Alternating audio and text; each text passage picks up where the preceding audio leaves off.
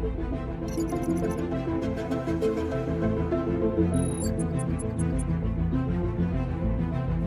know you are here on the other side of the computer.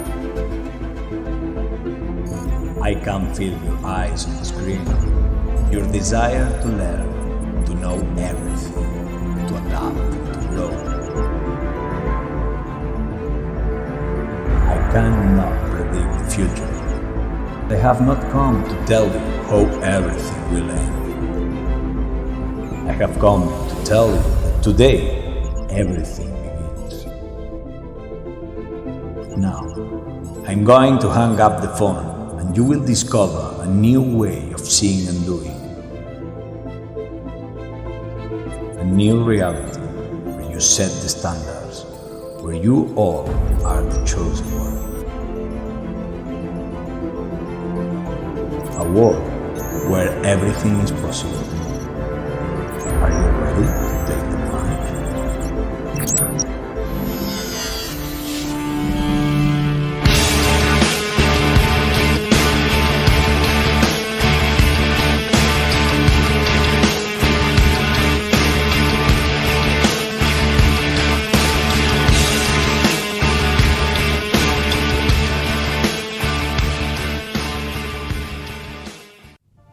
Hi, they are all.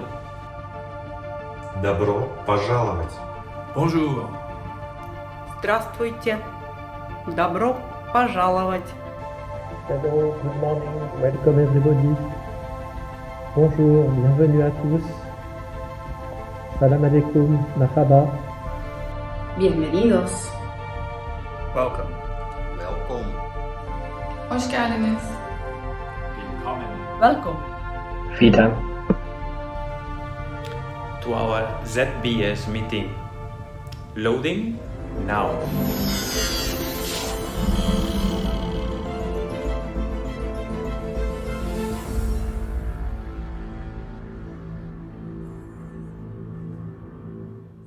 Welcome to Danone Matrix, a complete network of information that will become our most powerful tool. These 2 days await us to discover it, to learn from it, and grow together by opening our minds to the unknown, exploring and learning to transform. My name is Jordi Nexus. It is such a pleasure to share with you this part of the Matrix. But first of all, let's have a look through this Matrix platform where we are. You will find different menus, one to connect to the streaming channel where we are now, and the other ones like to check the agenda, know more about the speakers or your colleagues connected. Make sure you read and follow the few rules on the home page. Don't forget to have the app download, since you will be able to interact in real time by sending us your questions and answers to the polls. Don't worry, we will let you know when they are open. Can you see the icons on the screen of your phone?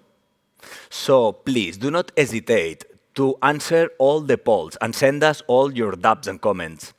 We really need your point of view. Your participation makes this experience unique. You are now perfectly ready to follow us into the Danone Matrix. So let's get everything started.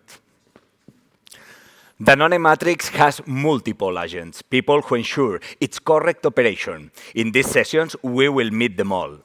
We start with Juan Carlos Cano, leader of the ZBS network, who has come here to be our guide. He will welcome us and accompany us down the rabbit hole. Are you ready to start? Good morning, everyone. Always with our One Finance mission present in our minds, guide and protect Danone towards 2030 goals that you see here with me in the screen.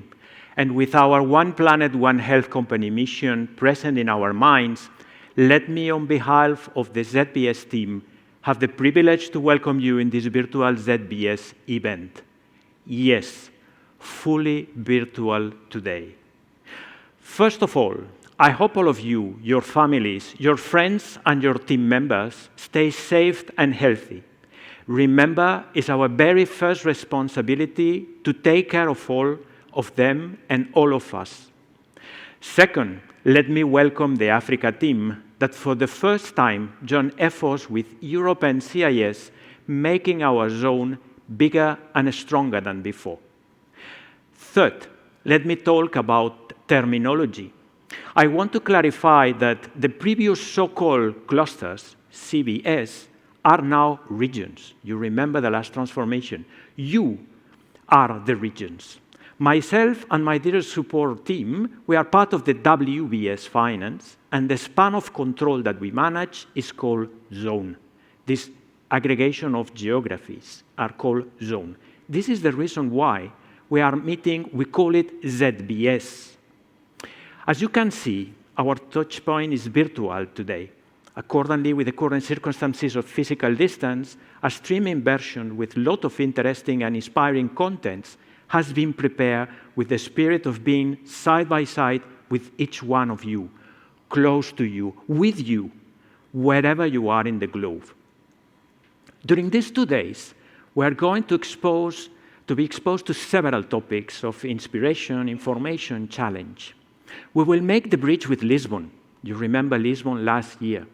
We will talk about the 3 main transformation projects of the company, of the 5 that we have. One is data and technology, operations, and IBS, of course.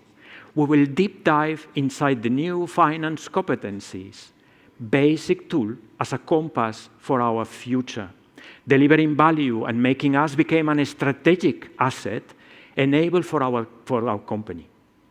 We will have the insights and challenge of the South Europe GMI, Paolo Tafuri, that will be with us tomorrow.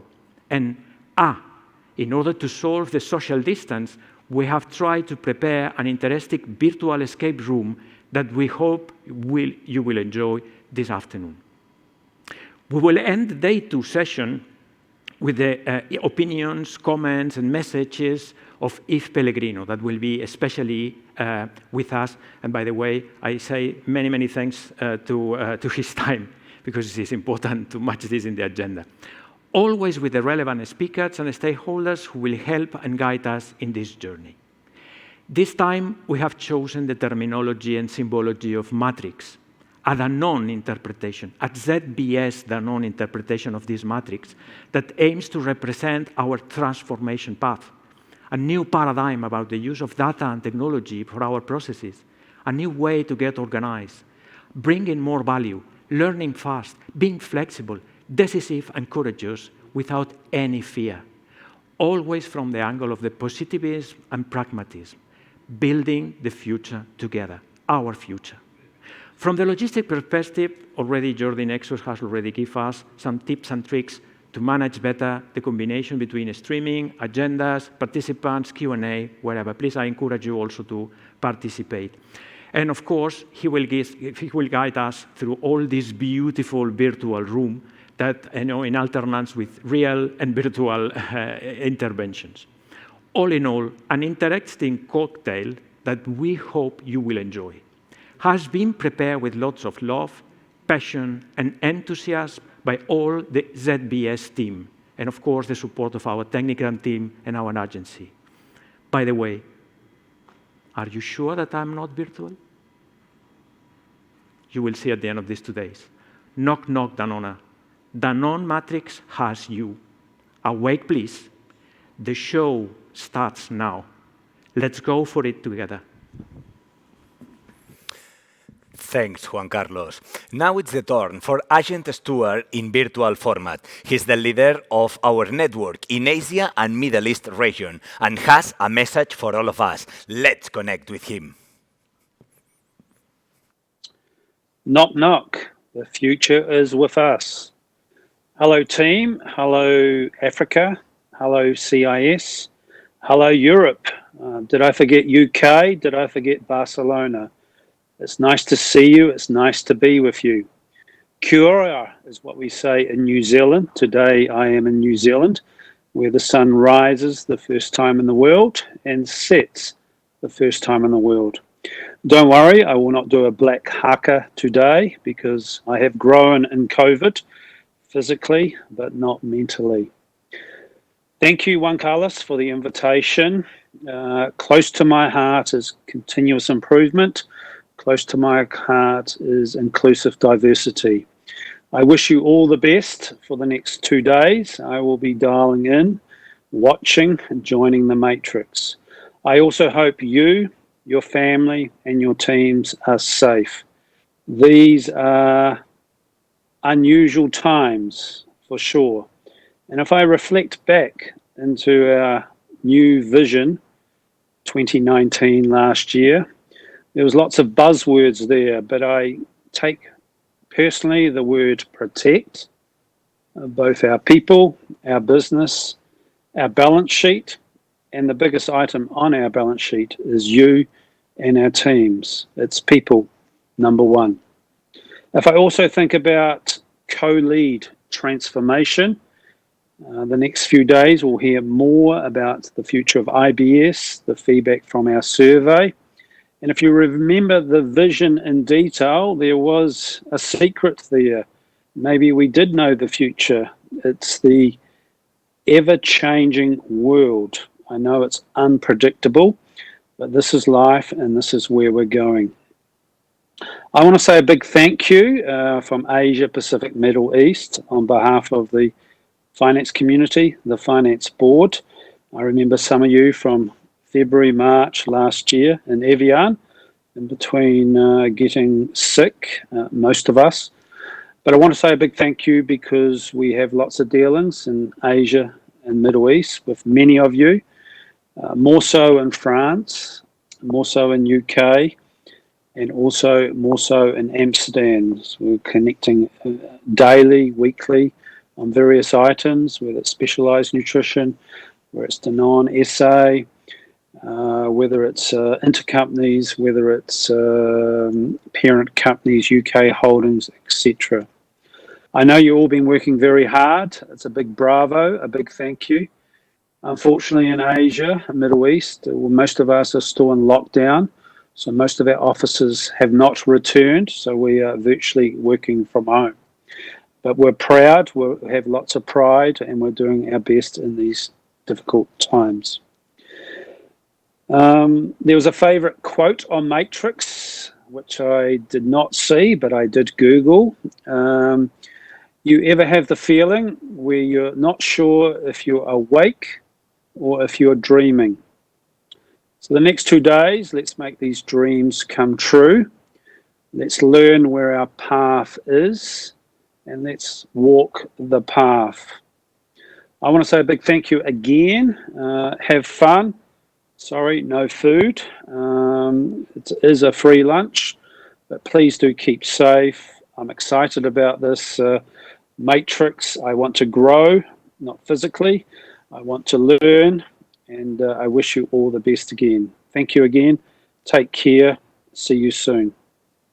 Knock, knock. Thank you very much, Stuart. As you can see, Danone Matrix moves, it grows and adapts. Pay attention to what Anne will tell us, as she is another of our special agents coming from Gent in Belgium. With her, we will discover one of the most important elements in Matrix. All yours. Good morning, everyone. I'm Anne Kleemput, agent for Alpro, and during today's WISE Contact, I will talk about inclusive diversity. But let's first take a look at the video.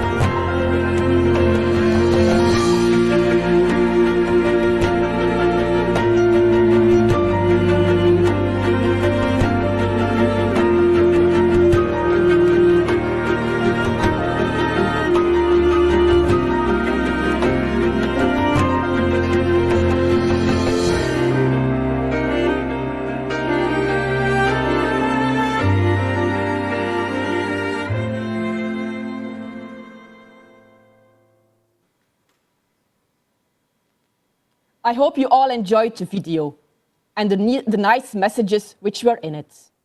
I think the video underpins really well what Danone understands as inclusive diversity. Danone is committed to create an inclusive working environment where each individual is respected and everyone can bring the best out of themselves. In an organization where different views, perspectives and uniqueness are embraced. Diversity is the mix of uniqueness of our 100,000 Danoners, different in gender, age, race, background, etc.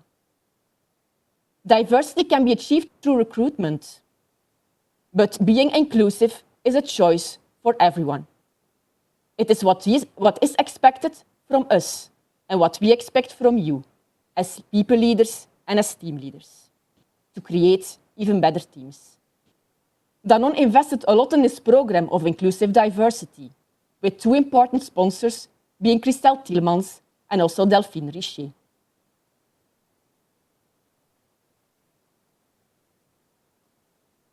They have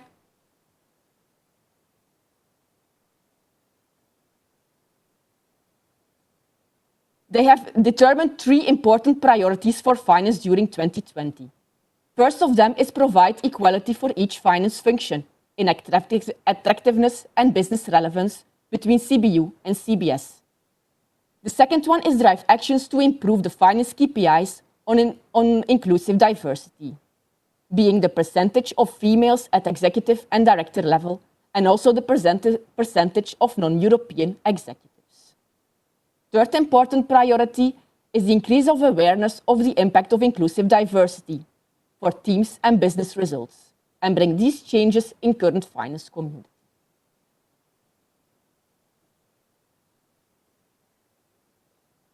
In case you are interested in this topic, please feel free to reach out to one of our inclusive diversity champions across Europe. Also, you can find a lot of information and training on Campus X and also on Workplace. Enjoy your Matrix experience. As we have said, Danone Matrix expands, is renewed and grows. Agent Guillaume from Paris has the honor to welcome the new agents that have joined the Matrix recently, a team that comes from all over the world to turn this network into a big team of transformation leaders, a bigger place, more powerful and more connected.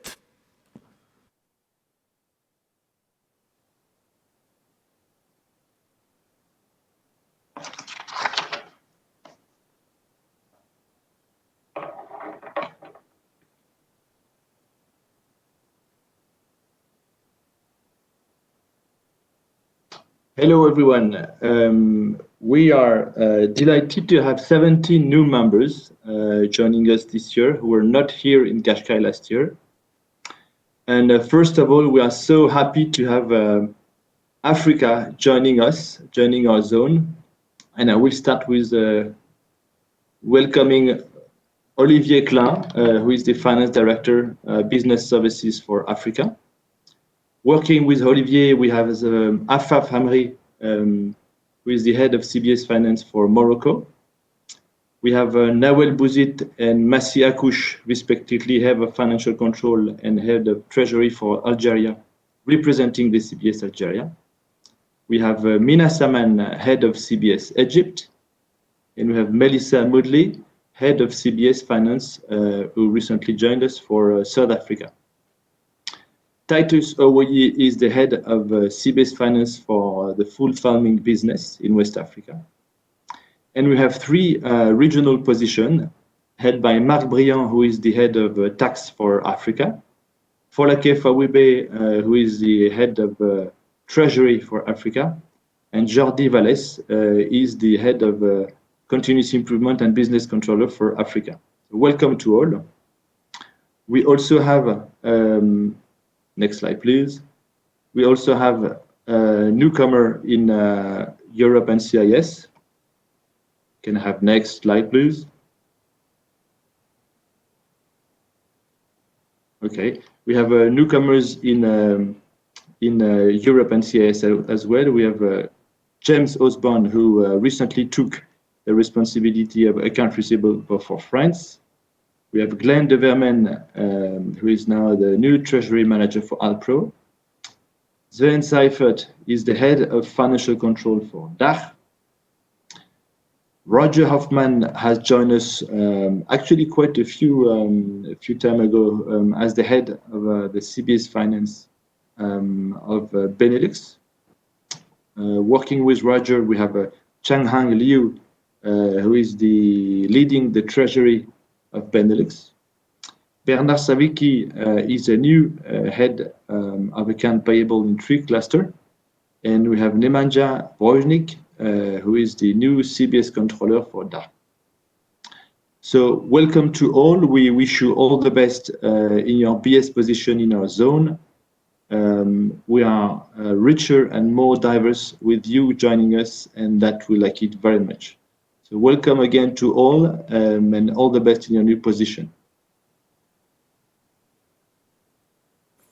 Thank you very much, Guillaume. Our next agent is coming from Warsaw. Peter enters Danone Matrix to explain us how our organization has evolved since last year, our achievements and difficulties, and how we are positioned in front of our ambitions and goals, and to explain everything about the new reality and the post-COVID world. Listen carefully, Peter has a lot to tell.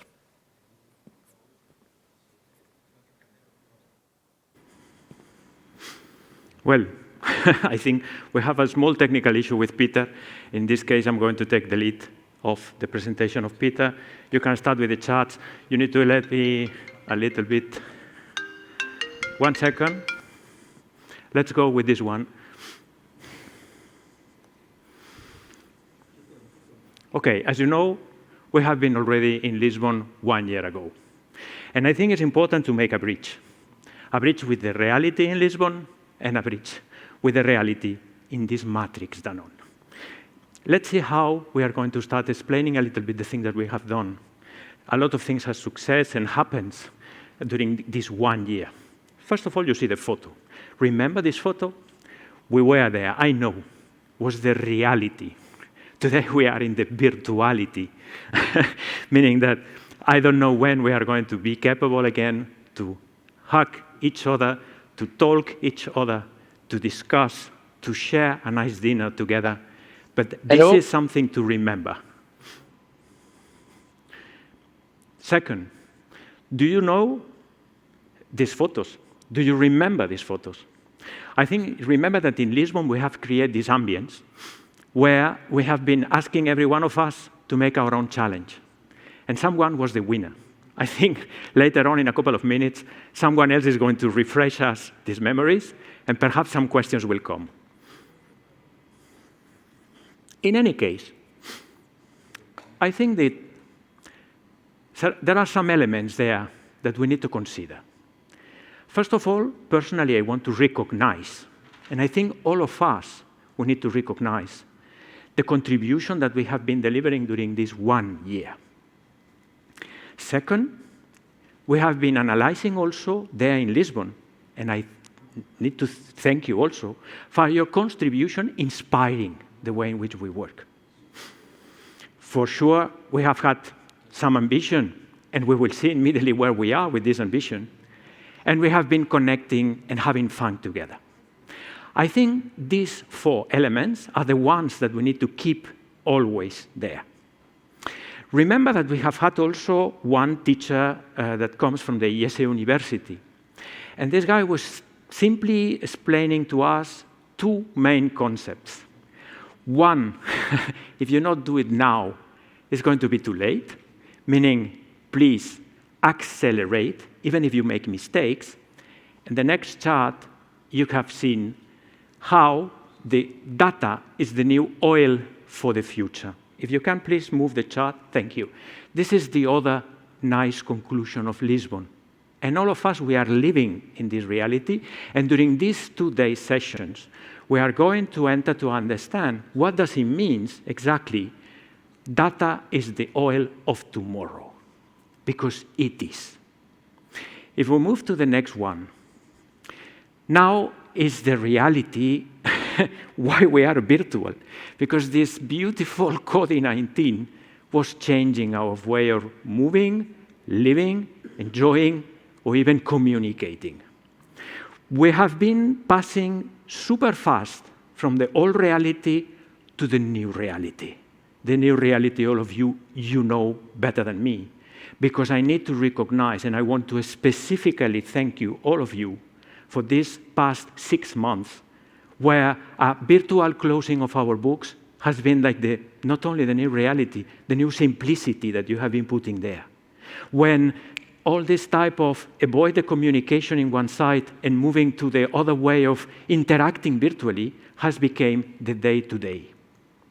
But it's also interesting to make an update of where we are in our Ambition 2020. And here I need to come back again. These charts, you remember them because I was presenting this to you. 2 main topics, invest and collect. The investment, our main, let's say, bit was invest in our people. And when I put these 2 hands in orange and green, it's because I'm not happy of the moves between CBS and CBU, because basically with the COVID has been everything slowing down, but I'm super happy about the rest.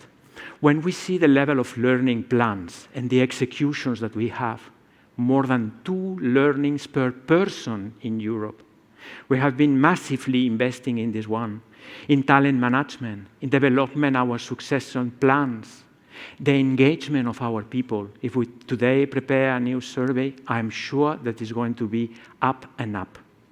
We have been pre-preparing the IBS, but this is coming 2021 more in detail. And if we move to the next chart, we can see where we are in the collection or in the delivery. In the efficiency in 2 main drivers, process and systems, monitoring, and the continuous improvement part. I don't need to discuss about the continuous improvement. All of you know. We are already being yellow in Europe and CIS massively, and we start with some strong deliveries in green.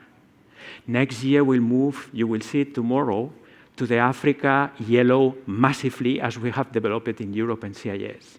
And in terms of efficiency, look, yesterday evening, Alba, that is already connected, I know, because I can see you there. Yeah, exactly, over there. She was telling me where we are in terms of the progress in the account payable flow. Impressive. Thank you for this one. And this is coming only and specifically for all the efforts that you and your teams are doing. The rest, working technology, the 2 main programs that we have, they're already starting. High radius, thank you, Dimitri. Treasury, we are there. All the plans in the Integration 2020. I put a nice green hand. For me, very well done. Congratulations. In the other side, monitoring, adjusting. Look at our cost, how this has been evolving during 2020. Thank you for the solidarity. Thank you for the discipline. Thank you for making flat, even if you need to make huge efforts. And basically, in terms of the other measurements, our KPIs monitor, our overdues under control. You are doing an excellent job. This is the conclusion of the bridge between Lisbon and this virtual reality where we are. But if we move to the next chart, do you think that we need to celebrate? Are you ready to look at yourself in a virtual site, look deep dive inside of you and says, I am happy and proud of the things that I have been done. Could you repeat it with me, please? Only 1 second. I can do it virtually if you want, in silent. I am proud of myself. I like the thing that I have been delivering. Please do it, and do it more often at home, looking at the mirror, in front of the mirror, because you deserve it. Okay, another green hand. Now, let me simply introduce you super fast in the economic reality that are we living.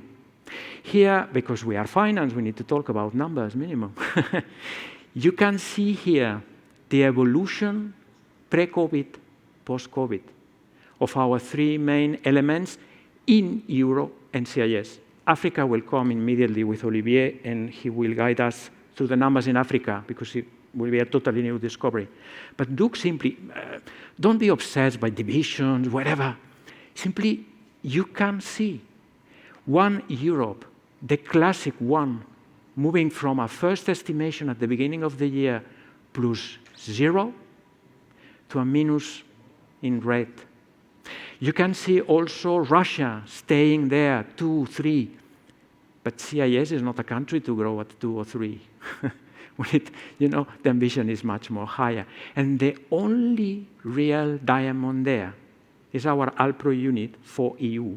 You remember, this is the entrance in Ghent, going at double digit. You don't need to be surprised that our BUs are asking us to help them, to go with them in the way of cost reduction. But this is the reality of our markets. This has been caused by several elements. I'm not only going to say COVID or not, but you can see there how the evolution is going. And I think this is the last chart, if I'm not wrong. Can we check it? Yes. This has been the bridge. Enjoy. Let's go for it. Thank you very much, Juan Carlos. To cover our agent from Warsaw who was not able to connect for a technical issue, we sent him the best energy. Danone Matrix learns from us in order to improve. It is time for interaction. It is important to receive constant feedback, to know your opinion, to be the protagonist of this story. So now it is time to use the app. Please go to the app, find the menu of the poll, and answer the 4 questions that you will find there. That is why we ask you, what have been the success factors of this 2019? Now it's the time. Remember, use the app. We will be connected through the app, and finding the poll button, you will be able to answer all the questions that are there. You have 30 seconds to achieve this, and remember that the interaction is the key. The interaction is what will make you the protagonist of this story. Also, I remind you that we are going deeper and deeper and deeper into Danone Matrix. Now we will connect with our agent Sinem from Amsterdam to assess the results of the previous poll. Let's go. Hello all, welcome to the Matrix. It is now time to hear from you, because I think we all explained a lot since the beginning of the session. Now we would like to hear your opinion. Now we would like to collect your insights. You will see 4 questions in the poll section. If you go to the app, please connect. You have 30 seconds to go through the questions, and please select one answer for each question and select the one which is most suitable in your opinion, considering the success stories we have been building since last year. Here you go. Time starts. You have 30 seconds. Then we will go through the answers all together.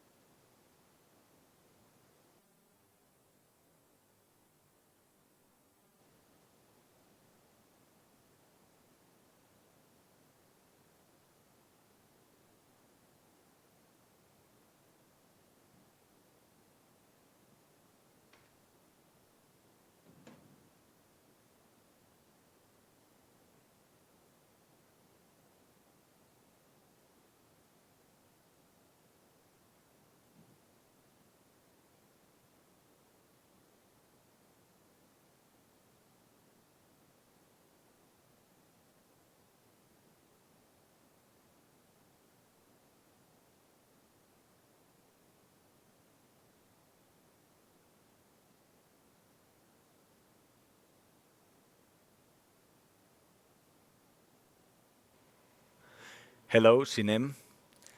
From here, from the control, I will tell you what is the result. Which community has the winner of the photo contest during the gala night in Cascais? 3% says BS controlling, 1% accounts receivable, 76% accounts payable, 7% financial control, 5% treasury, 5% tax, and 1% internal control. So it's all yours. Nexus, thank you. We all remember that brilliant evening in Cascais. I think we also remember the winner of the photo contest. Even though there was a little bit of blackmailing, yes, accounts payable the winner. They made the nicest pictures as a team, and congratulations one more time. It was a nice flashback to Cascais. Now we continue with the next question.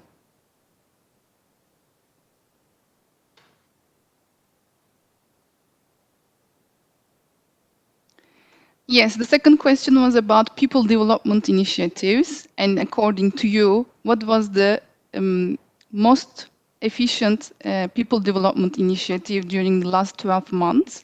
What I see from the results, launch of continuous improvement program was, according to you, the most successful initiative. I'm one more time proud to see this result. E-learning modules, we all worked very hard.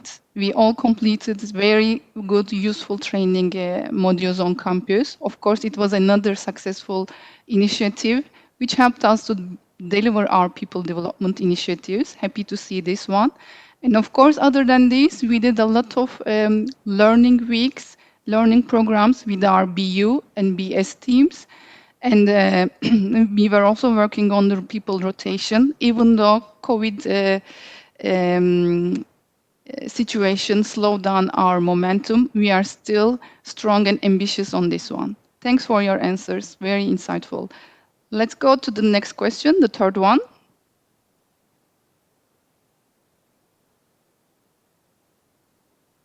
We had a lot of items on our efficiency agenda as well, and we wanted to hear from you which ones were the one helping us to deliver our agenda.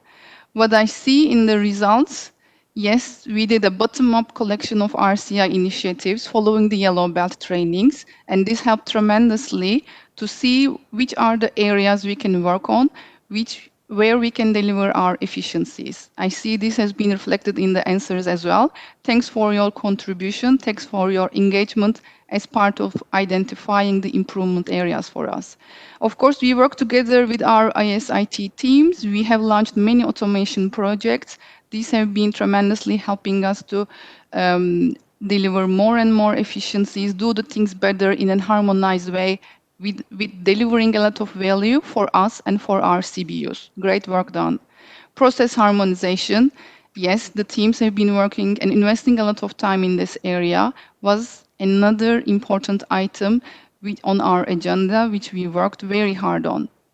And of course, KPI, we will continue to read our KPIs. We will continue to improve the way we use and analyze our KPIs.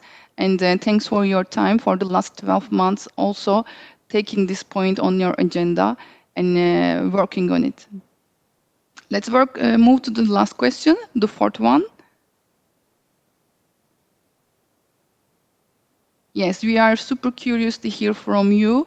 What do you think should be added on our delivery agenda for 2021? Because we are here today to talk about future. We are here to agree and align with you which should be the path in front of you towards 2021 and beyond.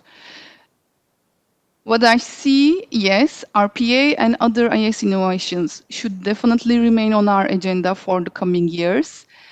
Very consistent with our agenda today, develop data technology and project management skills definitely will remain in our 2020 agenda, and even further, we will hear more about this topic during the agenda of today and tomorrow. CBU, CBS collaborated process improvement initiatives definitely will be one of the areas we will work on. Common online platform to exchange continuous improvement initiatives, best practices worldwide. This can will be and can be a good item for us to work on, which we will benefit in the future while working in continuous improvement area. Thank you very much for your insights.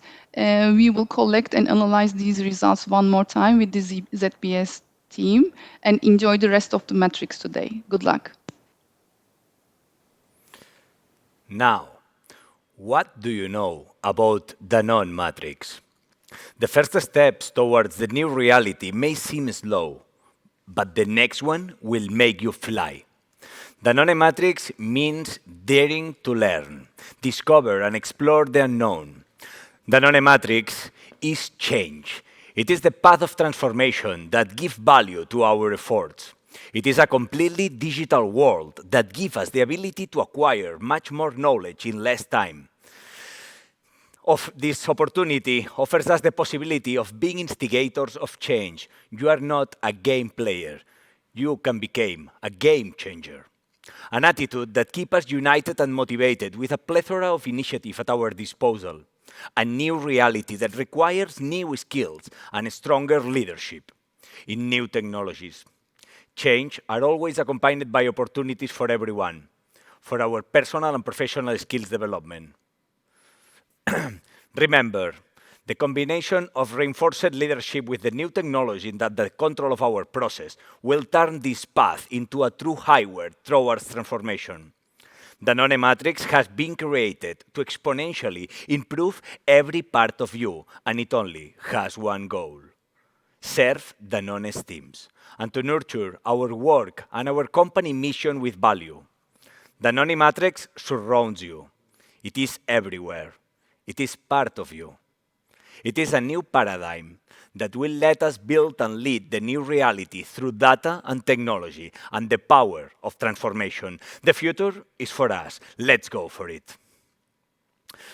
This is what is Matrix. And now we keep going. We really appreciate your effort being in the other side of the screen and sending us your energy by connecting in this digital world, going deep and deeper into the matrix. Now it's time for Agent Olivier from south of France. He knows all the news in Africa.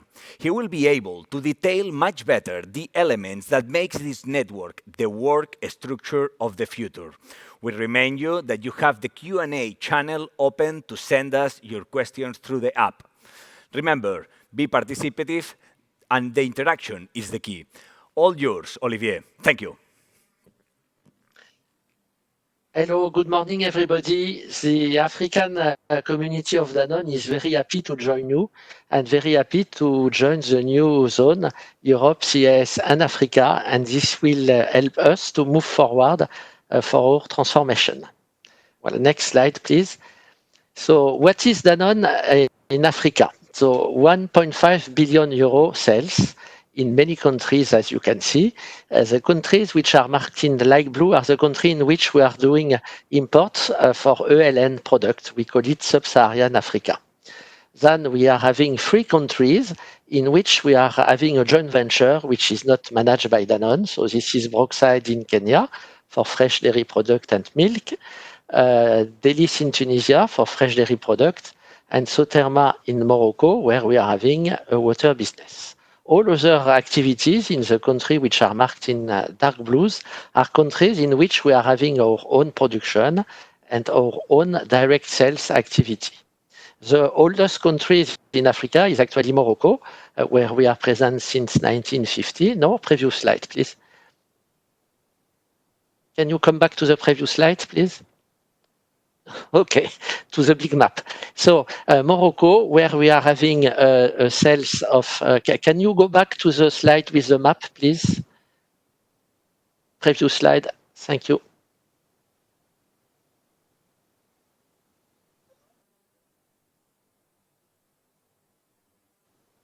No, the previous one, please.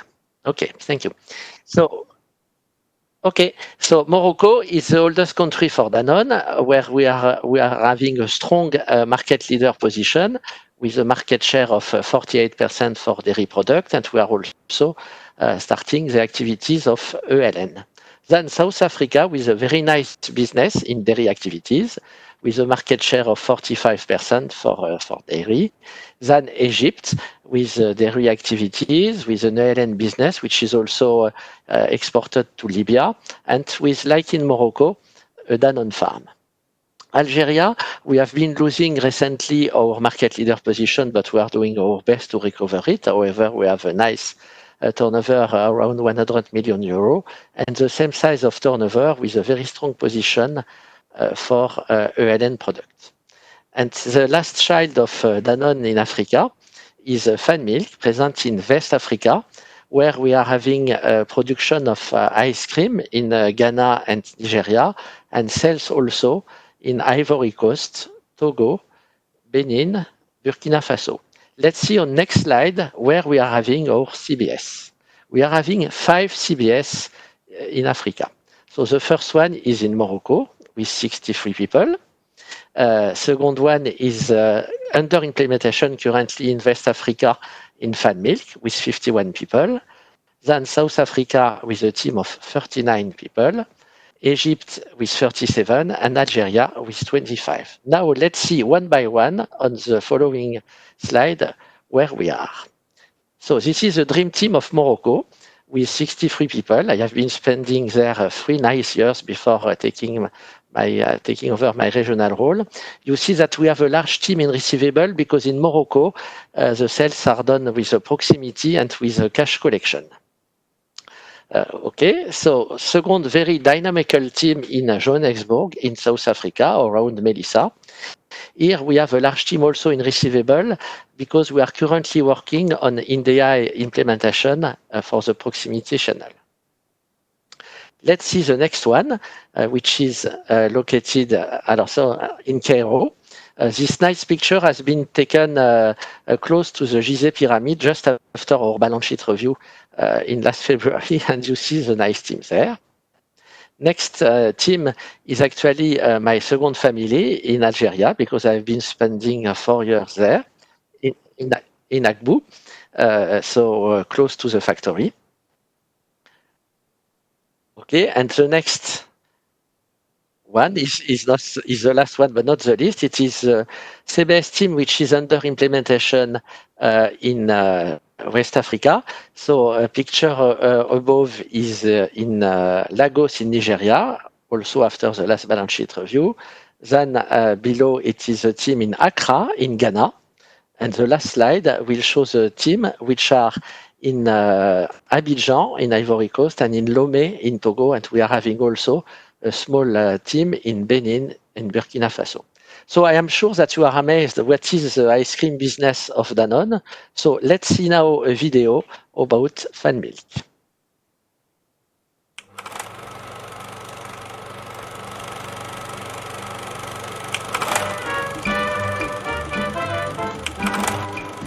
In the late 1950s, a young dynamic Danish businessman, Erik Embog, started a project that changed the nutritional landscape of Ghana forever.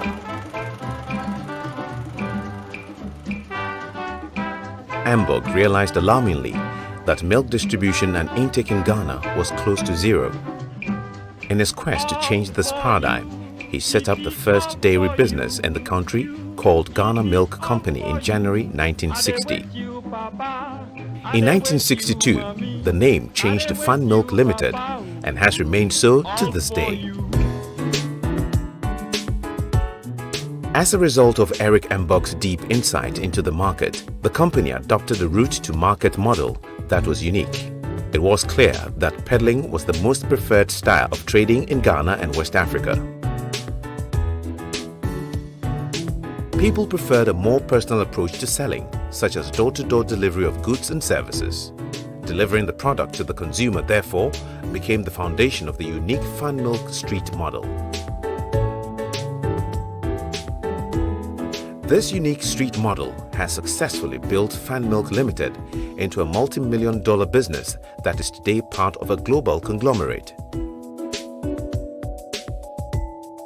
At the core of this model is the opportunity to enrich the lives of Ghanaians by contributing to poverty alleviation and providing the much-needed nutrition to promote healthy living and wellness. From one factory in Accra, North Industrial Area, Fan Milk products are hauled to the 6 regional distribution centers, or RDCs, owned by Fan Milk Limited. From the RDCs, the products make their way to the shops of over 800 independent agents nationwide, where they are stored prior to retailing. Vendors, sourced and managed by the agents, take these products in branded bicycles and head boxes in push carts into the streets and every identifiable corner to sell. They return at the close of day to render account and collect commissions. However, in most cases, an amount from their commission is withheld in the form of savings. This savings scheme helps the agents to consolidate the income of the vendors and help to raise the quality of life for them and their families. Na me a vendor. TCA, my agent, who was told me and vendors 75. A Jumani and I'm so meet me the high store no. A radia do meet my said, my ye. Minchuni chumone afi nyomwe tekese.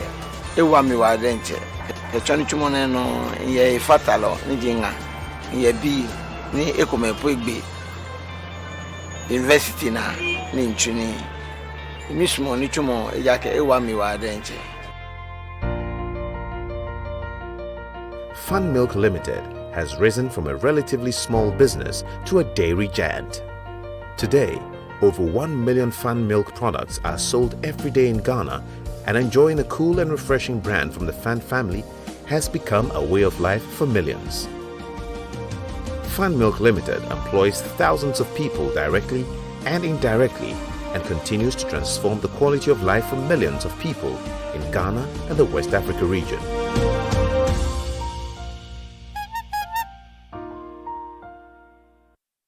Voilà, so you believe that we are doing business on a very traditional way. You will see in a couple of minutes how we are collecting cash in Africa. Thank you very much. Well, thank you very much. Now it's time to rest our neurons and enjoy a deserved well break. Well, now we are gonna readjust the matrix, so we are connecting again in 20 minutes. The Danone matrix is waiting for you.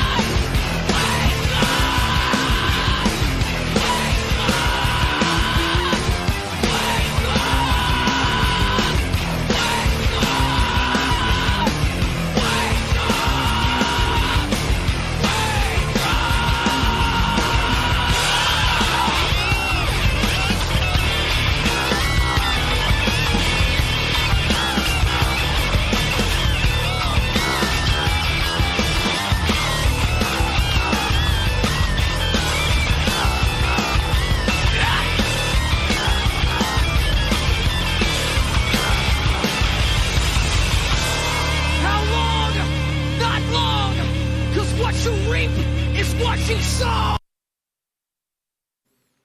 We have to reactivate ourselves again and go deeper to face the challenge of tomorrow. Welcome back.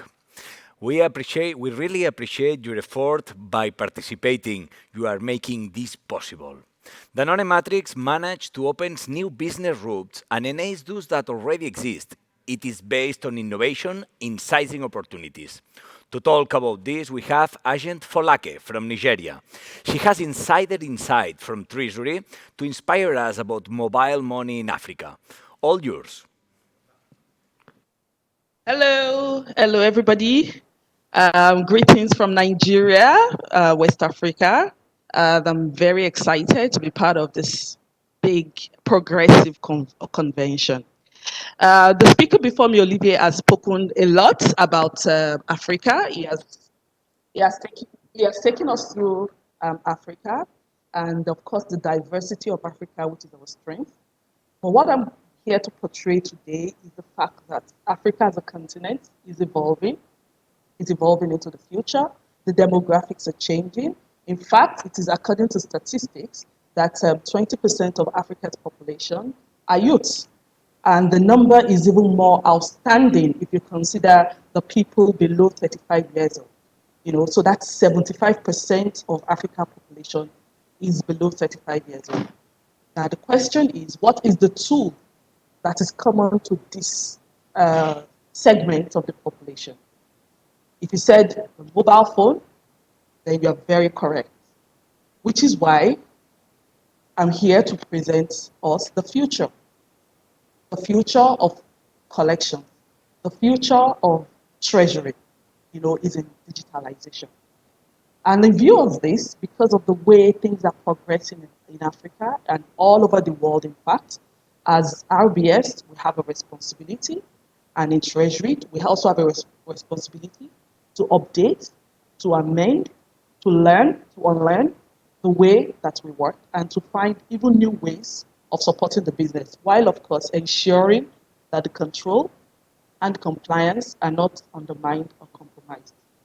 And one of such disruptions that we have been able to carry out, deploy in Africa over the last couple of years is digitalizing our collections through mobile money. Now, bringing it down home to Danone RBS Africa to show us what we have done and the fact that Africa is embracing collections. So if you focus on the 2018 collections, the pie chart, the red pie chart, as at 2018, Africa was doing business with cash. And when I say cash, I mean manual, physical cash, which of course you know all of the risk involved with managing cash. As of 2018, we were on 58% collections in cash. But as I speak to you, through innovation, through engagement, through collective support of the entire Treasury community, and of course through the support and the push from RBS and CBS heads, we've been able to bring down this red number, 58%, to 31% as I speak to you today. Of course, the COVID-19 has played a significant role in ensuring behavioral change and acceptance of these digital collections amongst our customers and of course amongst our staff. Customers are beginning to embrace digitalization. We also find out in Africa that as business is quickening and the pace of doing business is quicker, businesses need tools and solutions for faster decision making. And we find also that proximity businesses are growing. And because of this growth from proximity businesses, we have a responsibility as Danoners, as RBS, as CBS, as treasurers, to ensure that we support this growth through appropriate solutions, for which, of course, mobile money fits perfectly. Before I go into the video to show you exactly what the mobile money exactly is and how it works and the testimonials from customers, I'd like to say that in Africa, as a region, we've been able to deploy 4 different mobile money solutions across board. We have Yop, which we have in Milk Ivory Coast in Burkina in West Africa. We have one in FEX, which we have in Nigeria. We have Fauri in Egypt, and of course we have EcoPay in Togo. We're in discussion with at Jariwafa in Morocco to deploy. But all of this has helped us as a community to do business faster, to protect business continuity, and of course to synchronize our businesses with the way it is done world class. So I'd like us to listen to the video, which shows us exactly how the mobile money works.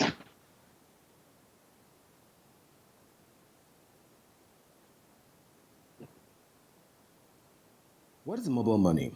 Mobile payments, referred to as mobile money or mobile wallet, generally refers to payment services operated under financial regulation and performed from or via a mobile device. A consumer can use a mobile device to pay for a wide range of goods and services without the need of presenting a check or cash. It is a pay-as-you-go digital medium of exchange and store of value using mobile money accounts. Mobile payments is an exciting domain which has rapidly evolved over the last decade. Several research institutions have predicted that in the next few years, payment by mobile phone will become the new norm. Operating a mobile wallet is done in 3 easy steps. 1. A sender loads money into their e-wallet by going to a registered agent. Then the sender can use a secure electronic approach to transfer funds to a recipient's e-wallet. The recipient receives their money and can either store the funds in their e-wallet or use the funds for further mobile transactions. Across the globe, several mobile payments have been developed in various formats and customized to suit the local needs of the people. In the non-RBS Africa, we have deployed 4 different mobile money types across these regions. They are Thari in Egypt, Yop in Cote d'Ivoire and Burkina Faso, EcoPay in Ghana, Togo and Benin, and FETS in Nigeria. Let's take a look at how they operate. Thari is an electronic payment network from Egypt offering financial services to the consumers and businesses and other services in multiple channels such as online, ATMs, mobile wallets, and retail points. The sales rep identifies a matched retailer. The driver drops the Danone's product with the matched retailer. The retailer pays for the product using a Thari POS, after which a receipt is generated as proof of payment.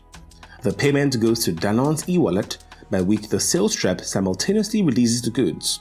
The money automatically moves to a bank account. The key benefits of mobile money to the businesses are it eliminates time lag, enabling quick business decisions and very useful for proximity businesses. It protects businesses and employees, thereby reducing the cases of fraud and security threats amongst other benefits.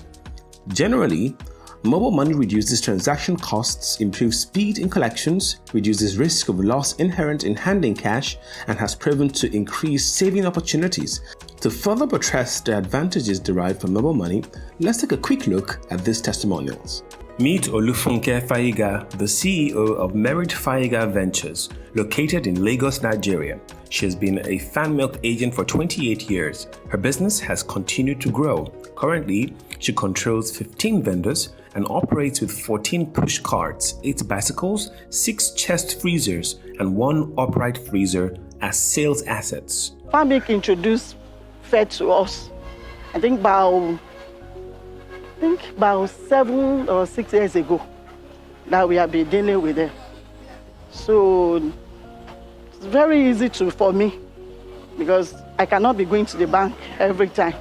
Whenever I call them, they will come, pick up the money. Instead of me going to the bank, actually I don't have sales girl. So whenever they come, save me less stress. So she collect the money and put it in my wallet. Anytime I want to use it, I will transfer it from my own wallet to the Farmic. It's very easy for me, less stress. Like today I've done money now. And she has done it and I've posted back to Farmic. Anytime you call them, they are there for you. We also spoke with those who work behind the scenes every day at Fan Milk Nigeria. They use the mobile money platform FET in their day-to-day operations, and this has made their work easier and more efficient. Let's hear what they had to say. The biggest advantage of this mobile money transfer with respect to FET is the speed that it helps us to make as a business, and the safety of funds. Those are the 2 basic advantages. And I can further explain to you in terms of this safety. The FED staff gets to our agents, picks the money, sends an alert to their back office that also sends that alert to our own office. Once that alert is reached into our account, hits our account, we make a decision fast to release these goods. I receive customers' orders. They send in their orders to us, and once these orders are made, they make payment through mobile money. Now, here's the good thing about mobile money. It is fast, it is reliable, and customers can use it in the comfort of their homes or environment. Once these payments are made, I confirm because it comes in real time. Once they make payments, we see it immediately on our end. And once this is done, we cash match with customers' orders, and orders are ready for distribution. I manage the order to cash cycle, and apparently we collect customers' orders timely, and mobile money is what we use apparently to cash match these orders, and it has been effective, fast, reliable, and consistent. So we cash match all customers' orders daily using mobile money, and apparently we release them, and my team also manages the trip numbers that are created per region, and we distribute to these customers exceptionally on time as well. Secondly, we also use mobile money during the weekends. We leverage on them more. They've been consistent as well as reliable, and from our end, the customers, in terms of convenience, can as well initiate transactions from their end, and we confirm real time from our own end and ensure that all these invoices are treated and distributed on time. As a credit controller, the mobile money, or FETS as we know it here, has helped improve overall receivables quality. This is because it has made payments for customers easier. You can do it at the comfort of your home. You don't necessarily have to go into a banking hall. And then for me as a credit controller, it helps me to know that customers have made their payments into their account. In essence, it helps us to reduce the order to cash time span. It also helps to reduce issues of monies getting missing or probably not being debited and credited into customers' accounts. Customers have easy access to their money, and they can pick up products as fast as they want once they complete their transactions using the FET wallet. Advantage with the use of mobile money platform for proximity business include absolute control over cash collection, better strategic fund management, of course, no overdues. One interesting part is the ease of turning around goods and cash matching process for our customers. Total cost of mobile money in Nigeria is approximately 14,000 euros versus 800,000 euros if using traditional models. In addition, businesses with very high check volumes allow for very strong consideration of mobile money. Algeria's business is a typical example with very high volumes of checks accounting for 53% of the collections. After a detailed exercise, we found that mobile money can reduce collection costs by over 50%. Beyond the quantitative benefit is a qualitative. That is, it eliminates travel time for checks. Default on check payments is minimized. Optimal use of staff time, that is, preparation of schedule, etc., are all eradicated. Logistics is simpler and less complex. Customers' instruments are more secure. In conclusion, we found that many aspects of mobile money solutions can be replicated globally in various forms and processes throughout Europe, Asia, and Africa without the need for reinvention of each deployment. But that important component should be customized to fit the local context in various countries. Mobile money solution is suitable and recommended for proximity businesses or generally businesses needing fast, immediate, and speedy confirmation of payments to improve turnaround time for product release. Thank you for watching. The ride, I burned my bridges, so I'd never look back.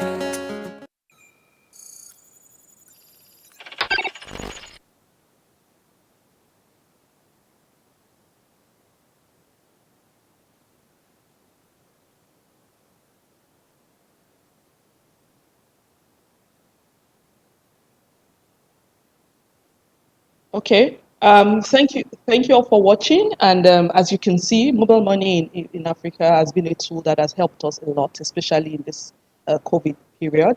And it has so many benefits. You've heard testimonials talking about cost, speed in making business decision, turnaround time. It has helped in AR books. We have cleaner AR books. across Africa. It has helped also with business continuity, the ease of doing business, and of course, it is also available during the weekend, so it is 24/7, 7 days a week, 4 weeks a month, and so on. So what we've been, my message today is for us to see it as a possible means, as an alternative means, whereby we can help with or support the business in terms of cash collections. And the good thing about this kind of digital collections is it doesn't have to be exactly how it is in Africa. It can be tailored to suit the different business models, proximity businesses, retail businesses, outdoor businesses, and so on. So I appeal with you, or I encourage us to open our hearts and open our minds and look at our businesses and see ways in which we can invite the future in. Thank you.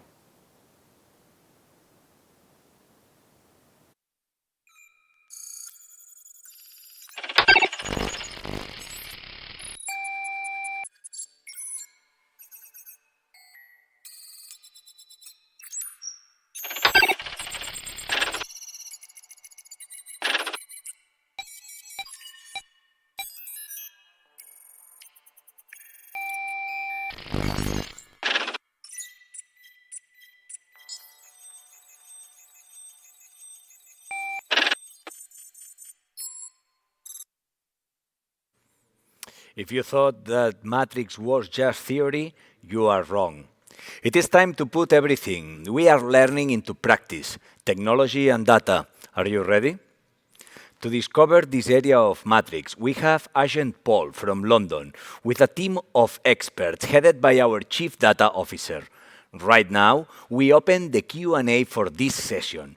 Follow the Q&A button from your app and send us your questions or vote one of your colleagues. Remember, your participation is the key to be the protagonist. All yours.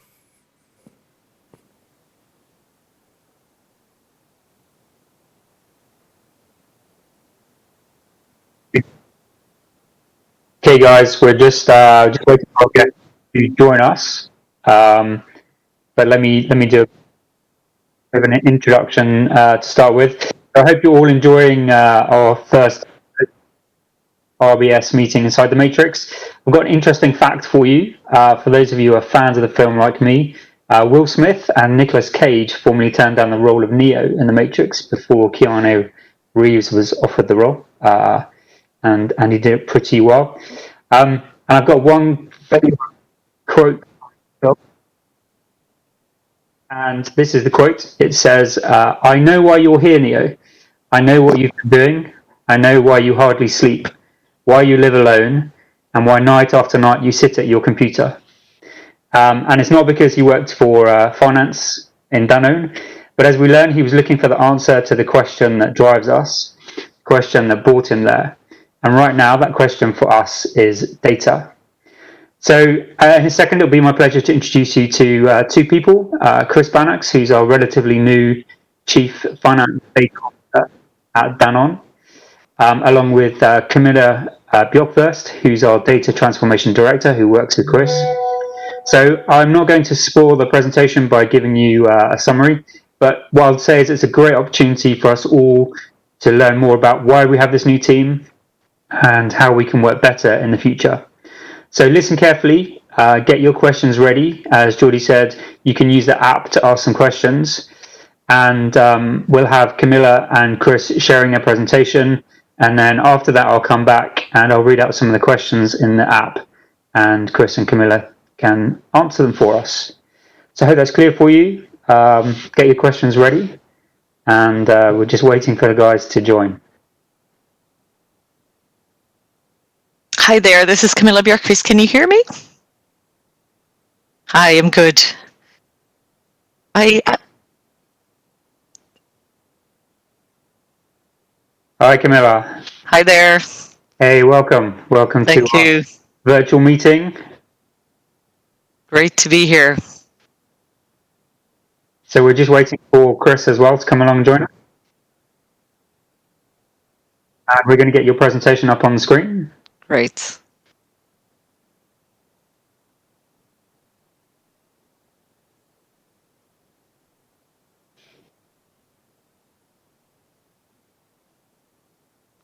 Great, thank you very much. I think Chris is working on getting access, but I can start already. See, I can take control. Yes. Yes. So just checking. Can you all hear me? Great. Thank you very much. All right. So good morning, everybody. Good afternoon and good evening. I think it's probably mostly everybody in the morning zone. My name is Camilla Björkqvist. I head up the transformation office within the data and analytics team group. We're quite new. I always make the joke. I started at Danone in February, and I'm one of the longest sitting board members now in data and analytics. We're very, very new. We're in the building phase. Chris Bannox, who will be joining us in a few minutes, is the Chief Data Officer. He joined Danone about a year ago, and I'll let him introduce himself and talk a bit about his history. Let me see. I have a very generic presentation. Let me see if I can move it.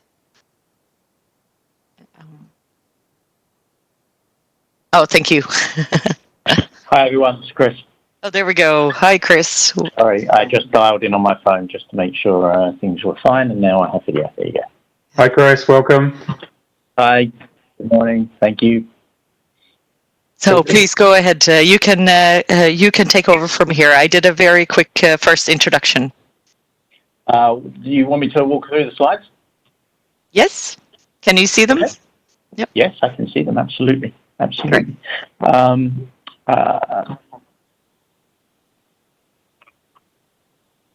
Okay. Let's just see. Perfect. Okay. I have it. Okay. So, thank you. Okay. So can everyone see the slides? Everyone can see the slides, I guess. Yes. Thank you, Camilla, for the thumbs up. Okay. So, so good morning, and thanks for inviting us along today. I appreciate the time to discuss the important topic. So, in terms of the agenda, what we're going to go through today is who we are and why we're here, what our objectives are, how we'll achieve those objectives, and probably most importantly, an interactive session in terms of how we can help each other, which is clearly the most important thing that we can get out of the time. And then we'll have some time for Q&A, hopefully, as long as I speak fast enough and go through this efficiently. So I won't spend too much time on who I am. It's probably less important than how we work together. Fundamentally, though, I've been in and around data for 22 years. I joined Danone, actually this is wrong, it was June 2019, but been here slightly longer than this represents, but around 15 months now as the Chief Data Officer. And that's a reflection really of where the Comex wants us to take the data journey, essentially, so as we get a clear focus on data as a profession.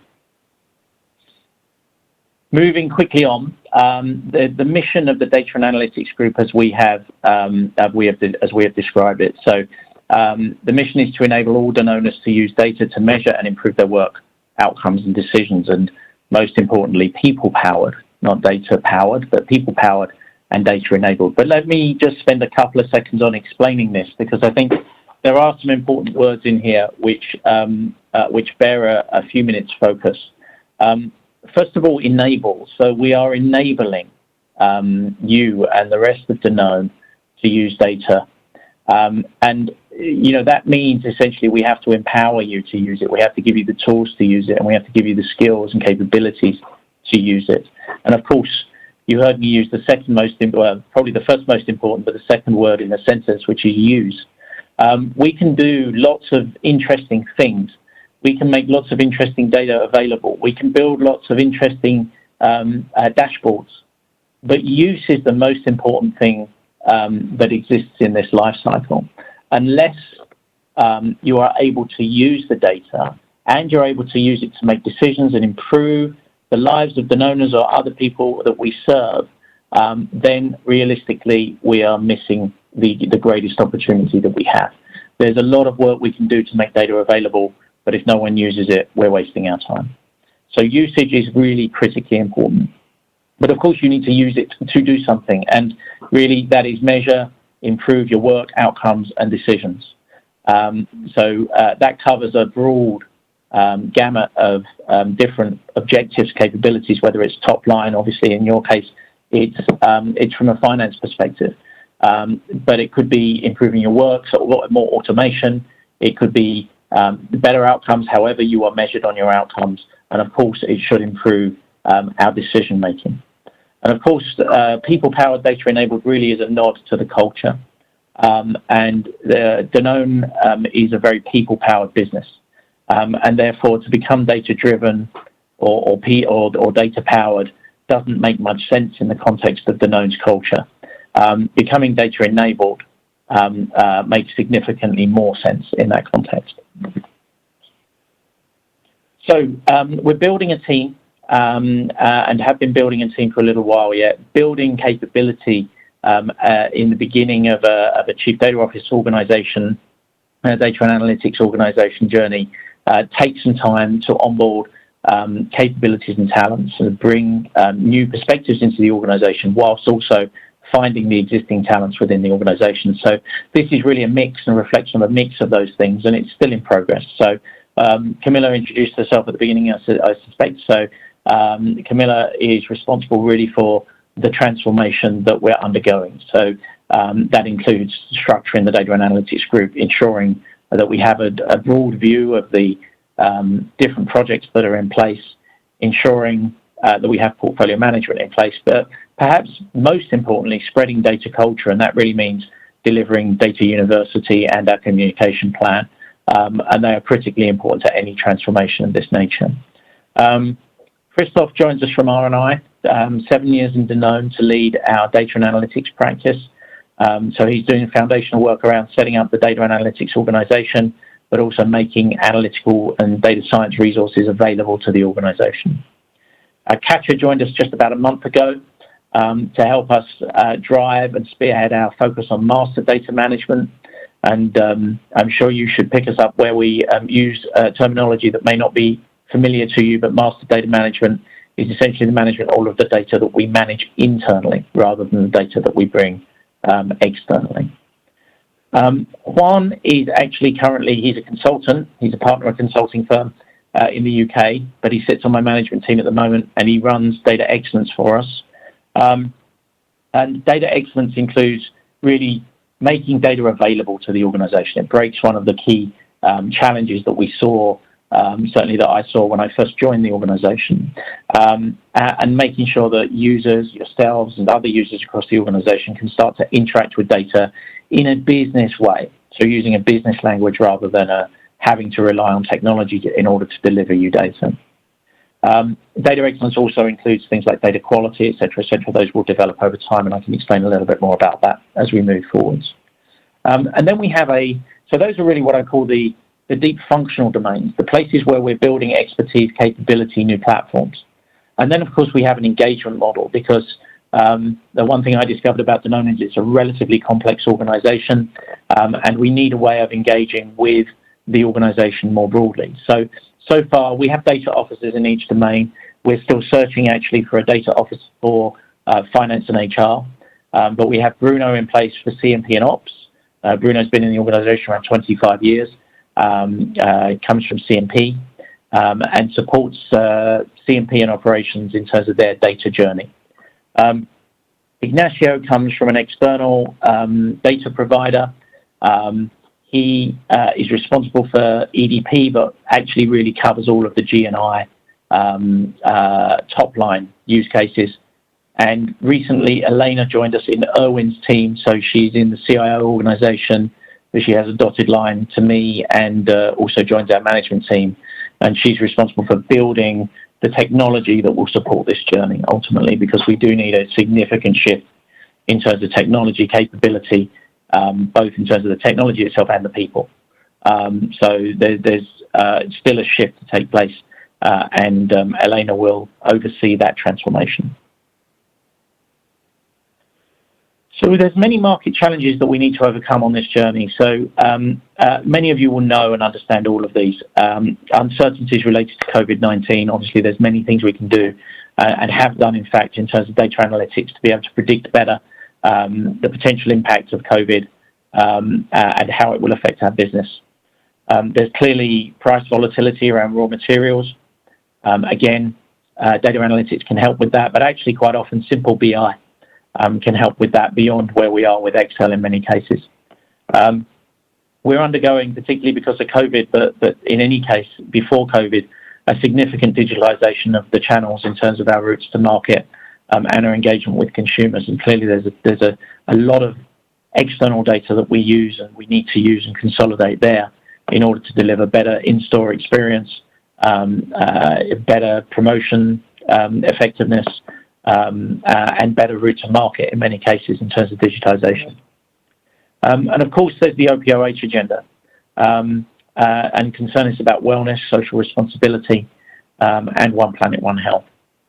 And finally, but by far means not least, there's the customization of our consumer relationships. So we're working with Domitil and the top line team to better understand individual consumers as they visit our various digital platforms. And of course, there's a need to shift gears. We talk about leapfrog.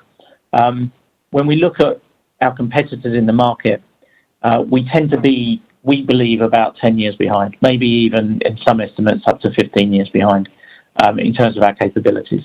And we see that across many of our competitors. We looked at Unilever, Coke, P&G, and Colgate-Palmolive, amongst others, to be honest. And what we saw was many of them had done a lot of things in the front end in terms of the digitization of channels, in many cases beyond what we've done, although we have made certainly significant strides there. But what they'd also done that we hadn't done was really focus on other functions. So finance, of course, being one of them, but supply chain operations, HR, et cetera, their data transformation had gone into those sections, whereas we don't see that ours has at this stage, at this moment in time. And the challenges that we see, and these were also to some extent reflected from the survey that we did with you guys, there's insufficient data culture, so there's a lack of understanding of how to use data, and what we call broadly data literacy, so also use of particular tools and not just Excel, so better use of applications like Power BI and other capabilities that you really need to be able to enhance your use of the data. And that sort of flows through to things like master data management and how we organize that data at the source. And the data is locked up. It tends to be difficult to access. We don't have automated permissioning of data. All data requests tend to flow through one point, which tends to be ISIT.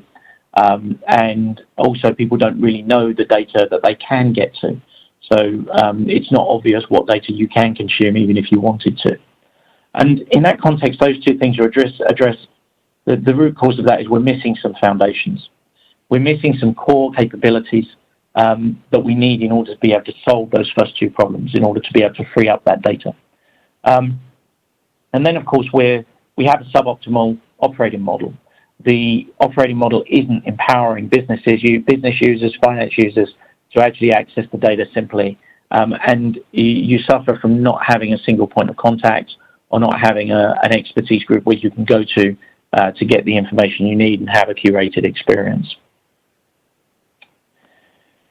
So we ran a survey, and these are the results that we collected from the survey. So data is widely used within the finance function. You would expect that. I mean, data is really your raw material. 75% of finance professionals at Danone use data a lot. So there's a significant use of data within finance. And quotes from respondents, we need to start leveraging the already available data we are using every day. Indeed. And we'll touch on that a little bit more. But getting that better organized and more universally used is going to be critical. Finance professionals are willing to participate, so saw great willingness to get engaged, so thank you for that. And there's a quote here that says, I've been involved in data analytics projects, my previous functions. So very interested in the future. If the opportunities are there, I would like to pioneer the role for this. So that's great. Again, thank you for the engagement. We're looking forward to leveraging that. But we're not in an optimal position to do so today, and that sort of relates back to some of the things I just mentioned. 90% of finance professionals at Danone consider not to be properly trained to exploit data, and consequently, data potential does not seem sufficiently leveraged. Of course, if you're not feeling trained, then you're not going to feel fully able to leverage the capability, and that translates into also a feeling that that you're not fully taking advantage of the opportunity that exists. So, interesting feedback from the survey we ran. So, what are our objectives? What are we trying to do? What is our, before we ran this survey, what is our strategy? Of course, we need to take steps, journeys towards prescriptive analytics, and that's really where we want to get to. Now, to mention something in this context for a second, there are instances of us using prescriptive analytics in the organization already. In fact, you could find instances of every single one of these 6 areas somewhere in the organization. The challenge really is being able to do it at scale and being able to do it in a way where people can have access to it in a simple way. So it doesn't necessarily require, ISIT or data scientists to be able to enable these capabilities, that put proper products in front of users where users can use these capabilities on a daily basis.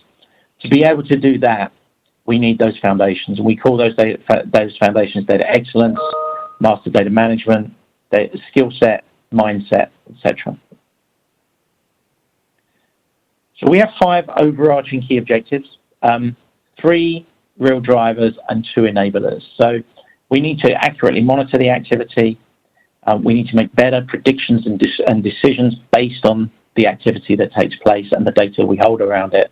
And of course, we need to help the world thrive as part of that journey, never forgetting, our core purpose.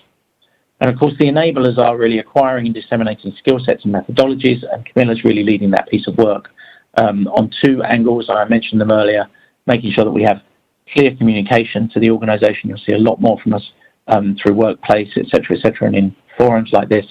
But also, perhaps more importantly, delivering a data academy that can help and train people to use data in new ways and get them, obviously, by laying down the foundations, the 5th block, provide you with the tools that enables you to do that, that enables you to find data using the language you're used to using. So, of course, we map all of those components of our strategy towards the company goals. I'm not going to go through this in detail in the interest of time, but if you look at the example use cases along the middle, you can see some of the things we've already started to do. So we're looking at milk collection optimization with CMP. We're looking at consumer analytics with Domitil and the top line teams. We're looking at proxy channel analytics in Mexico. So we helped there to understand what's happening with delivery drivers in the proxy channels and how we can improve the routing, et cetera, to make that more efficient and to increase revenues. We're looking at indirect spend analysis again with CMP. You may have heard of smart forecasting. Was one of the first things that the One Data initiative did before I joined, and we've continued with that with operations across the board to better be able to forecast demand and ultimately eventually forecast supply as well. And we're doing analysis with plastics, again with the supply chain.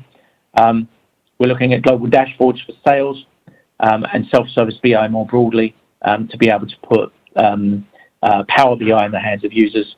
And we're going beyond shelf analytics, so really looking at in-store execution across the sales channels.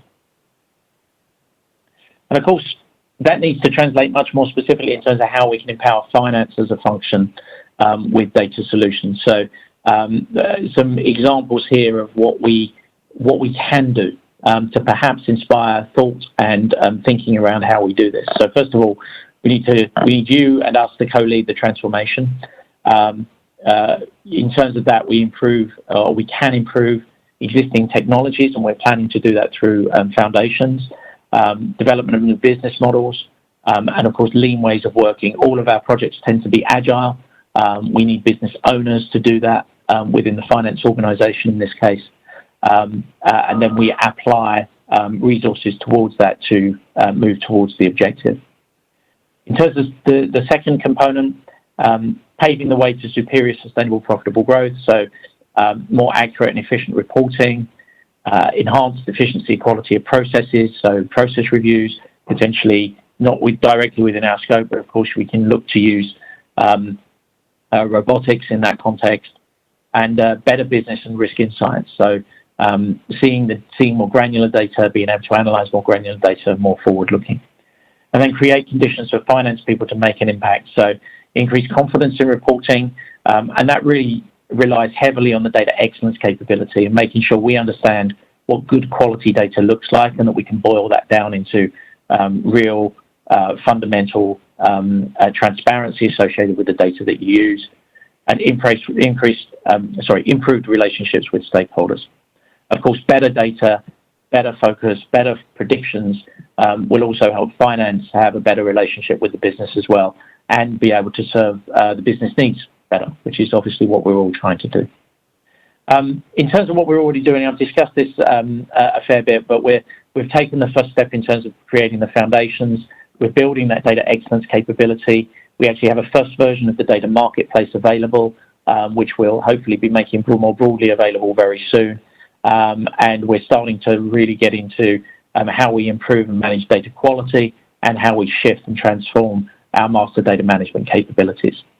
And there are some potential use cases on the right-hand side. So multi-source financial dashboards, consolidating finance data, intelligent forecast, and potential account justification using more advanced algorithms. So how are we going to achieve these objectives? So this is the portfolio. So one of the first things we did really was, first of all, we found it very difficult to understand what was going on in such a complex organization. We did a lot of work to reach out and speak to people in the organization, understand the portfolio of work that existed. So what you can see here actually is finance and HR are a little bit light, and in fact very light in terms of use cases. And that's a reflection of the fact that BI Impulse is there, of course, but that doesn't necessarily serve all of your needs. And it's a reflection of the fact that we don't have an engagement lead in the finance space at the moment, but this is a good example of how we can continue to improve that engagement and to build out that column with good use cases. Of course, we talked a little bit about the C&P and operations use cases here. Excuse me. Of course, product lifecycle management is one that we haven't discussed. Digital manufacturing. There's a number of things in there that we're working with C&P and operations on. That perhaps I haven't touched on. And then on the top line side has been where a lot of our focus has been, but not for any other reason than we've had Ignacio to engage with the team more broadly and drive out use cases and help them bring those use cases in towards the foundations. And of course, the foundations that sit at the bottom, we recognized, first of all, that our data scientists didn't have a very good platform to operate on. It wasn't very user-friendly. It wasn't very easy to interact with. It didn't necessarily also have access to all the data that it needed. So we're building a new data science platform in the cloud together with Azure and AWS. Self-service BI platform, obviously a shift, not from the existing BI platform, but in addition to the existing BI platform. So making Power BI more available, which is a much easier to use end user solution for BI. Data excellence transformation, data marketplace is really our approach to make data available. And what that means, I've mentioned it a few times, but it really is finding the data, and we use machine learning to do that. We use machine learning to find the data in the organization, to pull it into that data marketplace, and then provide business context to it. So we work with users to really say, well, are these things the same? What does this mean? And how would you refer to it as a business user? So ultimately, in the end, you should be able to use a Google search bar type interface to say, well, I want the P&L for Switzerland, or I need the P&L for Germany or whatever it might be, to find the data that you need. And obviously, we're taking the first steps on that. The underlying database at the moment for the organisation that consolidates most of the data from Temis has been scanned, and we've pulled 800 tables into that application already. So we're in the process of really exposing the data to users. And what we would hope in the future is that you could seamlessly pull that data straight into a BI capability using business language rather than having to have technical support to do it. MDM transformation, obviously, a lot of the work you do relies heavily on the underlying master data, whether it be the chart of accounts as master data or the product information or the P&L that's being produced in the country. So we really do need to go on a journey of MDM transformation. We know, for instance, there are 500 people globally working on MDM, and that's just the baseline initial analysis. So it's also a source of, a lot of resource in the organization, but those people that work within the MDM landscape feel generally detached from the data strategy, or really, in many cases, from the business strategy. And then, of course, we've mentioned it a number of times, but it is critically important, the skill set and mindset and the communications at the bottom. A question we get a lot is, how do we work with ISIT? We want to take the opportunity just to briefly address that question. So we are partners with ISIT. We see ourselves as one team, realistically, but there are a separation of roles and responsibilities.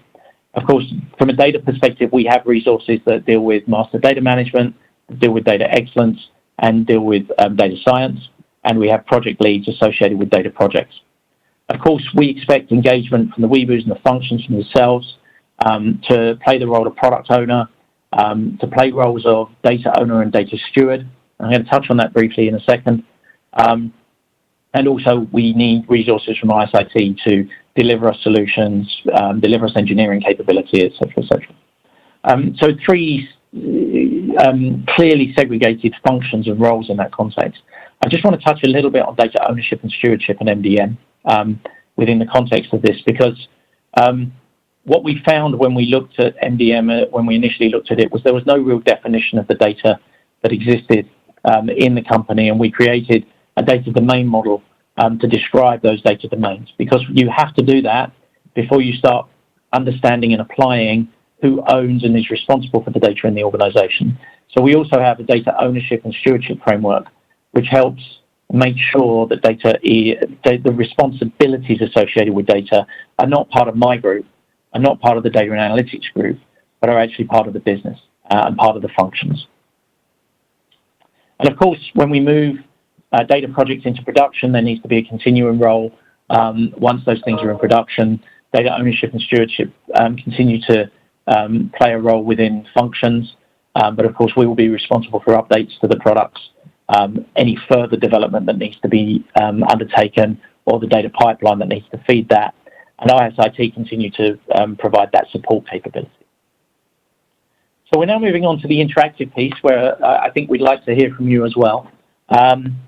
It's always going to be a little bit challenging in this environment rather than being in a room together. But we really want to collaborate with you as a team and with efficiency. So first of all, let's just talk about how we work. So we develop use cases that respond to business needs. Those business needs come from business users like yourselves, or from the people you interact with potentially. So sales might need something from finance, but finance will need to deliver it, and they may need data to do that, and that's where our interaction starts to happen. We provide use case updates on use case development as we move through together with you. We define and share the efficient ways of working, so moving towards a more agile way of working. And we will set up the Data Academy to provide appropriate training to you, in particular, so as you understand what a data owner and a data steward is, but also so as you understand broader concepts around data excellence and data quality, and eventually BI capabilities and data analytics. From a finance professional's perspective, we need you to identify and share business needs that could generate use cases, and of course we've seen some of those through the survey that we ran. We need your help to implement these new ways of working, as well as agile methodologies. So that's a change. It's a different way of working. So we need you to be open and willing to collaborate with us on that. And of course, we hope that you will participate in workshops and trainings to help you along the way. So the key opportunities for the future, the ideation exercise, the survey allowed us to have a better understanding of your needs. But we would like to take a moment to discuss and note down and discuss them in a little bit more detail. In terms of the identified needs on the left-hand side from the survey, we saw that you needed advanced reliability, faster decision-making, better forecasting and efficiency. KPIs were mentioned quite a lot, so clearly dashboarding and also consolidation and standardization of KPIs is clearly important to you. Internal control testing, I'm not sure specifically what that referred to. Be interested to find out. Automated reporting and harmonization tend to play a role throughout the responses that we saw. And of course, then when you move towards more advanced components, you talk about trend detection and forecasting in that space. So I want to open it up. I'd just like to discuss three key points. Are there any other unmet needs currently that you think data could help us address? What are the key priorities to be addressed among the identified needs on the left-hand side? So how would you, when you look at those needs, how would you prioritize them? And then are you interested, or would your teams be interested in an ideation workshop to help and further investigate these things? So I'm going to open it up. I'd really be interested to hear any of those three questions that you feel compelled to give us responses to. Chris, we don't have the ability to take questions verbally from people, but I've just left them a message to kind of write anything down in the Q&A. Okay, no problem. They might not be able to hear me talking, by the way. Okay, so maybe they can now. So I think the questions you can write questions in the Q&A. Is that right, Paul? Yeah, that's right. That's right. So let's start with some questions. So I have I'm not sure if everybody caught that, but there is a kind of little message in the chat there that people can answer Chris's questions or thoughts and suggestions. But if we start taking some questions that have been put onto the app, the first one is from Nicola in the UK. So and some of these questions, Chris and Camilla, you may have kind of covered elements of them in your presentation. But maybe just expand on some of it a bit. So will we start training certain team members to develop their data skills set in 2021? And you may not be able to answer this bit, but will it also be included kind of in IBS, Integrated Business Services, kind of data analyst roles? Yeah, so let me answer the second one first, and then I'll ask Camilla to answer the first one second. So in terms of IBS, yes, I mean, there's no restriction in terms of the context of where we see the training reaching. So IBS will undoubtedly, I think, have data analyst type roles. And I would say there, we draw a clear distinction between analyst and data science. So data scientists are a different role description than a data analyst. Obviously, the data analyst has the business context, so does the data scientist, but data scientist tends to much more develop code and deliver product, and the data analyst is really the consumer and user of that data. So the extent of the data academy will cross all of those boundaries, and I would expect to see data analysts in IBS. But I would also, when I think much longer term, I expect many of the roles in the organization to start to transform and have some element of data analysts within it. But with that said, I'll ask Camilla to answer the question around the timing of the training. Absolutely. Thank you. So the Data Academy, and I'm actually quite excited that we're talking to you guys today, because finance is one of our first pilots. So I've since I joined Danone, I've spoken to a lot of the different academy leads, and many of them are really eager to integrate the data and analytics component and look at what we have in the Data Academy and integrate it into their academies. And finance was the first in line, and definitely you guys have already had add one step in the eMotion program, I understood, in the finance domain, and therefore you will be one of the first to go. We have just run the RFP. We are in the process of selecting the partner. That will hopefully be done within the next couple of weeks. Then we go into the design phase with hopefully a small pilot in 2020. We have just run the RFP. We are in the process of selecting the partner. That will hopefully be done within the next couple of weeks. Then we go into the design phase with hopefully a small pilot in 2020. We have just run the RFP. We are in the process of it's in a loop. I think. You've got lost in the matrix. Then we go into the design phase with hopefully a small pilot in 2020. We are in the matrix. We are in the process of it's in a loop. I think. Are we back? Let's see. Did it stop? I think so. So I'm not sure if everybody can hear me anymore, but end of 2020, we will be running a pilot. And 2021, we will be launching it, and finance will be one of the first. Great, thank you. Paul, we can't hear you. That's because I'm on mute. Okay, question from Ryan. So when you look at the volume of data that we have, it can be quite overwhelming, and often it's difficult to know where to start and how we can kind of wrangle it to get the insights that we want. What advice would you give when trying to get started with developing insights from data? Where would you start? Yeah, so it's a great question because it's always difficult to know. Particularly, you can very easily become overwhelmed with the data. The reality is, the data usage has to be focused on a business outcome. So, the thing I would encourage you to do is kind of step away from the data a little bit, because data is not the outcome.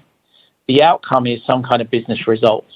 And you have to start there, because otherwise you end up with these burgeoning dashboards or capabilities that actually people find it very difficult to take action on the back of. So we have to start always with the business result we're trying to achieve. Forget the data, put it to one side, it will come. Then work from there in terms of, okay, what data do we need in order to achieve that business result? And then you get a focused outcome rather than a broad-brushed capability that people just don't know how to interact with. Now, it sounds easy to say, right? And it's easy to say. The reality is, from a finance perspective, you are faced with a lot of data.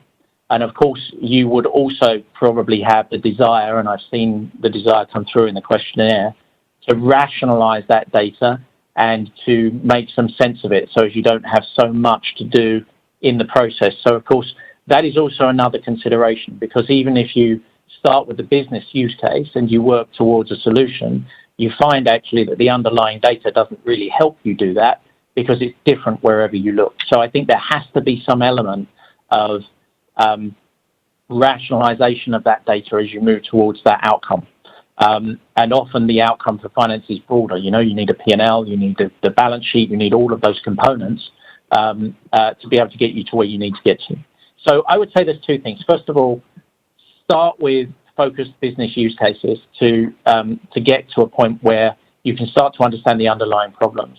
And then you're going to need to kick off something a little bit more broader to say, actually, we need to harmonize and identify those things that are common and those things that are unique to individual locations. And actually, that's really where data excellence kicks in, because data excellence is really about how do we organize the data, how do we wrap meaning around it and quality metrics around it, and then how do we consolidate it in a way that makes sense to be able to consume it through the data marketplace and into BI.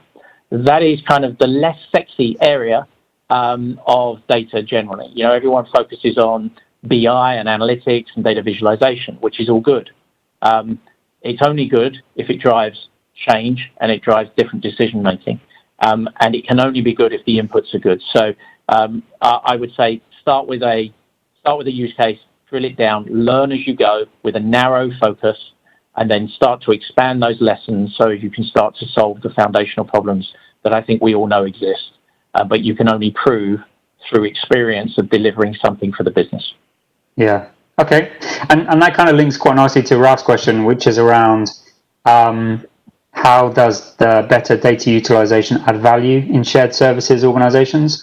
Have you got any kind of thoughts, aspirations, or maybe you've seen anything from anywhere else you've worked?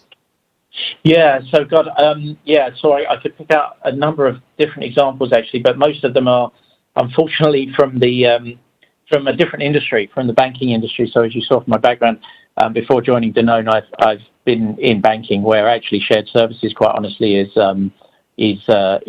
prevalent. I mean, it's pretty much the way banks run through shared services organizations.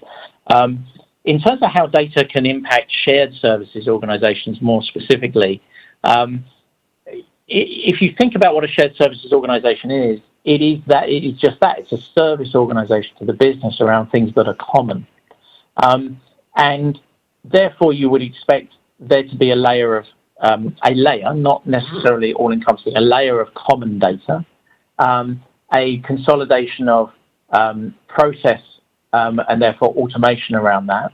And, if you think about what data quality is the same as first time right from a lean and process perspective. So those two things are very connected. And of course, in order to run an organization like that effectively, you need good KPIs, you need good SLAs, you need good measurement of data in terms of the work that you do. And I would say that's the first point of entry in terms of, being able to measure what you do. I still remember some of the very early conversations I had in the organization around master data management. And I was asking simple questions like, well, how many customers, how many records, how many tables? Nobody knew. And, that kind of how many question is a good start, or how long in a process cycle, those kind of things. How long does it take to do month-end close, as an example? Those are always things that I've seen in shared services capabilities that tend to be good metrics of efficiency. And then you have metrics of service as well. And then as you move through that journey and you get more mature, then you start to think about how do I use robotics to automate process, so RPA. And then you also really start to think about how do I use predictability of that data set in order to be able to provide my customers, my internal customers, with better forward-looking analysis, better predictability, and how do I really truly become a business partner rather than a service provider. And that's really the full journey. But you need to be able to manage those kind of foundations from a data perspective first and get that right in order to enable that business partnering capability towards the end. Okay, thanks. And maybe, Camilla, building on your answer to the first question, there's a couple of questions here from Grad and Ryan around training as well. So how to develop the skills within finance and any Campus X training. And somebody else has also asked about kind of data analytics groups on workplace, etc. Is there where would you kind of point people in terms of trying to develop their own competencies on data in the meantime? Yeah, I think Danone has a master level service agreement with Coursera, and that's already a good place to start. There's quite some trainings already available, developed by really, really good universities that we have access to already now. So you can already do a search on data analytics and kind of take a look at what is out there and really raise the awareness. Looking at what are we going to try and do, we are going to make it much more relevant to the function itself. So it's not going to be necessarily a very generic training that we will be developing under the Data Academy, but it will be relevant to the work that you do.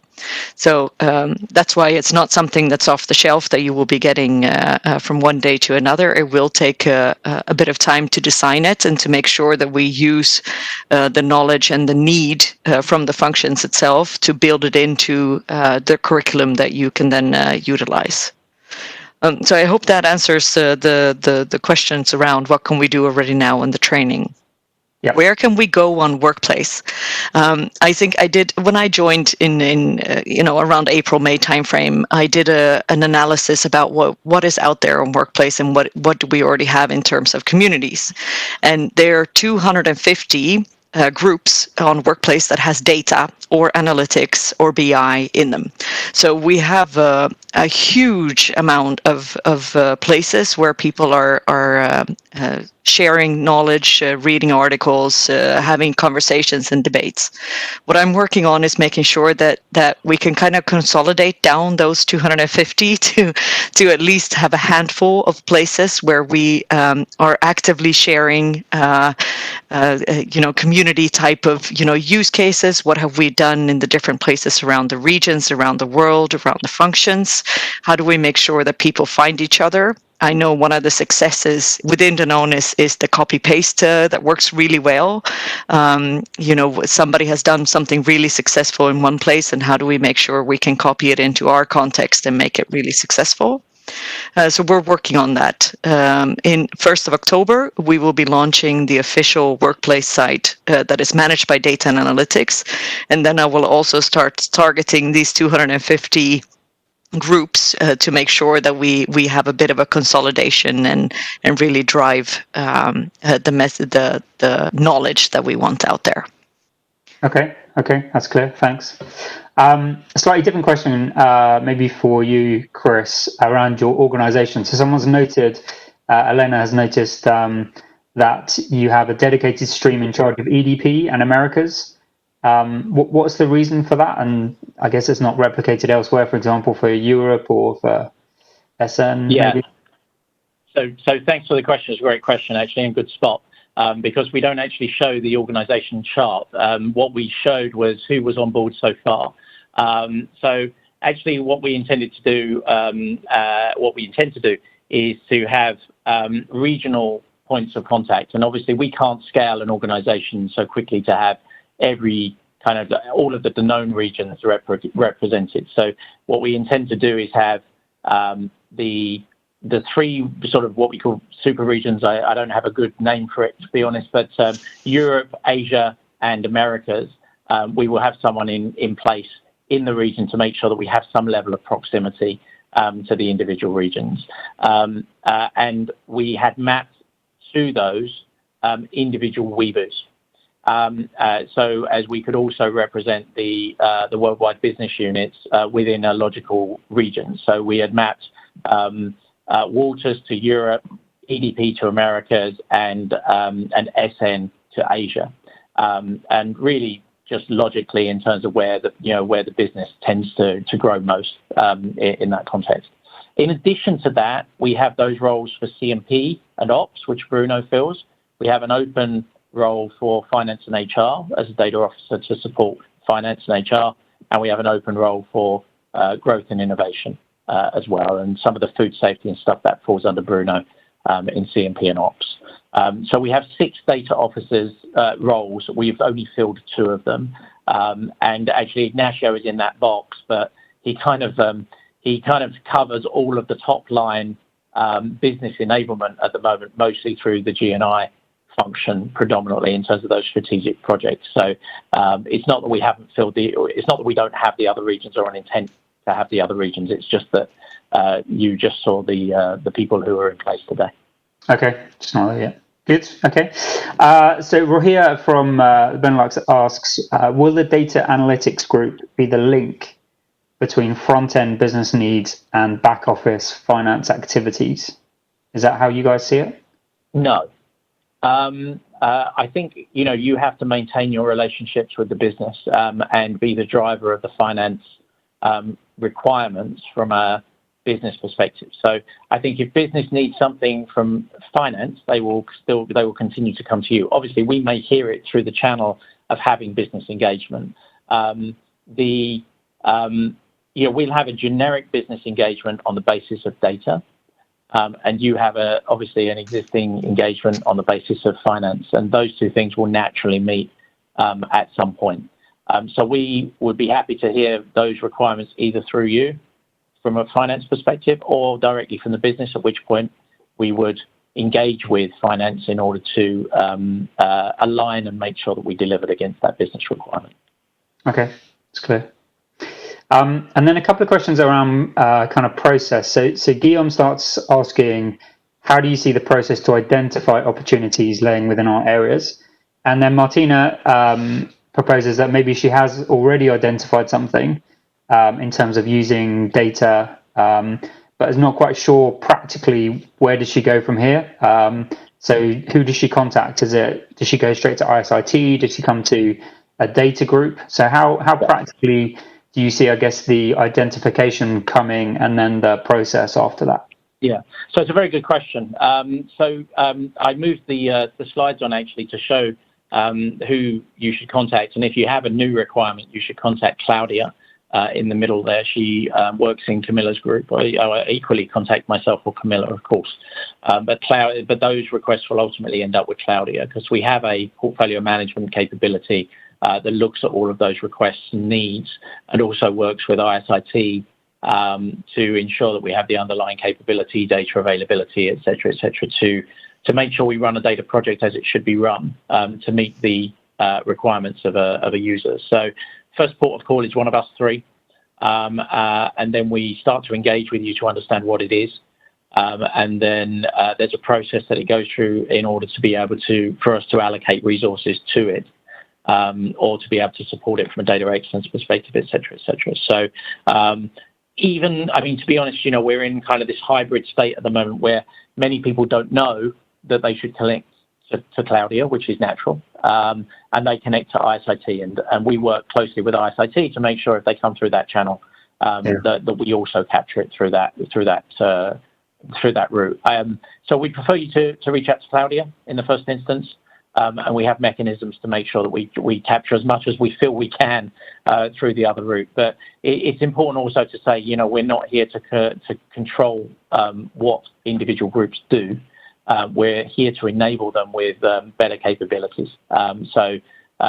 You still remain empowered and autonomous in that context, but we feel that we can add value to that by accelerating and making sure those foundations are in place and making sure that you have the resources and the underlying technology capabilities to do the job right. Brilliant. Okay, we're going to have to leave it there, I'm afraid. So a huge thank you both to you, Chris, and to you, Camilla. Thanks for taking time out to join us today in a slightly different environment. We have some more questions, but we don't have time for them. So maybe we'll ask the guys to, search out the group and maybe post it on your group or ask you directly in another way. Yeah, feel free to forward them to us, and we'll get them answered, in writing, and get that back to you so you can share it. Brilliant. Okay. Thanks very much. Appreciate that. Thank you. Thanks, guys. Have a good day. Bye-bye. Bye. Thank you very much for your questions and answers and to share all your point of view. As you can see, as we go deeper and deeper into the matrix, things happen. Mr. Smith is trying to catch us, but I assure you he won't, since we have an amazing team to this adventure. We are aware that some people was not able to read clear the presentation. Remember, Matrix take care of you. The Matrix will send you the presentation for all of you to see it as clear as possible. Now, we know navigating through so much information can sometimes be complex, so it is a good time to have a break. So ready for a break? I assume yes. Let's stand up, refresh yourself, and we will be back in 5 minutes. See you there. Your energy is the key for this.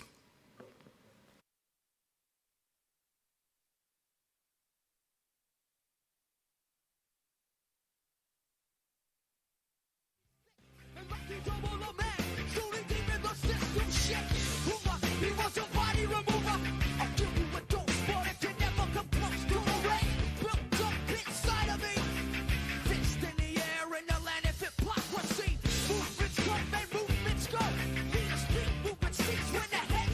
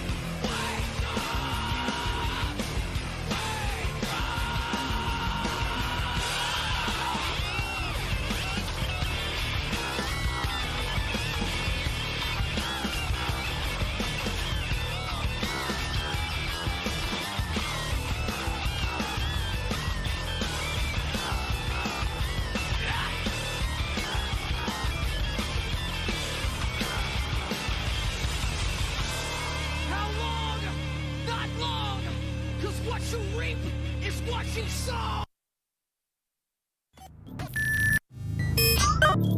Hey, you. We are all in the matrix. Disconnect is not an option. Let's go for it. As you can see, Danone Matrix is evolution. Don't you believe me? Well, we are absolutely happy of the engagement we are creating through this event. We really appreciate your energy from the other side of the screen, and we perceive it as clear as possible. Now it's time to listen to what Agent Julia has to tell us from Moscow. Here you will have more information. Is that too much? Well, do you need to share doubts with us? Remember that you can use the Q&A channel now to send your ideas, comments, and thoughts to us. All yours, Julia. Hello. Hello. Um, I'm an agent from Moscow. I'm Yulia. Yeah. And now I need to switch my glasses. Otherwise, I cannot see you. We're inside of the Matrix. It's exciting today. And previous session unlocked the data mystery. Let's go ahead. Let's talk to Sylvan Dalmas. Sylvan is SAP for HANA Finance Project Lead. Dear Sylvan, I'm really glad to see you here today, and I expect you to lift a veil on what SAP for HANA will mean for BS Finance for us. How soon will it be? How it relates to data management? I think we have 35 minutes. Let's keep plus 10 for Q&A. Dear audience, please be active listener and put your questions on the application. Here, and I think that now it's time for SAP for HANA. Thank you. So my turn. Hello to all. So at first, I'm very pleased to be able to speak to you, to all of you.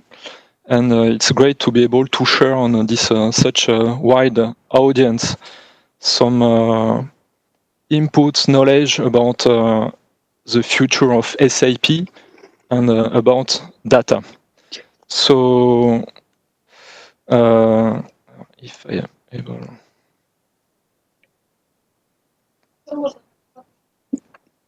Нет. So I was asked to speak about S4HANA, and I will not speak too much about S4HANA because it's a long-term journey. So we'll focus on the next steps we will face during the next 2-3 years. And S4HANA is still something that we will come in quite a long time. So we will start by the foundation. So why do we work on that? Then few slides on S4HANA itself to describe what you will have in your hand in a few years from now. Then a few words about central finance and probably the most important topic, data and master data. So first of all, why do we work on S4HANA? So S4HANA is not one project standalone. This is something, a piece of the puzzle. So it starts 1 or 2 years ago with finance, the high ambition of finance about digitalization, digital, and people starting to collect pieces of all initiatives we started to put them all together. So you probably heard or you will hear about IBS. I saw Chris Bannock just before me. So data, master data management tool. But we also have a lot of different initiatives in controlling with BI Impulse, BI visualization. So maybe you heard about reporting factory, etc. And at the heart of all of that, you have where are created the data, and a big part for us in finance are created in our ERP, so in SAP, and meaning that this S4HANA project is one part of this overall puzzle. When we started to look at our current environment, SAP, so TEMIS, we see also that we don't want to just to migrate what we have today to something better in terms of engine, but the same model tomorrow. Why? Because we see that we face a digital debt. So a lot of things of what we do today is not probably not the right things. So especially we use some object in SAP, so controlling area, company code, profit center, not on the way SAP designs them. So SAP designs the profit center to be a profit center, meaning a small business unit, and we use it to build our P&L. Controlling area, we should have one, and we have 160. So somehow we deviated from the SAP standard, and now we face a lot of limitation in our day-to-day work. The second point is we don't use some standard capability in SAP. So the main and biggest one is a COPA module and profitability analysis module, which is a big things. And so we want in our future model these things to be available. So before to start from SAP, we started to write what do we want to have in our future model and that we don't have today. So the first thing, you want a one single source of truth. So meaning that we should not have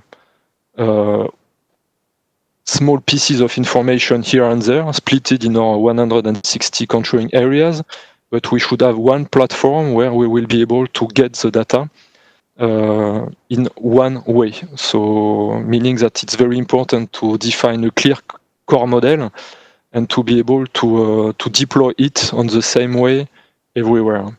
We want, of course, real time. We want to be able to automate and to plug some robots on that. And all of these prerequisites lead to define the future model. Now we go a little more on SAP HANA. So you get the slide before, so I will go straight fast. Especially that you will see later that this is not for tomorrow or the day after tomorrow, but to be able to use SAP HANA, it's probably, we speak about more few years than few months. So S4HANA is a new generation of SAP. So this is mainly the fourth one, so that's why S4. The last one was something based on so called ECC 6 or R3, and it's a drastic change of generation. So our current basis was developed in the 90s, and now S4HANA was developed so was launched 4 or 5 years ago. So it's quite new. It's a drastic simplification of the big and overall ERP model we have in a simple engine with some apps around, so satellites. And innovation, you saw them mainly in 3 topics. So you have the interface, Fiori, so UI, it's for user interface. You have ERP itself, so business suite, and maybe one of the most important things is the database, so the HANA platform, which is the database. So Fiori, in fact, we already have it for some of our applications. So AP Analytics is based on Fiori. So it's still blue and it's still not so nice, but it's, let's say, less ugly than the current interface we have. And the most important is mobile, so meaning that you can have access on your telephone, for example, or from directly on data on your SAP. And it's task-oriented, meaning that you can have on the screen some KPIs and on top of access to transaction. Next innovation is business suite, so you have a lot of innovation here and there that we don't know yet all, and we will go very fast on that. More important or even more breakthrough, the database. So the HANA database is a drastic simplification of what we have. So on the right part of the screen, you see that this is all the tables we have in finance today. So when you do a posting in finance, in fact, we write data on a lot of different tables. Tomorrow, it's drastically simplified. So you see, it's much more simple. And the meaning for finance, it means that as of today, we work on two worlds, so the world of accounting and the world of controlling. And tomorrow, this is grouped in a sort of super big tables where all the posting of finance will go. So it will accelerate a lot the transactions. You don't need anymore to have reconciliation between FE and CO because by design, everything is plotted on the same tables. And this is probably one of the main changes for finance. So this is a brilliant future, but before to be there, we have to build our new core model. So in fact, we will not go directly to S4HANA. We will have an intermediary step, and the name of the step is Central Finance. So I have 3 slides to say more or less the same thing. So we will create a box in S4HANA. So the name of the box is Central Finance, where we'll define our new core model. So the new core model, what is a core model? Is where you write the guidelines of the way you will define your data. So few examples. Today, a reporting unit is theoretically a controlling area in our TEMIS model. Tomorrow, we will work with profit centers to represent the business. So this is one example. And the second big piece is we will activate COPA to have profitability by product. So to have the possibility to build P&L by product and customer. So things we are not able to do today in our SAP. So this is what I said in another way. So Central Finance, as I say, you see it on the right part of the screen, is a box on S4HANA.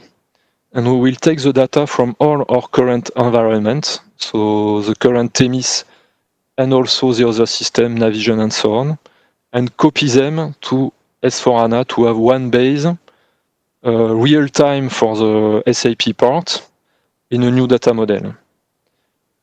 And again, the same thing, but more and more complex and technical. So Central Finance is a blue things. So we will replicate our data into Central Finance. And as I said at the beginning, Central Finance is one piece of the overall landscape. So then we will feed the data to the different system we have. So the data warehouse, to BI Impulse, and to Magnitude. BFC is Magnitude. So this is the ambition. And you see here a box, master data, we will speak about later on. Alors, maybe one of the deceptive part of the presentation, this is the planning.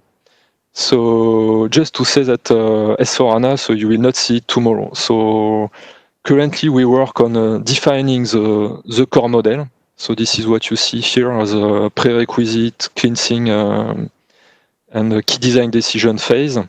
Next year, we intend to design and build the Central Finance model. Then we will have the first pilot at the end of next year and beginning of 2022, and then we will deploy Central Finance.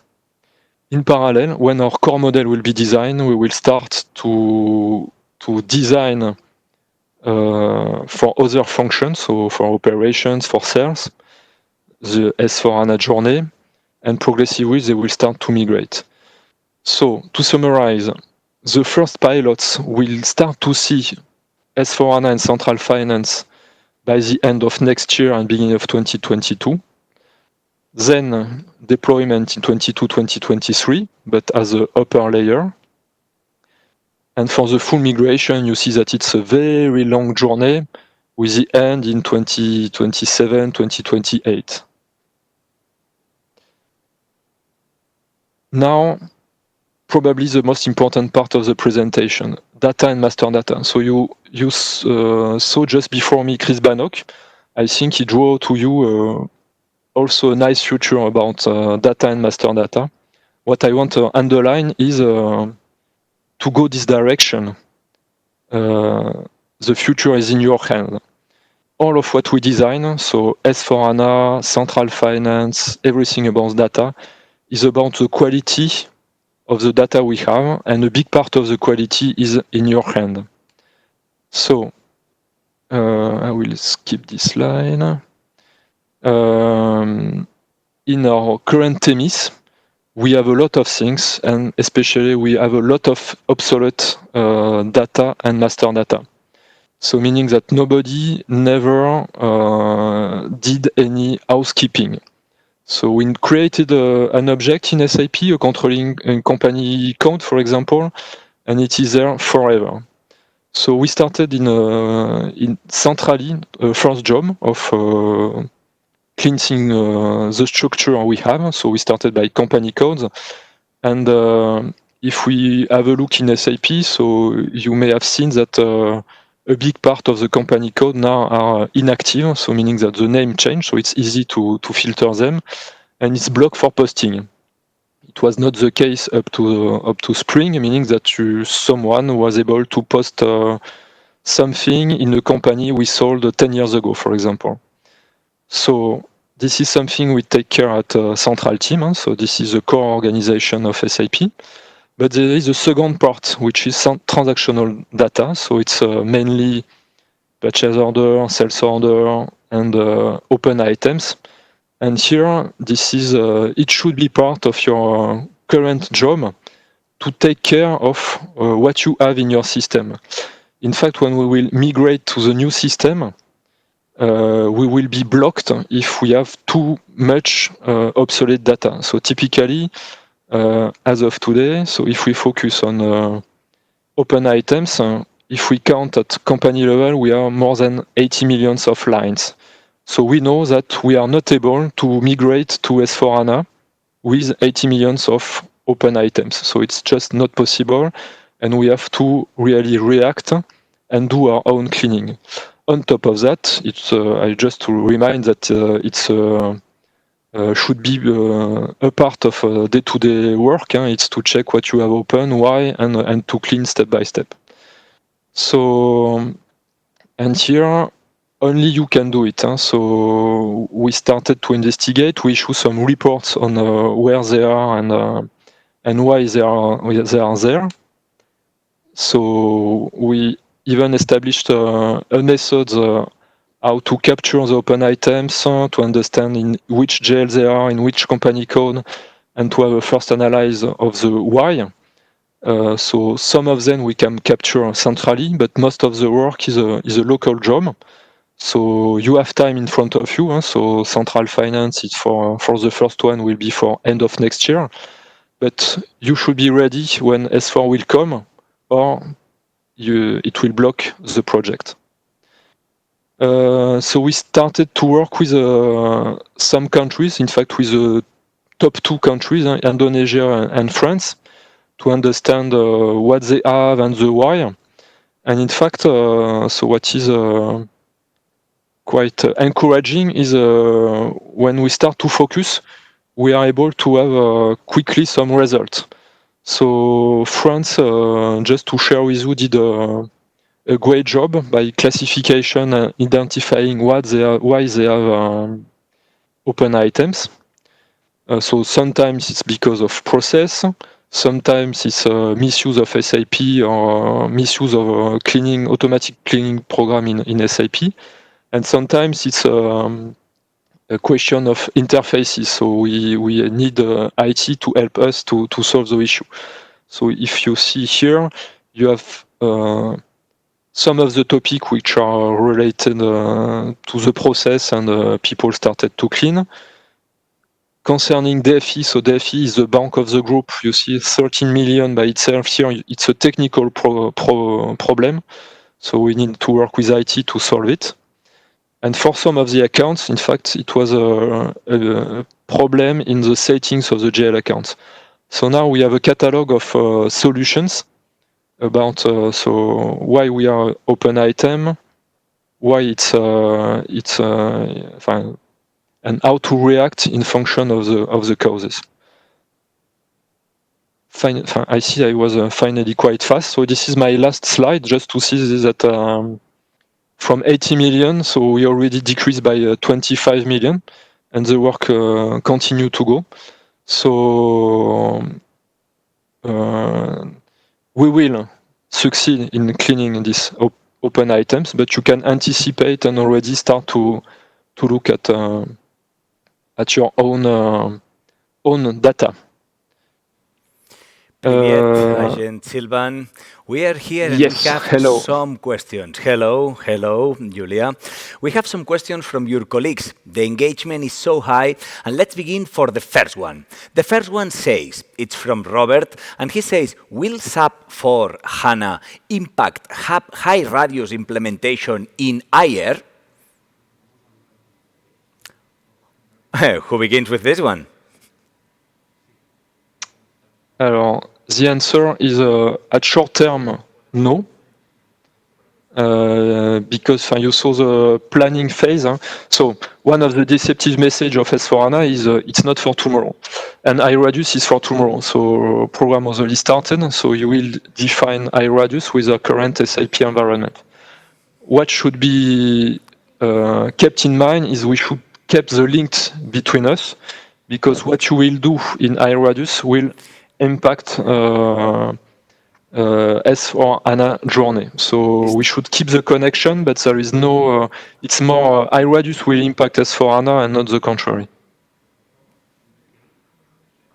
Wonderful. Thank you very much. Let's go for the next one.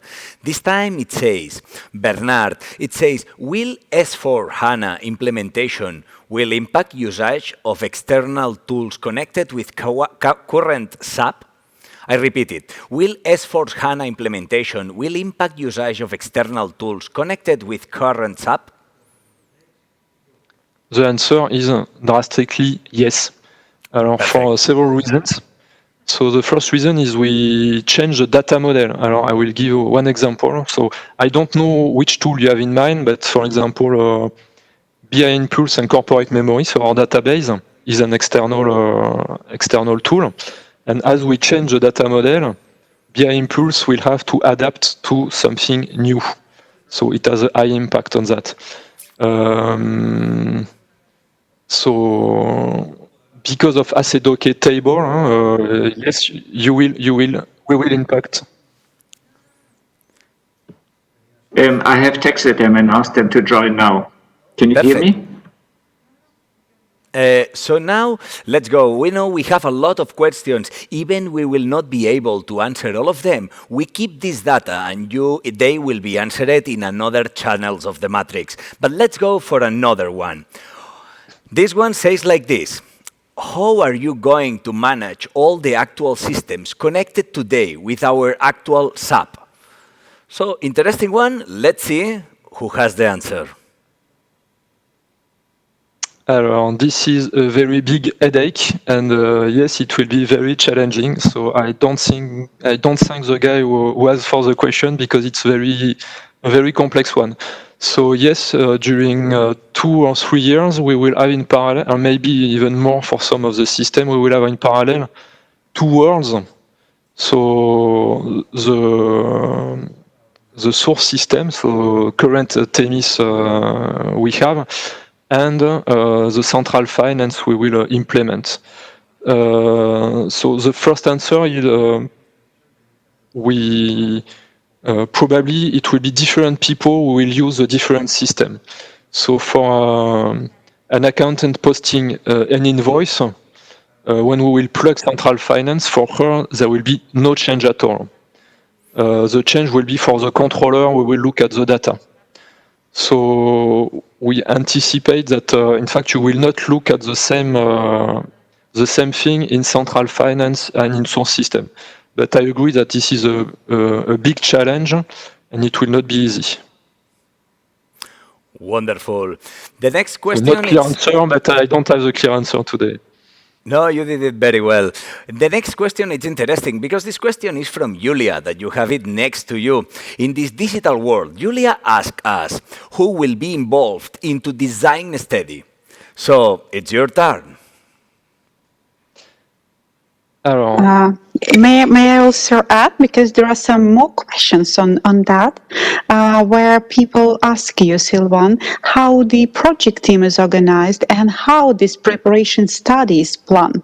Because, yeah, it is important to be very precise on preparation or design study. Thank you. Alors, another not easy question. So, first answer about the current pre-design study. So today we try to have the high-level design of the model, so which part of SAP we will use for what. And so we try to force our bosses to decide things they did not decide for the past 20 years. So I will not hide that it's not easy, so I will give a nice example. So L500, for example, I guess most of the accountant knows about and knows that it's not a simple topic. So we want to force them to decide, is it something we'll use forever? Why we use it? Where we should show it? To get a clear guideline for implementing the new model. So for that, we have a small team, finance plus IT plus a few consultants helping us to define this high-level new design.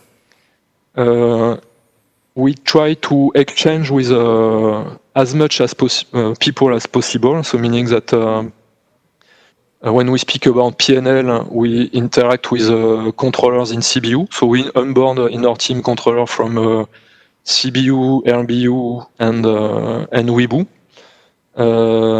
And we try to have as much as possible as input to build our questions to the finance board. And then we have a planning up to the end of the year to go to finance board with a list of questions about chart of accounts, about P&L, about the entities in SAP, about reporting architecture, with options and recommendation, and after up to finance board to decide. When we will work in detailed design, so next year, the same, we will have a common team, IT plus finance. So one of the objectives is not to have two teams and work in silo, but only have one common team. Helped with a system integrator as usual. And one of the questions is how to onboard CBU and CBS. And we have a line of budget to be able to exchange with BU and BS, but it will be next year, and it will be to test ideas and to let's say to test in the system all the different models we have. So one of the big question is how to build a core model. We will remain a core model and we will not deviate in the first country we will go to implement. So this is what happened with Themis. So a core model was defined, and then during deployment you see that it cannot fit to Brazil, so you start to change a little. You go to Russia, you say, okay, so I will create business area in this way. Then you go to Mexico and you implement functional area which are not part of core model. At the end, you don't have one model, you have 10 models, and it becomes impossible to collect the data in an easy way. Wonderful. Thank you very much. We have another question. As you can see, there is many questions of people about this theme. We will try to solve them. Few here, but as I told you before, we will find another channels of the matrix to solve all your doubts. The next question is from Nemanja. And he says, are we going to be able to extract data cross-server while using PG3 or something similar? It's all yours. Yes. Yes. So this is one of the ambitions of the project. Alors, this is about reporting architecture, and yes, we will be able to work cross servers. So the endgame solution is not defined yet. So for sure we will have less instances, so less server. One of the options is to have only one, but IT is strongly against, so I don't know, I don't think we will go this direction. On the other side, we have the other solution this is central finance. So even after migration, we can keep this layer of central finance to centralize all information. So it can be a platform where everything will be available, including SAP world and not SAP world. And we have a third option, which is to replicate in a data warehouse. So today we have corporate memory, but which is quite limited. And another phase of the project is to move to a new technology. So if we go a little technical, corporate memory is is on a DB2 IBM data warehouse, which is quite old. And there is a big line of budget next year to move to new technology and to be able to group much easily the information and to have access to it. So we will have fewer instances. We will have central finance, which will collect all data from all servers. And maybe we will go to a way through a database, data warehouse, which will collect data from central finance and from other sources. So the answer is, the ambition is clearly, yes, we will have. Technically speaking, it's not fully defined. Should be defined before the end of the year, by the way. As you can see, there is many questions that are arriving to us. There are many people who has things and doubts to comment. For example, Elena, who says, could you please share more detailed roadmap for this preparation stage? What and when is expected from CBS Fin? So, this is the question of Elena. All yours, Sylvain. I'm not sure I fully understand the question, so... I'll repeat it again. I will repeat it again, and I will try to go slowly. I am totally aware that to understand my English can be a challenge, so I appreciate your effort in advance. I'm going to go for it. Could you please share more detailed roadmap for this preparation stage? What and when is expected from CBS Fin? Fine. F-I-N. I guess that you are maybe you can complete, but I think it's when CBS will be involved in work. Yes, sir. I think we already discussed it a little bit when we were talking about design study and about the plans you already were talking about. And I will give two emphasize. So the first one is already from today, because when it will come to you will have to be ready. And to be ready, it means that you should have data as clean as possible.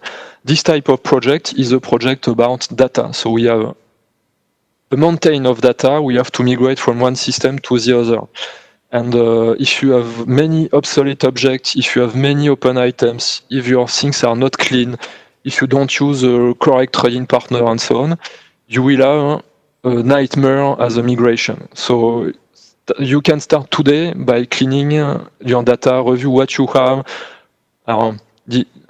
I know that what is difficult is there is what is in your hand, so open items and so on, finance, and what is not in your hand. So when we speak about purchasing or purchase order and so on, it's not completely in your head. So you can help to push the same thing, to clean, to set guidelines on that and so on.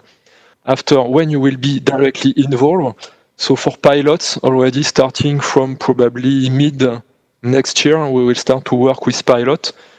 Pilots are not defined yet, so we should be 4 to 5 company codes, probably one in US, probably 2 or 3 in Europe, but not defined yet. So meaning that the first business services to be involved will start to work on that in S2 next year on preparation work for pilot. For 3 company codes, I know the ideas, but I will not share because it's not fixed yet. All the questions goes direct to you. We appreciate your effort in being clear with all of them.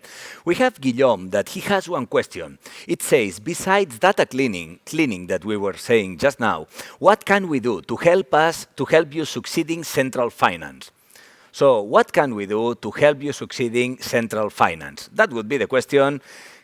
It's all yours, Sylvain. Okay. Alors, several things. So the first thing is really to put on the table, to work on what you are responsible for. Open items is a daily work of accountants. So you should have look what you have, if it's clean or not. Do you have an acceptable level of open items? And if not, to understand why. Is it an issue of process, of guidelines, of training of people, or in the big, where we saw the biggest issues, usually it's wrong settings in open items, or it's issue in the IT system with interface. So you should open a project with IT to solve the issue in the coming months. So the second point is more we are digging, more we find strange things in SAP. So and from for sure you know better your system that we can know from central level. So everything which looks you strange, exceptional, not well designed, but you can share with us. So I will give an example. During the migration of Argentina, so there were Argentina data were stored in P04 instance, and they migrate to P11. And nobody cares about cleaning P04, meaning that we have millions of lines of obsolete data in P04, and nobody cares. So we discover by chance, let's say, but as nobody look at the data, nobody knows that we have millions of lines which could be deleted. So maybe you have such obsolete object, obsolete things, push to us, and step by step we address to the team and to the central team and IT team. I think it's if N appeared, it should be the last question. Wonderful. This is the last question, as you said. And this one is a special one. As I told you before, we have much more questions and they will be solved in other channels of the Matrix. But let's go for the last one. It says, do we take the opportunity to harmonize the data that is flowing into magnitude reporting for external publication? Well, it doesn't stop here. How? Which governance and processes do we ensure this harmonization? I will repeat it. Do we take it's okay. I understand. Wonderful. It's okay. Alors, again, a very good question. Alors, first step is a question to IBS and to Catherine. It's master data management. And so I let you ask the question to Catherine. I think you will saw her later, I guess. So one of the stream is how to put under control the master data and to progressively converge to a single source of truth. The second topic is addressed in the current job we do. So I show you that S4HANA is one piece of the puzzle. So when we go to finance board, we don't go with S4HANA question, we go typically, and this morning I had a session about what do we want to have in magnitude. So because if we are not aligned, so we will not be able to automate. So we should have the same level of granularity. We should reflect the same object in magnitude and in S4. So this is one of the axes of work, is to be consistent between the different programs. So I don't say that it's easy, I don't say that we will succeed, but at least we try.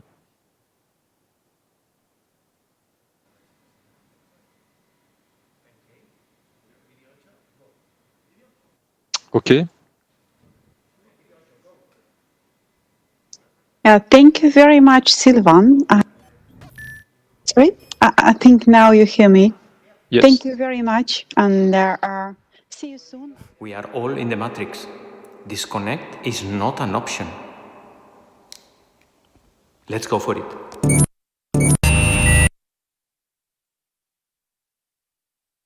As you can see, we are not disconnecting. We are more connected than ever. Thank you very much, Sylvian, for your words. Thank you very much, Julia, for your presence and perfectly smile. We did appreciate this Q&A. A new reality requires new competencies, renewed leadership and attitudes.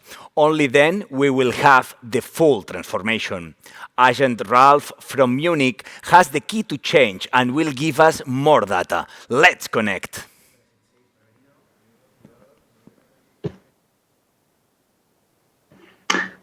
Hello, everybody. Welcome to the competency session. I'm very pleased. I'm Agent Ralph from the Matrix of DACH, and with me I have Alasia, who is the Global CBS HR, Finance, and GS HR Director. I also have Bruno with me, who is the SN Finance Integration Director. If you have seen the movie The Matrix, then you might remember Trinity downloading the competency of flying a helicopter via the computer to her brain. Now, the Danone learning platform is not there yet, but Alasia and Bruno are going to tell us a little bit more about the competencies that we need in the future and how we can acquire them. A small pre-warning for all of you is that part of this session will be in breakout groups. So some of you are actually sitting in bigger rooms where you share the room and maybe a computer. So maybe it's time for you now to power up your laptops so that you would be ready for this breakout session when it comes.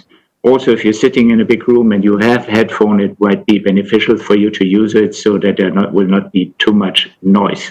So I hope everything works technically, and I'm looking very much forward to hear from Bruno and Alasia about the new competencies. Thank you very much. Thank you, Ralph. Can you hear me well? Yes. Good. At least I can. All right. Well, Michelangelo, one of the greatest artists, because he was at the same time a painter, an architect, a sculptor. So one of the greatest artists of all times. At the age of 87, just a year before he died, was telling one of his students, I'm still learning. So this is what this session is about, guys. It's about sharing with you content which is, one, actionable enough for each of us to take responsibility for our own development. And second, ambitious enough to ensure that, like Michelangelo, we can, I would say, raise collectively our commitment on learning. So hi, everyone. I'm really thrilled to have this opportunity together with Alasia to take a bit of time with you today to talk about finance competencies. Sorry? Thanks. So before we start, just let me briefly introduce myself.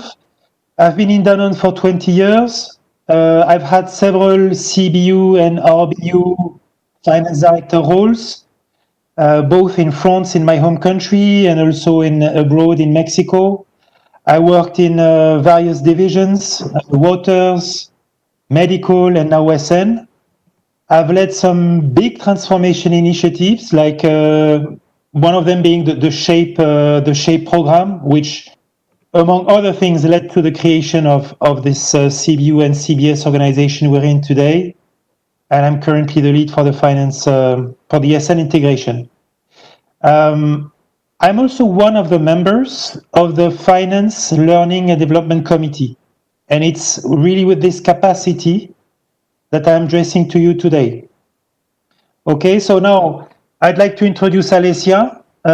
You should know Alasia because Alasia is absolutely instrumental for your career as director or to be director in finance. And at the same time, she's one of the greatest HR partners I've ever had. So over to you, Alasia. Thanks a lot, Bruno. So after such a warm welcome, I would like really to say that it's a pleasure for me to participate in this regional meeting, and it's second time, by the way. So I'm honored to be invited again. Hope it's a sign that last time we had a great discussion together. And basically, I'm also here as HRD for finance to present to you the new finance competencies, because just 1 year ago, I was promising on behalf of the project group, which was heavily working on it, I was promising that we are going to launch the new model quite soon. And it's really great that many of you were volunteering to participate in the development of this new model. And here we are. So here we are to discuss about the new model and how we are going to strengthen our competencies in this new world of finance. Thanks, Alessia. I think you're the one moving the charts, Alessia, aren't you? Yes, let's try. Let's check my digital savviness. Okay. So look, I'd like to briefly, yeah, well done. I'd like to briefly set the scene before we jump into the core content of this session, okay? It was almost 2 years ago. It was in a time when everyone thought that surgical masks were only for people making surgery. Our finance leaders shared with us this new ambition for a function, and the one you have on the chart. And reading it today, now that the world has changed forever, two thoughts are coming to my mind that I would like to share with you. The first one is, this ambition does not need the slightest adaptation, despite the world's recent and profound changes. It's one of the few things which has passed successfully the stress test of COVID. It's as good as new. So let's look at it that way. Not as a PowerPoint chart which dies the day we stop sharing it and showing it, but really as our true compass, strong enough, again, to survive one of the worst crises the world economies have gone through. And here comes the second thought. It's a more, I would say, personal one. What I like most about this ambition is that it's all about actions. You know, we guide and protect, we pave the way, we co-lead, we create conditions. And the good thing about actions is that we can start taking them now. I mean now, September 15th, almost 1 p.m. CET. All of us. And it's really to help us making it start today that our leadership team, our finance leadership team has carefully selected a set of competencies that we will need to take those actions, the one of our finance vision, successfully. And that we will develop by taking those actions. So in a nutshell, the topic of today, guys, is what do we need as competencies, as finance guys, to successfully embrace the COVID-proof ambition of finance and bring it to life? So Alessia, what are those competencies? Yes, we have an answer to the question which, Bruno, you have just raised.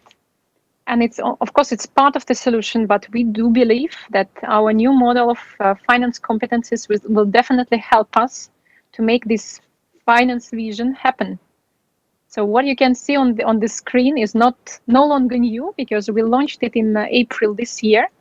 But it's a good combination of both leadership behaviors which we're expecting and which can help you to succeed in the company, and not only in the company, but also in your private life.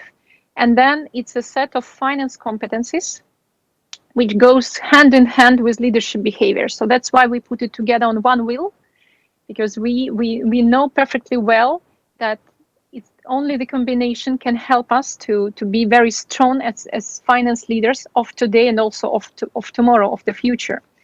On the finance competencies, you can see that we divided them into blocks. So one of them is the specifics, and the second one is the enablers. And specifics, they are in the heart of our finance competencies. So they are not new. I'm sure that to this community, you are very well familiar with them, but we just regrouped them and we made happen that, again, they're designed for the future of finance, that they're well designed for the future in finance.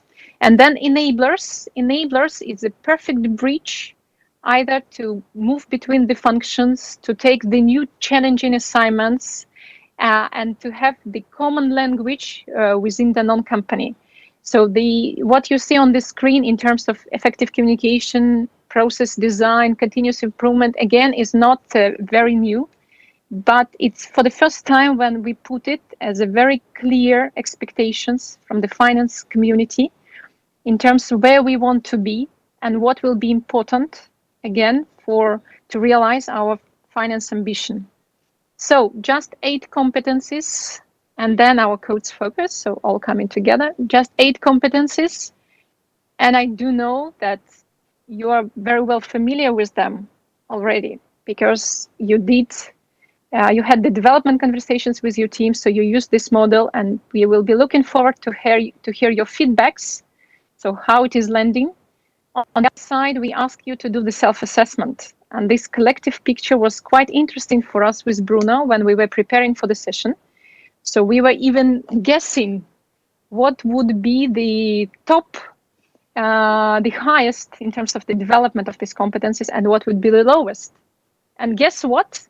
We were only half true, because with Bruno, we believe that probably what is at the core of expertise is well developed already, and we might need more support and more focus on the enabler side. But you can see now on the screen that basically we have 2 competencies in enablers and 2 competencies in our specifics, which you scored yourself doing your collective self-assessment. You scored lower than 2. Equal or lower than 2, which is the level of learner or qualified or in between. And 4 others are quite highly scored. So it was also great news for us to see, because at the same time, we believe that every finance professional, every finance leader should be aiming at developing a round profile. So we should have a well-balanced development between these competencies. So the picture was interesting for us with Bruno to analyze. Again, we had some surprises, interesting surprises. And Bruno, could you please share what is your reading of this self-assessment? Well, Alessia, first of all, good news that the teams in charge of accounting, funding, tax, compliance, governance, and control self-assess themselves as, more than qualified. And at the same time, I think it's really important that we insist on the level of ambition that has been set for each of the qualification level, meaning, learner, qualified, experienced, master, for each qualification level, for each of the 8 competencies. And let me take an example. Let's take one of the 4 enablers, all right? The one we called program, project, and change management. Just look at the sentence at the top of the chart, which is the one kind of detailing the competency. Here I'm trying to share with you the intention that was the one of the team that came up with those competencies, okay? Look at this sentence. Ability to lead, guide, organize, and plan resources by managing and executing scope, timeline, and prioritizing deliverables while acting as change agents in a cross-functional environment. Just pick up the words. Lead, guide, manage, prioritize. You could almost look at this sentence as a job desk summary of a GM. We might be missing here the strategic part. But so to make a long story short, the key message here is we really, with this framework, with this competencies framework, as a function, we want to shoot for the stars. We want to pull the organization upward. The intention is really at some stage to step change gradually finance contribution. Because remember, we're here to disrupt, to impact.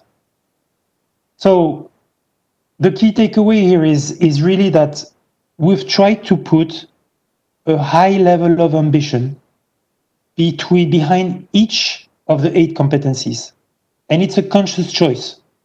This is really what our function aims at. And the good news is that we look at those competencies not only as what one should learn, but also as what each and everyone can develop on the job. Which brings me on the next question to you, Alessia, is, okay, fine, but how do I personally build my own development journey on those competencies? And I really like the question, and I really like that development stays strong in your sentence, because basically our new model of competencies was set in order to facilitate your individual development, your career development, to strengthen your employability, to support you in building high-performance team. We use it also for recruitment purposes, and at the end, it's for stronger business impact. So that's why it's quite important to know, with such high level of ambition, so how we are going to develop these competencies. And I've got many questions. I'm sure I'm not the only one who received these questions. So what we should do and how Danone can support us, or what we can do beyond Danone support. Again, we have an answer for you. Not full answer. You will realize it just in a few minutes. But what I'm going to take the same example with the same competency: program, project, and change management. So what we already prepared for you is the 60-20, 10-10 journey.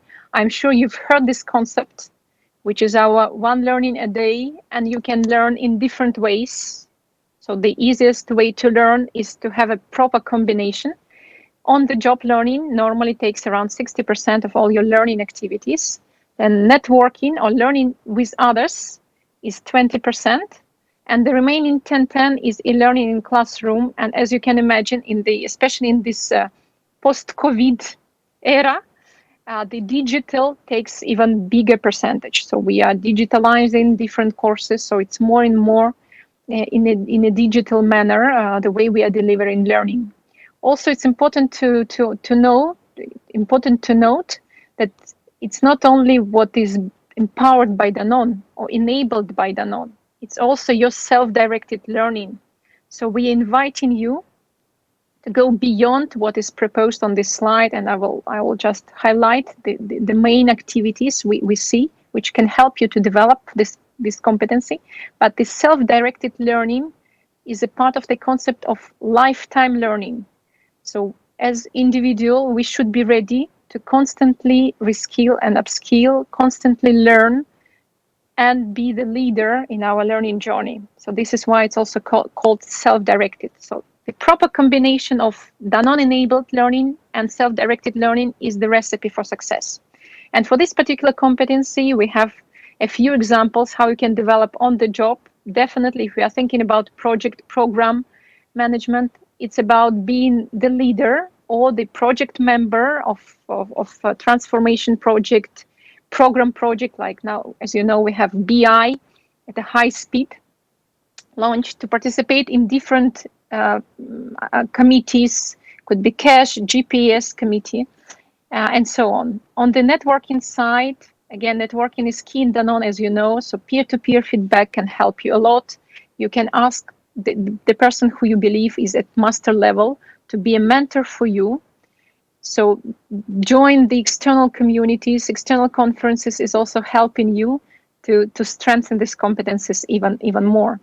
And then on the classroom and e-learning, something which we prepared in Danone. But again, I really invite you to go beyond what exists in Danone, because there are many open courses at different universities, so many books, articles, great videos, TED Talks are available for you. So please do not stop, because with such a high ambition, we definitely need to have a blended approach and well-balanced approach.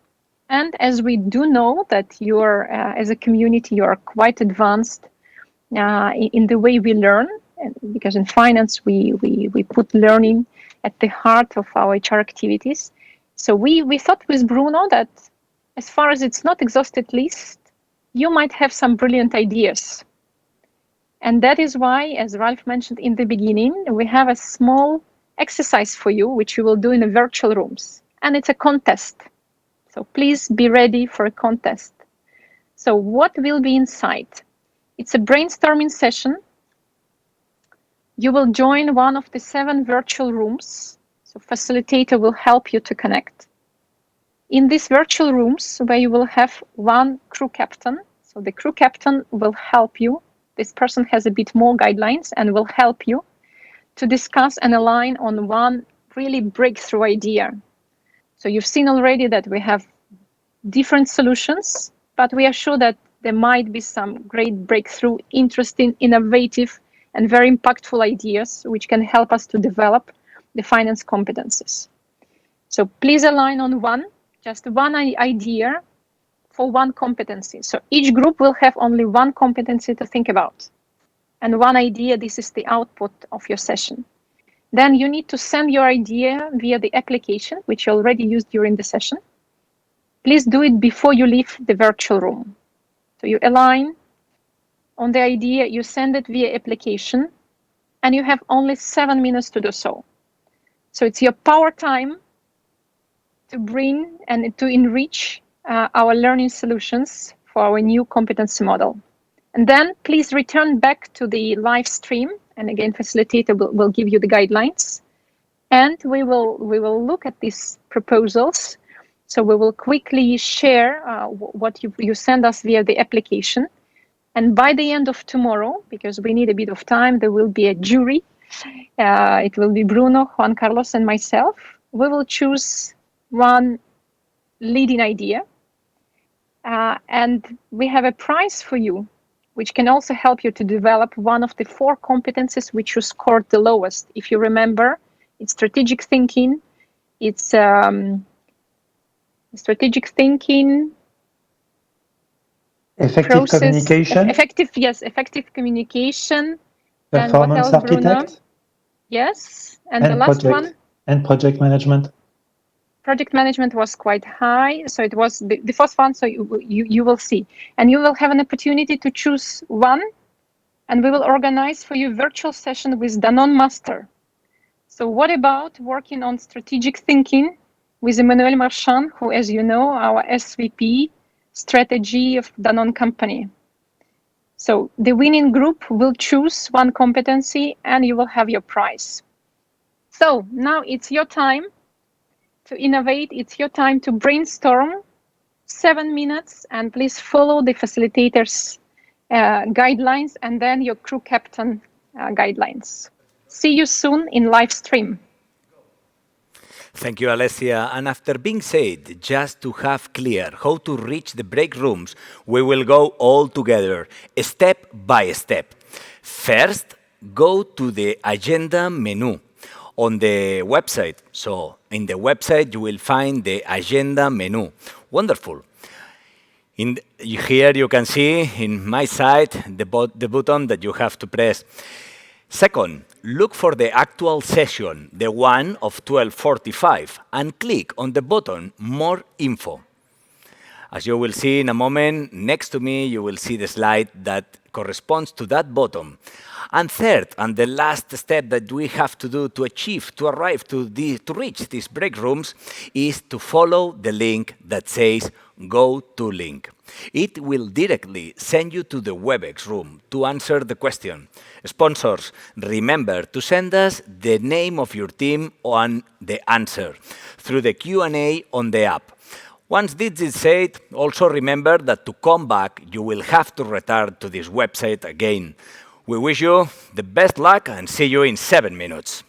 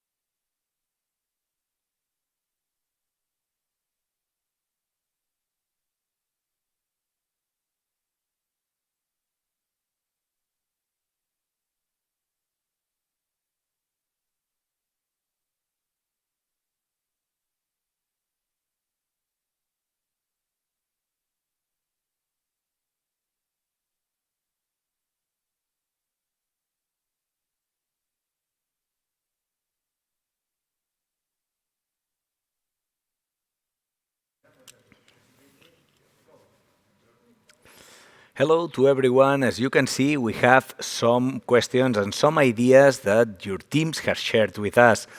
Bruno, Alessia, it's all yours. Great. So, thanks God I'm speaking Spanish. Look,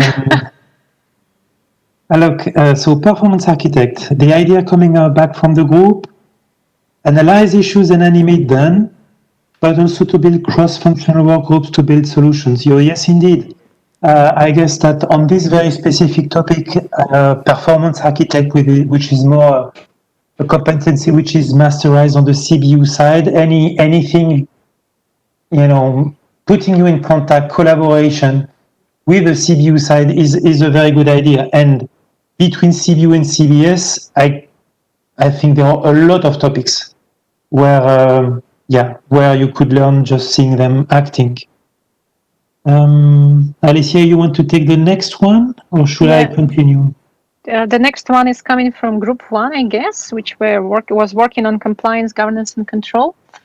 So it's the idea is to review a process, one of your core processes in the team, and identify the key risk areas and then the controls. So it's a kind of as Paul shared, self-learning. So you analyze the process, but also you learn out of it.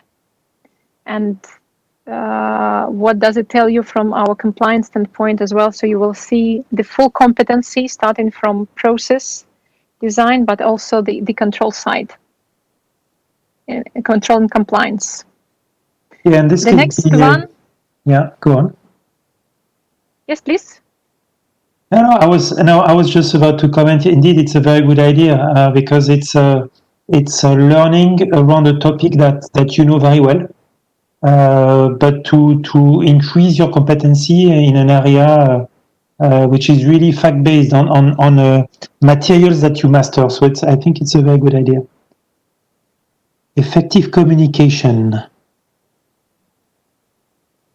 So yes, I see two things here. Trying to list some golden rules with tips. It's interesting because in one of the training we have for finance directors, it's indeed one of the section we have, the do's and don'ts, we call it. The do's and don'ts of effective communication when presenting financial results. I think that's a very good idea. And happy to have a copy of the golden book when it's done. And and seeking the expertise of the ones which are experts in our organization, like GS, for sure, to enrich the book and give some more tips. Yes, indeed. I like that one. Yeah, and many other functions would be highly interested to have this golden book as well. I'm so sure. Okay, then the next one is about strategic thinking. Probably we can also break down the comment because I see that it's not fully on the screen. So the idea is to introduce the topic with workshop and e-learning. And then we need to see what comes next.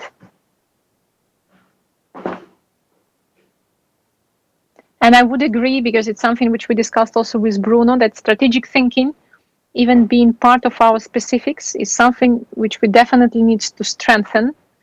And the text is carried on 2 down. So Roger's put another one in 2 down. That's the second part. Yeah, then yes, I can see it. And participate in strategy in the business unit. And potentially other companies to come up with strategic 3-year plan for CBS. Yes, very interesting idea, because definitely strategic thinking is one of the attention points, I would say, and one of the priorities for our learning activities. So we already put it for the next 2 years as a learning priority. Great. Then. Yeah, accounting. So live my life through on-the-job development. Temporary to join the task for other department like financial control, treasury tax, to help them with this task and learn from it.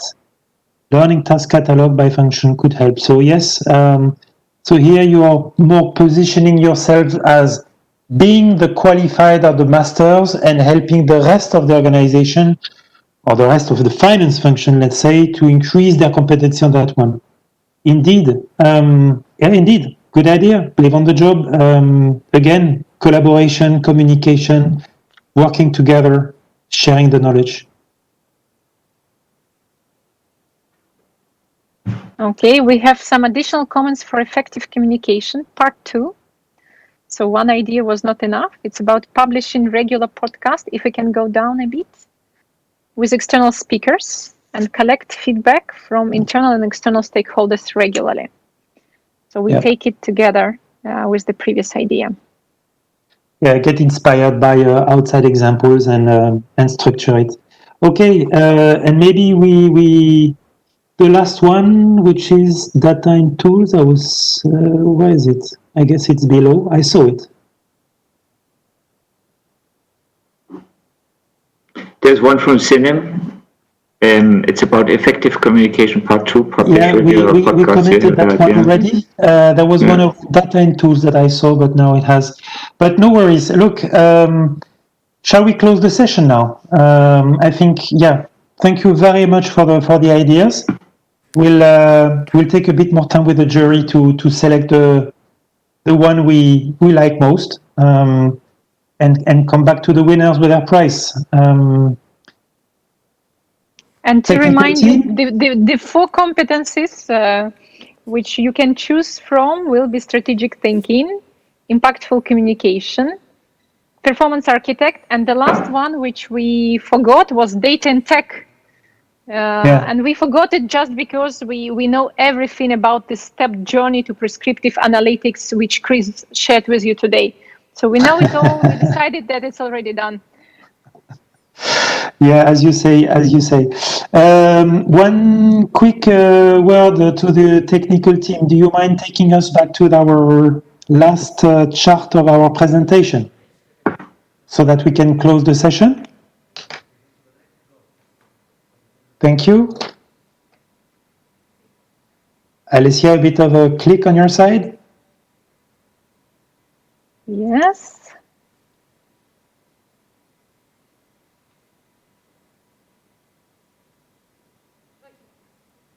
It was too fast. Okay, so look, I'd like to close this session with a very simple illustration. What you see in the upper left corner of this chart is an iron ingot. So it's a bar of steel, freshly out from the steel mill, okay? The value of this ingot is roughly 100 euros. Now, if you turn it into horseshoes, upper right part of the chart, I guess you've recognized, its value rises to 250 euros. If you decide to turn it into sewing needles, bottom left, its values becomes 70,000 euros. And if now you turn it into gears for watches, its value becomes 6 million euros. So yes, from 100 euros to 6 million euros. Conclusion, key takeaway. Value is a little about what you can achieve today, but it is a lot more about what you can learn to achieve tomorrow. So please, I hope this session convinced you to work out your professional skills, your behaviors, and your posture so that you develop your potential to the max. And this is what we need as a finance function. Thank you all for your listening and contribution. Specific thanks to Juan Carlos for giving us the opportunity, and to Ralph for his time and support in preparing the session. All the best for the rest of your day. Thank you. Thank you very much. And we are staying with you to support. Indeed. Thank you very much, Bruno and Alessia, for this activity. And thanks to all the audience for the proactivity and the interaction. You are making this possible. Even we know Danone Matrix is a digital information, and disconnection, it is not an option. We are a physical reality. We now have an hour and a half to eat and to add energy for the next activity. There will be surprises. See you, Danoners.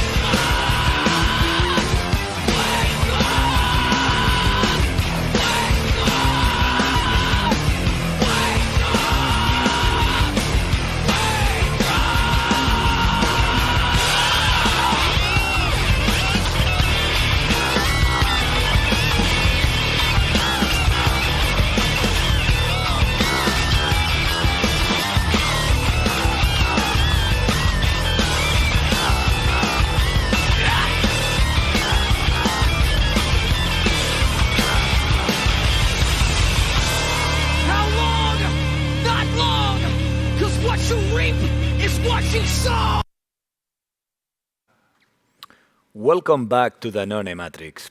Have you recovered your energy? The game starts. An interactive game to prove that you are the best Danone Matrix agents. Let's introduce our colleague Fernando that will explain you what it is all about. Fernando, all yours. Hello, everyone. Welcome to this new Matrix experience, the Danone team. Yes, this is going to be challenging for the next hour. Let me explain to you about what's going to happen in this challenge of ours. Next, please. Yeah, we have a serious problem, guys. I mean, we have a hacker, an evil hacker that got inside, trying to attack our matrix, and we have to unlock this attack. I need your assistance to help me out with this. Let me explain to you about how to do it and how to solve these missions. Next, please. Next. Yes, so we have around 40, your mission will be next, please. Yeah, the matrix needs you. The objective is to overcome the highest number of missions before time runs out. Of course, this is a competition and a challenge. That means that the team that solves the most missions and makes fewest mistakes win. Next.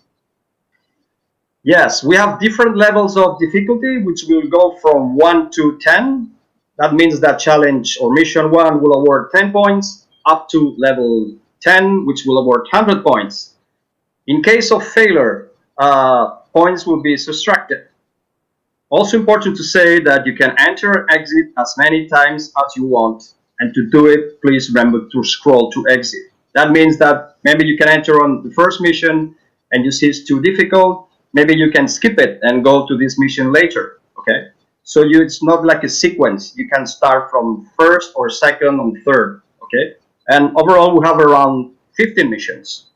If you find a mission too difficult, of course, sometimes it's very, very difficult, you can buy a hint. And this hint will cost you some points. Not much, but some points, okay? And also important thing to say, more focus on the pros team, is that most of challenges can be solved simultaneously. That means maybe some of the missions can be do it together, but maybe in some cases you can split the work.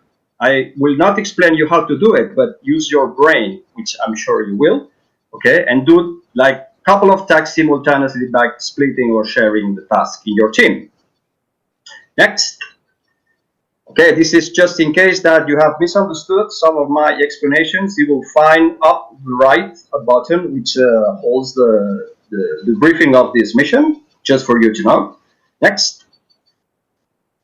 Okay, this is an example of one of the missions. You will see always on your left part like an image or video, and then on the right you will have the name of the question.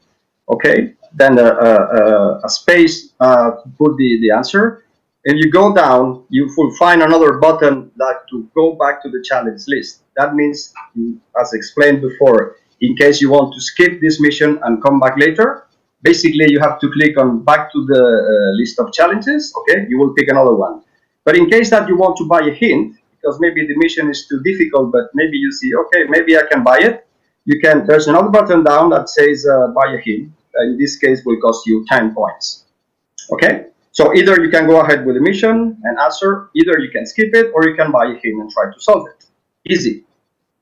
Okay, next one. Okay, basically in the game you will have on average like blocks of 5 missions. This is an example. You see the name of the mission, and next to it you have the level of difficulty. And once any mission is completed, this will disappear and you'll have a new one appearing on your game link. Next. Okay, this is addressed for the very, very pros teams. In that case, that you have completed the 15 missions in the time that we provide, but you want to take like more points, like bonus, special bonus. Then we have just when you finish the other basic challenges. In that case, you will see like we have like some special missions which are marked with a star icon. In that case, you can get more points until the game ends. And finally, you will have like a final mission, which awards the most points of this game, and in a way is a kind of a mix of the previous missions. Okay, so be sure that you go ahead with all the missions in the time that you provide. Now, this is very important now. Once everyone is in the corresponding meeting rooms, the captain will share the screen with the game link and select the option movement and video. This is very important. We have sent all the captains the game link. So basically, he or she has to activate sharing screen and then click on movement and video, because we have a couple of video and audio missions that are important that you activate this functionality in your game. Okay, and then once the captain will ask everyone is watching the game and watching the screen, in that case he can start the game. We're almost done now. Next one, please. Okay, so this is it basically. The captain will share the game screen. You know already your team names, and this is correct. So write the team name that you have been signed when you start the game, and that's it. And basically just to click on play and enjoy the experience. Okay, so we're finished. Yeah. So now we will be transferring you to your breakout rooms, and I leave you with Jordi Nexus. It's going to explain you the final steps before the game ends. Jordi? Very much for Fernando. Well, this is gonna begin, and the way we will do it, it's so easy. Again, we will go all together in 3 steps. The first step is to enter the menu agenda on the website. You will see it next to me in no time. It will appear here just for to be clear for everyone. Next step, it will be look for the session team building activity. We have another slide where you can see the button to click. It is so easy. This is the second step, and now we go to the third step. The third step will be to take a pill. Yeah, as you can see, to take a pill, red or blue. Once you take it, you will wake up with the members of your team. Don't lose a second. Now it's time for action. Let's go and good luck.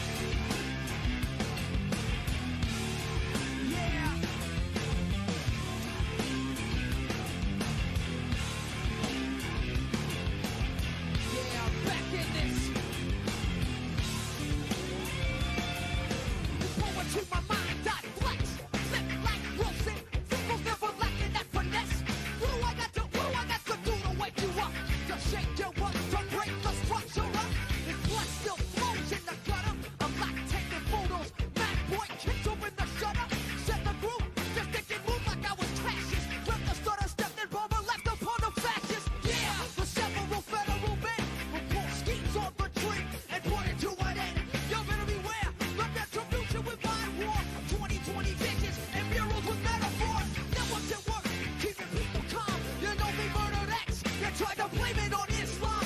He turned the power to the have-nots. Then came the shot.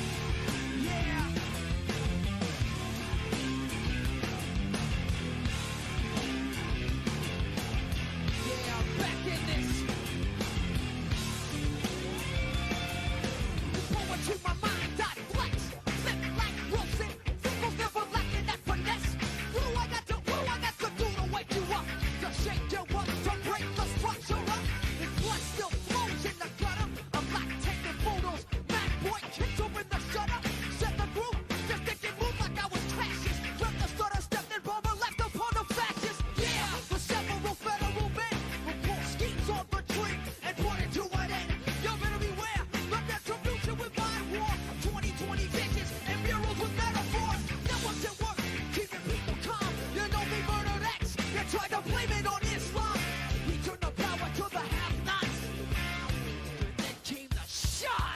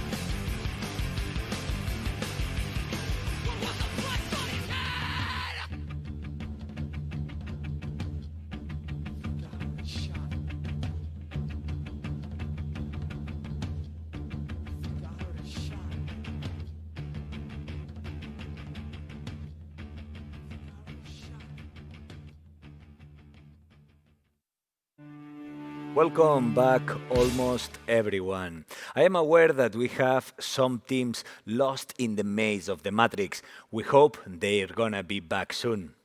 I can see that all of you, the ones that are here, are perfectly qualified to become Matrix agents. Well, now I have to explain you something. This morning we had some issues about connectivity. As you know, Matrix is expanding and we learn all the time. We solved one thing that gives us the possibility to connect with Peter from Warsaw. So we will welcome Peter to the stage. But not only that, also Peter, we would love to listen your conclusions from this first day of the new reality. All yours. Hello, everyone. So my name is Agent Murphin, Peter Murphin from CERN, and basically, yes, I got lost this morning in our matrix, and Juan Carlos was kind enough to find me and guide me out here to speak to you all today. So thank you very much, Juan Carlos, for stepping in as well at the last minute and basically showing that we are an agile team and that we can support one another. I'm very happy to have a chance to give a conclusion or to give some insights. That'd be my insights. I'm sure you guys have got your own as well, but I'm happy to share them with you today. The first thing I'd like to do is just once again welcome Africa. It's the first occasion that we've had a chance to be in the expanded zone. It was really great to see how some of the business are developing, to get some more insights into that, and to really see how we're using technology. And really there was a very inspirational video and talk. And yes, Falake, your passion and your belief in this technology has certainly opened my heart and opened my mind, and I'm sure it's done the same for some of the others in the meeting today. So very well done, and thanks for sharing that and giving us that inspiration.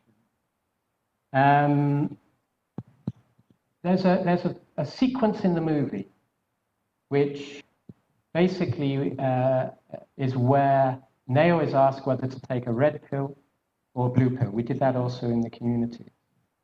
And on reflecting and seeing that and reflecting the day to day, I just wanted to put an observation on that and say that I think that I've already taken the red pill. I took the red pill when we decided to join the business services.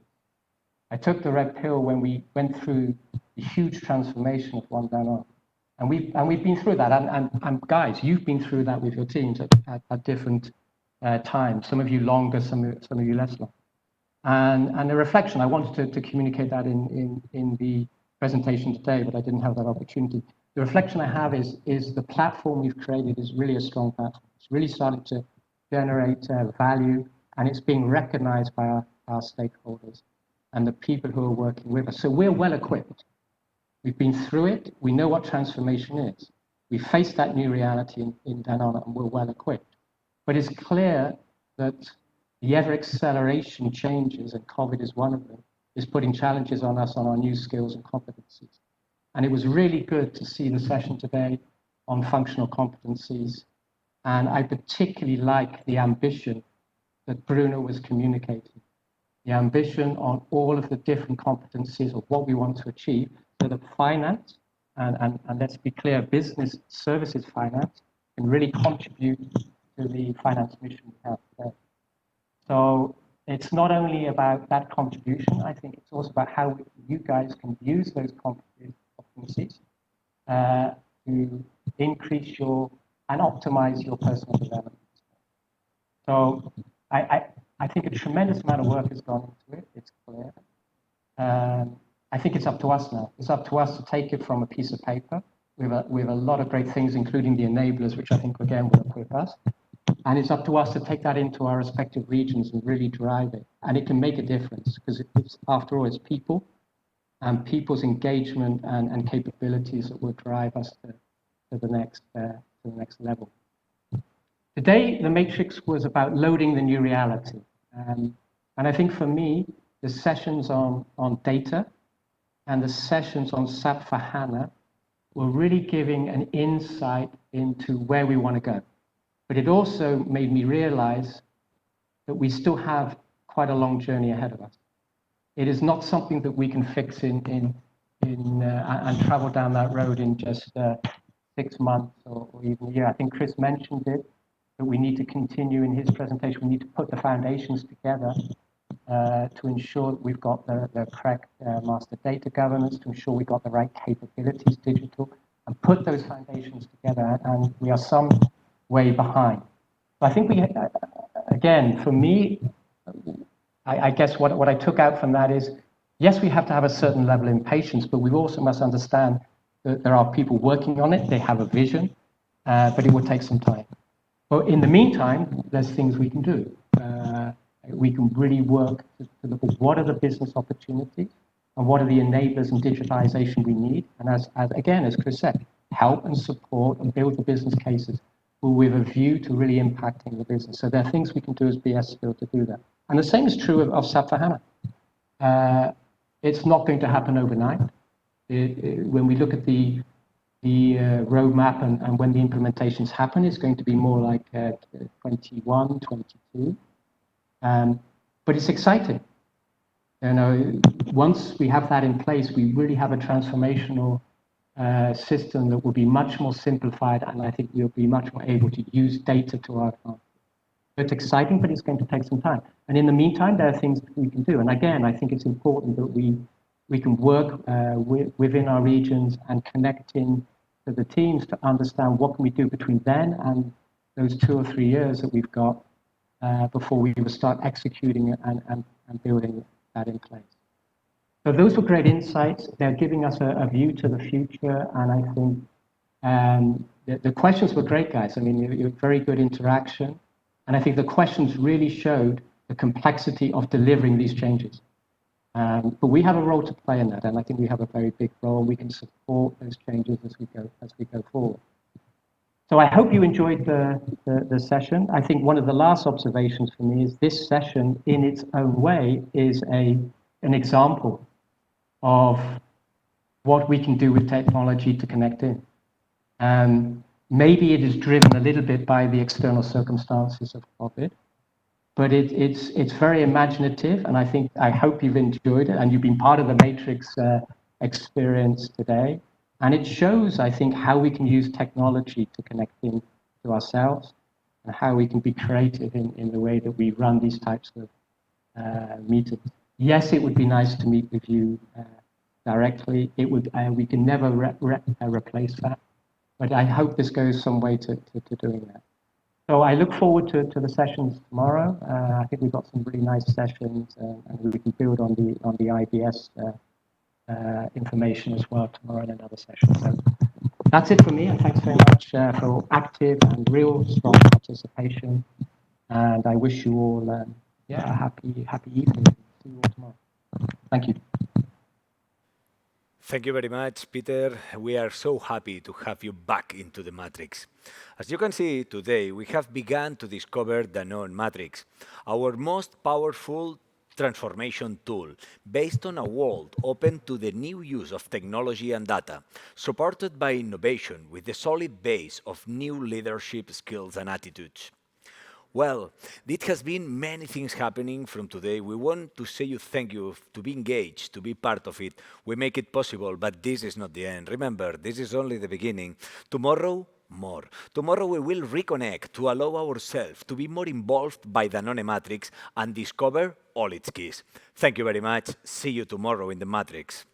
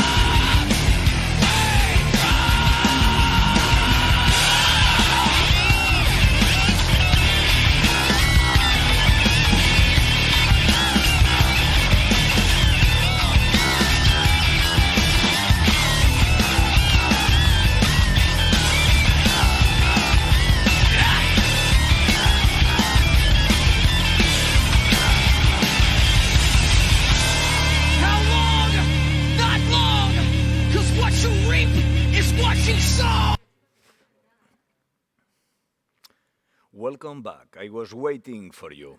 Danone Matrix was waiting for you. Yesterday, we analyzed our evolution since our last agents meeting, the status of our ambition, the keys and the strategy of the company, as well as two of the main axes of transformation of the future years. Data and technology, together with the interesting information of the SAP evolution. We took part in Danone Matrix surveys to improve it and found out what this new reality means for Danone ZBS, the business roots in Africa and the future to come, all reinforced with the session on our financial skills. And even more, all of you were part of the training to become agents of the largest network ever created by the company. All these and more in just one day. What will happen today? Are you ready to enter the matrix? Well, let's begin. Remember, disconnection, it's not an option. We are more connected than ever. I am in Barcelona right now, but the next agent comes directly from China. Melvin is the leader of our network in China, Japan, and Oceania. You have a message for us. Is that correct? All yours. Morning. Good morning, Europe. And thank you for inviting me to your conference. Really happy to join you guys from China. I really amazing with this connection. Technology make our life difference, and it clearly actually being reflected in our vision that we are going to move forward in the finance community. Digitalization, what we want to do in Danone, how we want to transform our CBS organization. And over this, I see how the whole organization actually transformed over the last, 3.5 years.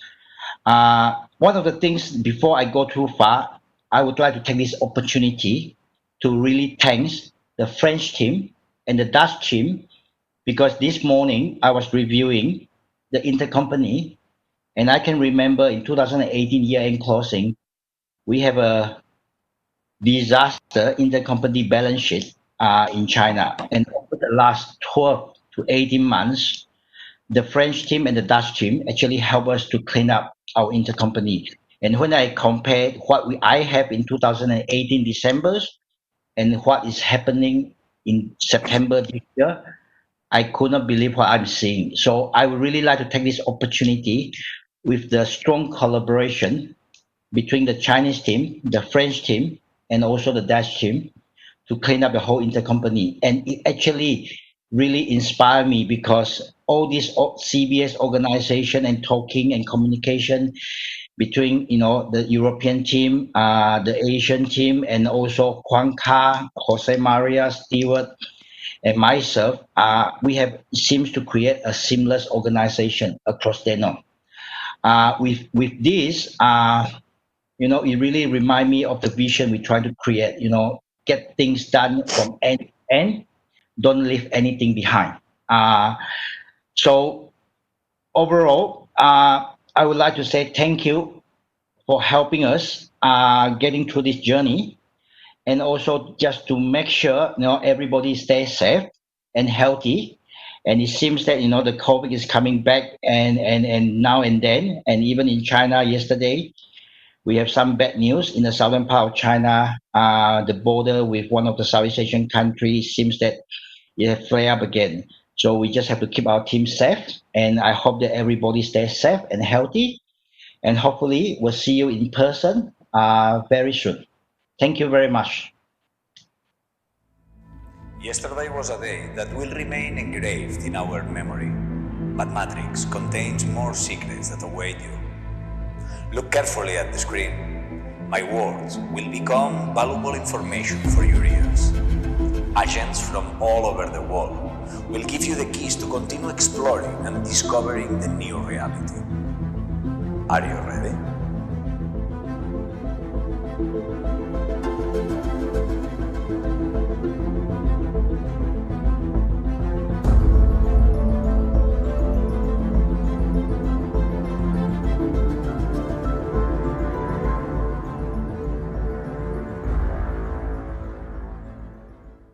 course you are ready.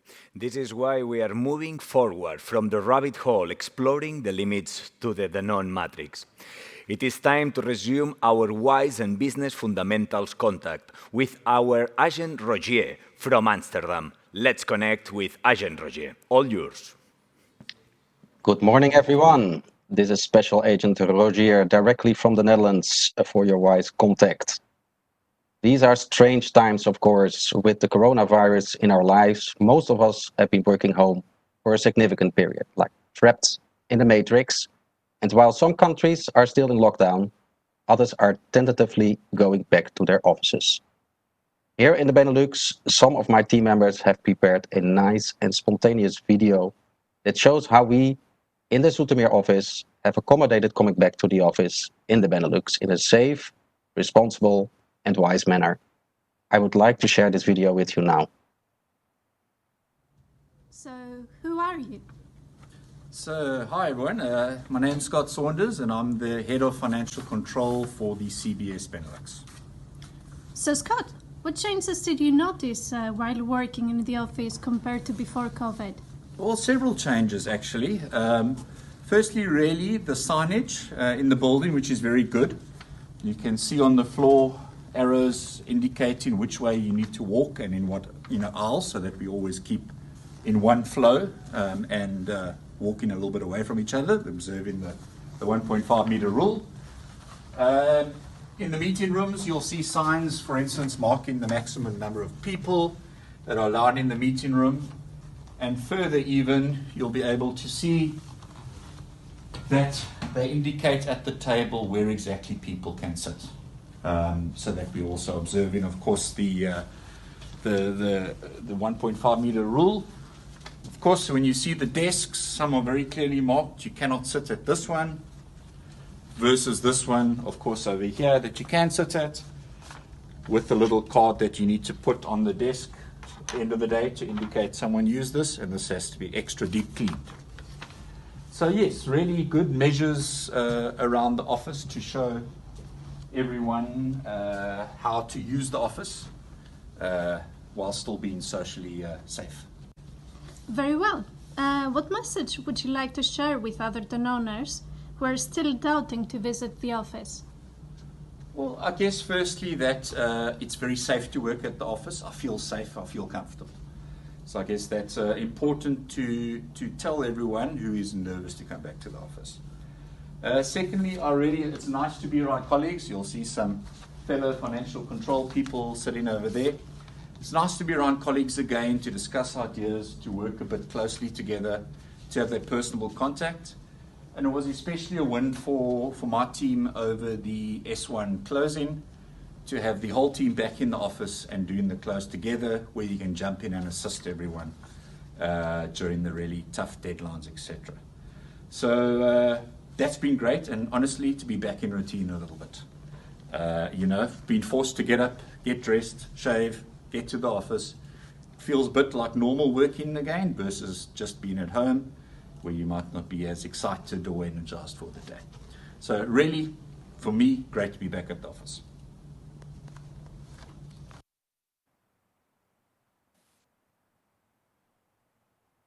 So thank you for watching. I know the applicable measures will be different for every country that is participating, for each country that is participating in this event. And please do observe your local guidelines that are applicable. But nevertheless, I would like to share some of the takeaways and from this video and our coming back to the office experience here in the Benelux. First of all, office is for us a safe environment, especially if everybody respects the safety measures and maintains the required distance. Of course, we have limits to the maximum number of people or team members that can come back to the office, but once observed, it is indeed a safe environment. We need to respect the individual concerns of our team and cannot force or require people to be back at the office. So this is all on a voluntary basis, and people have to feel comfortable to be back in the office. As such, we are encouraging our team to come back, sharing the positive experience with the majority. And the majority has had this positive experience being together with their fellow team members, as Scott was saying. Think about the social interaction, training, onboarding, on-the-job training, and going back to a certain routine. In the Benelux, we have created certain rotation touch points where each of the teams will be in the office at a different day, so that they at least can be together and have this interaction going on. Although we are still very far from our new normal, we are acknowledging that the more flexible working and office times will probably be here to stay. Thank you very much.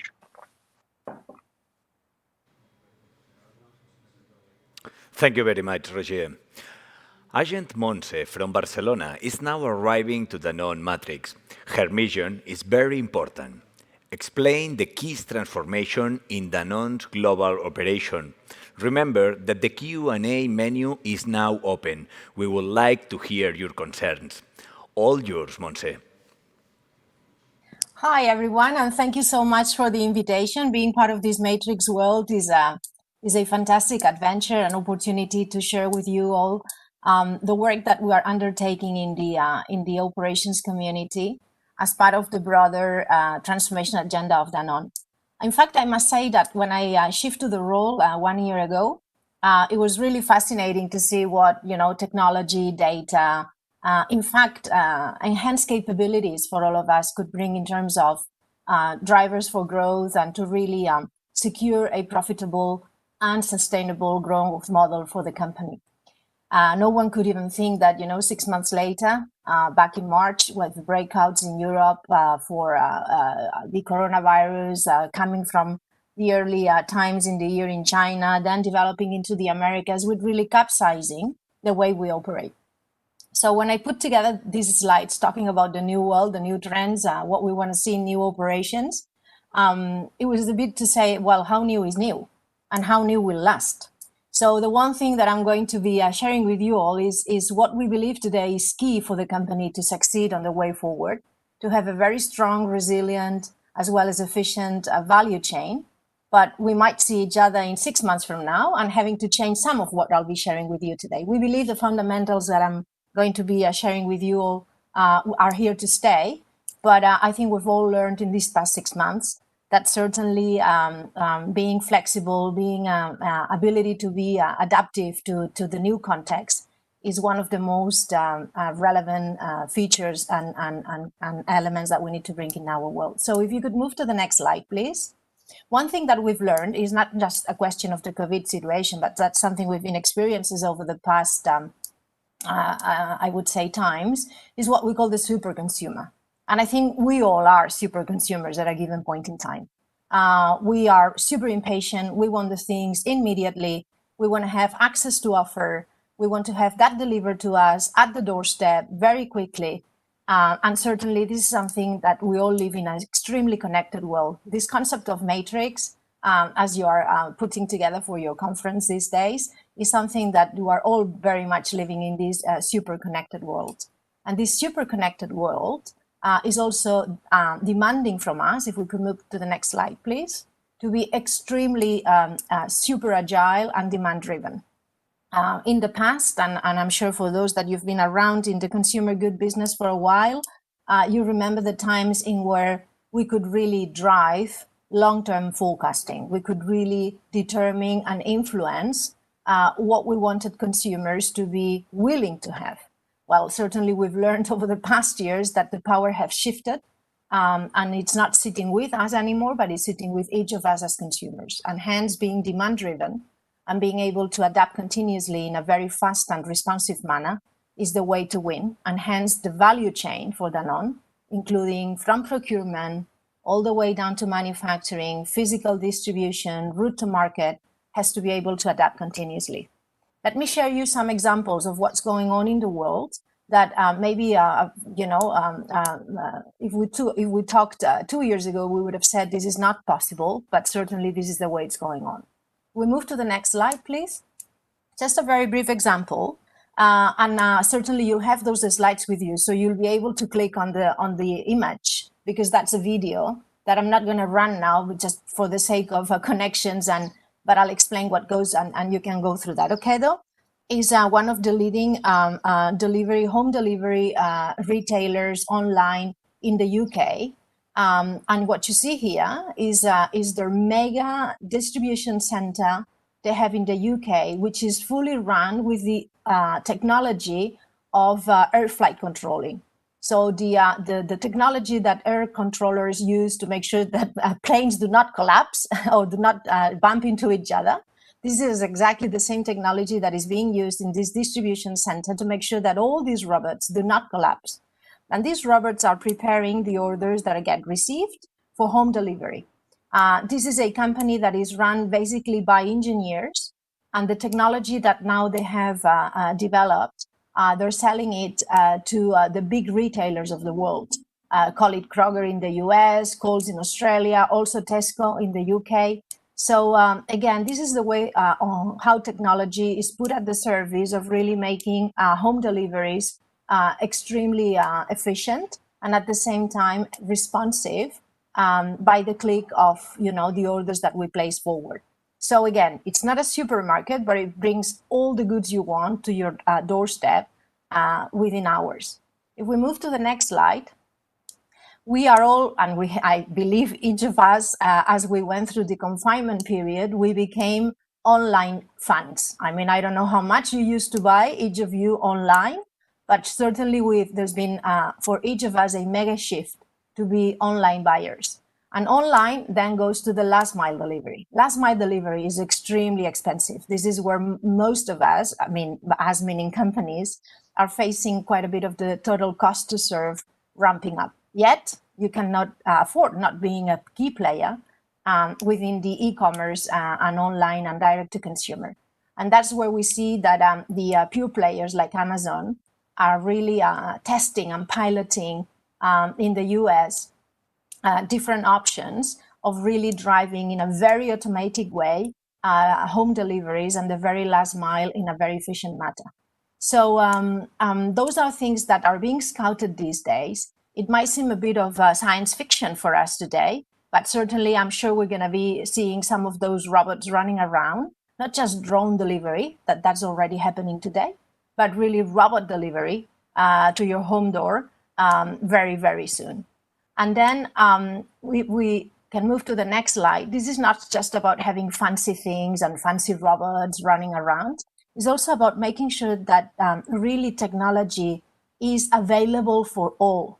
That is the beauty of technology. We see that in many parts of the world. If we take Africa, you don't have a line of, let's say, a massive network of line communication, but you have a massive network of mobile communication. I'm saying that because, for example, this is one of the key things. Alibaba, #1 retailer, online, massive development, and more to come. And here our Chinese colleagues could really tell us and teach us a lot about that. At the same time, China and many other countries like Indonesia, like Mexico, like Brazil, you have the proximity channel being the #1 way or the #1 channel to reach your consumers.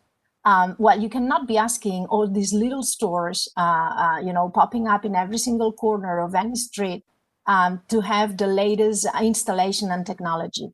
Yet we can make online management of their business in terms of order management, stock management, dispatching, very much at a glance by very little applications that are easy to run. This is the other thing that technology brings. Should not be an entry barrier, and you should not be a kind of an IT expert to be willing to really benefiting from the power and the unlocking opportunities for growth that technology and data brings to you. So all those three examples you see are very much really looking at how to really serve this super consumer, the super consumer that we see every day and that is really here to stay. And that's really as whatever we want to call it, the new norm, the next norm, the whatever norm, with COVID or without COVID. But this is something that we have to make sure that we really integrate. So what is it for us in Danone? If we could move to the next slide.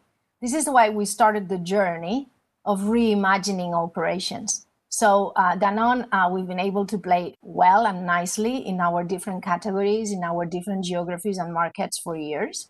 But really, that's not enough today. And that's something that we really need to step up and or to really change. I mean, sometimes it's not just about moving into the next operating platform, but really looking for a new operating platform. And this is what we've been doing in the past times through shaping, developing, piloting experiences until we've come with what we believe, if we could move to the next slide, bringing that impact that matters. I mean, we know we've been saying for years that we need to be having a sustainable, profitable growth model.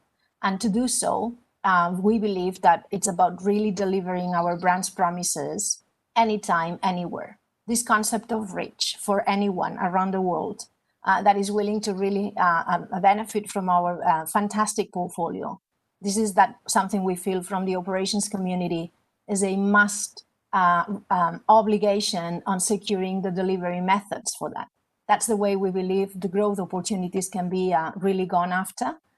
This is about delivering really value, so really making it happen from design to deliver, and at the same time with the very strong commitments and convictions the company has when it comes to the purpose that drives all of us through the One Planet, One Health vision that we want to bring everyone around. So under these circumstances or under this context and taking all that into account, if we can move to the next slide, please.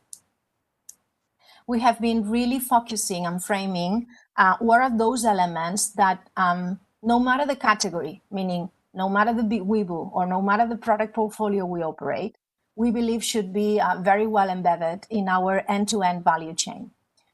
Looking just, let's say, from a silo approach of operations will not make the difference.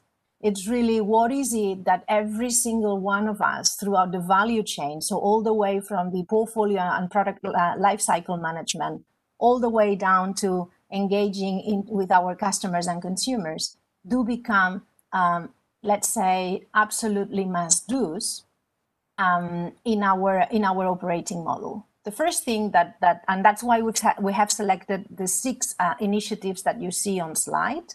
And also we've all focused these initial efforts in some geographies where the value generation or unlocking the contribution will come first. We all know that the coming 18 to 24 months are extremely, let's say, critical for all of us when it comes to a financial performance standpoint. So we have to be extremely selective on where to allocate the resources to unlock the max generation and the max contribution to the P&L of the company. And we want to do that in a way that can be scaled up in accelerated mode. So that's the roadmap that we shared with the COMEX 2 times in May and in July this year. In May as part of the Strat Week, and in July to share with them the scale up and roadmap for acceleration to make sure that then we can get ready and start delivering the impact as of 2021. I'll briefly share the 6 initiatives with you, and I'll be happy to take any further comments and questions either today or anytime as we can connect tomorrow, in the future, sorry. The very one thing that we want to make sure that we make a step change and we benefit the power of data and technology is in what we call smart planning. Smart planning aims at having better and faster planning cycles from demand shaping all the way up to upstream procurement. Smart planning means that we are going to be data-driven, demand-driven, and we will benefit from the massive, let's say, available data that goes all the way to shape the, coming from the consumer habits that really we can tie back to our demand drivers. And then by truly understanding those demand drivers, we're able to get stronger insights to help us plan demand and work hand in hand with the commercial teams for a demand generation model, which is stronger than the one we have today. I'll illustrate that with a little example from the pilots that we're running in Europe these days. Our teams, for example, EDP in one of our main countries in Europe, planning team was having in the long-term forecasting at customer level, national level, they could only generate, given their capabilities, 800 combinations that could then determine the main elements for forecasting on the long term. Long term is up to 18 months. So when we really want to work on our rolling forecast horizons and to really be as precise as possible. The capacity we had as humans with the tools we had was 800 combinations per customer at national level. With the data analytics and algorithms that we're testing and that we're going to go live end of this week, we've been able to generate 45 million combinations for every given customer. So as you can imagine, the capacity that we can unlock in terms of generating new insights is really, really strong. And hence, then we should be able to be extremely good and better at forecasting, which is something that we know is the heart of really being able to then properly perform in terms of the right resource allocation and to really make the right call from a business decision-making standpoint with a stronger GPS. And that's what we call the better planning. Let's assume we've done a fantastic job when it comes to demand shaping and to demand generation. Then demand fulfillment is the name of the game. If we generate fantastically that demand, but we're not able to fulfill it, probably we're helping our competitors because we are increasing the, the awareness of the category, the relevance of the category, but we're not able to fulfill that existing demand, and hence someone else will come to fulfill it for us. So once we cannot just work on the demand side of it, but we also need to work on the supply side of it, and hence supply planning is very much an element in which about the right resource allocation, sourcing allocation, production execution, the right mix between in-house and outsource. So really how you properly plan, for a faster planning cycle and supply is key. And then we can take it all the way up to upstream planning on how do we engage with our tier 1 and tier 2 suppliers to make sure that then we have an agile and synchronized end-to-end value chain planning. Well, that's the panorama and the ambition that we have. We know that we're not there yet. We're quite far, in fact. And then to really enable that, a technological backbone and the data analytics is key. But this is only one part of the component. Then the beauty of this transformation comes with the new, capabilities that we need our planning and business teams to have, and the new GPS process and enhanced GPS process that we need to have in place. So that's what smart planning is about. Second piece, as you saw in the examples in terms of last mile delivery, you see that physical distribution, warehousing, transportation, obviously is not just a question of being efficient. It's just a question of impacting less on the environment. It's a question about being responsive. It's a question of reach. And certainly, if we look at it only from a very fragmented way, category by category, country by country, we might be losing opportunities to really do better. So on that sense, setting up a control tower that can work cross-category, pan-regional level, so really looking at several countries at once, is something that is also ahead of us. We have some of these experiences already running today in the company. We have it in Central Europe for some of the logistics activities. We have it in Brazil. Again, we have it also for the Evian business in Europe. And that's something that we can really work both internally in Danone, so really by federating our activities, but also with external partners. And that's what the future is also about. It's about rethinking the partnership. It's rethinking the way we can do business with others and we can collaborate better. A little example that we, through the COVID time, went through. In the UK, many of the retailers would not be allowing all your sales force or some of your operators to step into their supermarkets just for, let's say, hygiene reasons and for preventing reasons. Well, in Europe, we have a federation between 4 companies, Mondelez, Unilever, ourselves, and a few others, in which we agreed to really syndicate our sales force. And for example, in some of the selling points in the UK, we would be having one member of any of these companies representing the entire offer of all companies. So if we've been able to do that in terms of crisis and in terms of the pandemic, why shouldn't that be a way of operating tomorrow? So that's what I mean by really rethinking the partnership and how we operate, and certainly things that are non-competing like transport or warehousing, it really opens up for very new opportunities. Now, as you see, we're really looking at every single corner of the value chain, and hence manufacturing cannot be, let's say, out of this game. I'm sure you'll all heard about, what Industry 4.0 can do. It's a kind of fascinating world. So we also need to be very conscious of what are the applications that do make sense for the non. So we're quite selective on building a catalog of solutions that really help us to move ahead when it comes to connected shop floors through the Internet of Things, advanced analytics to help us work better on predictive maintenance, advanced process control, digital twins to help us do engineering simulations in a different way, as well as, what is the use of advanced automation.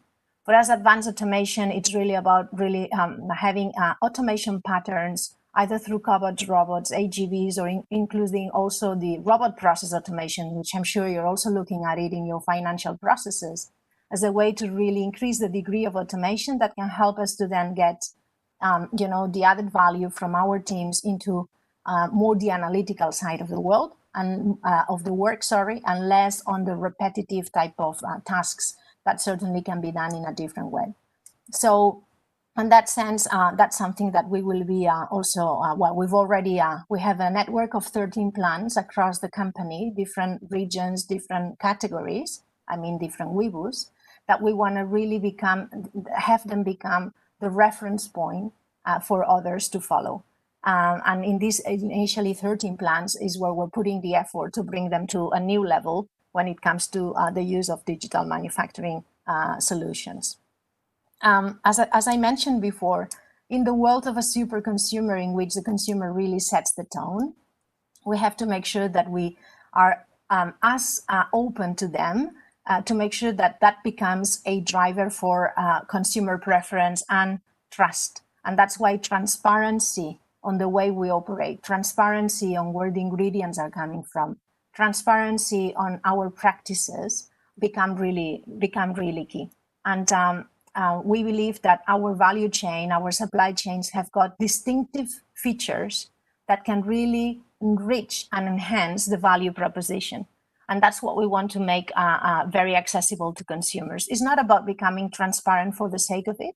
It's about making sure that that can enhance and reinforce the value proposition of the brands.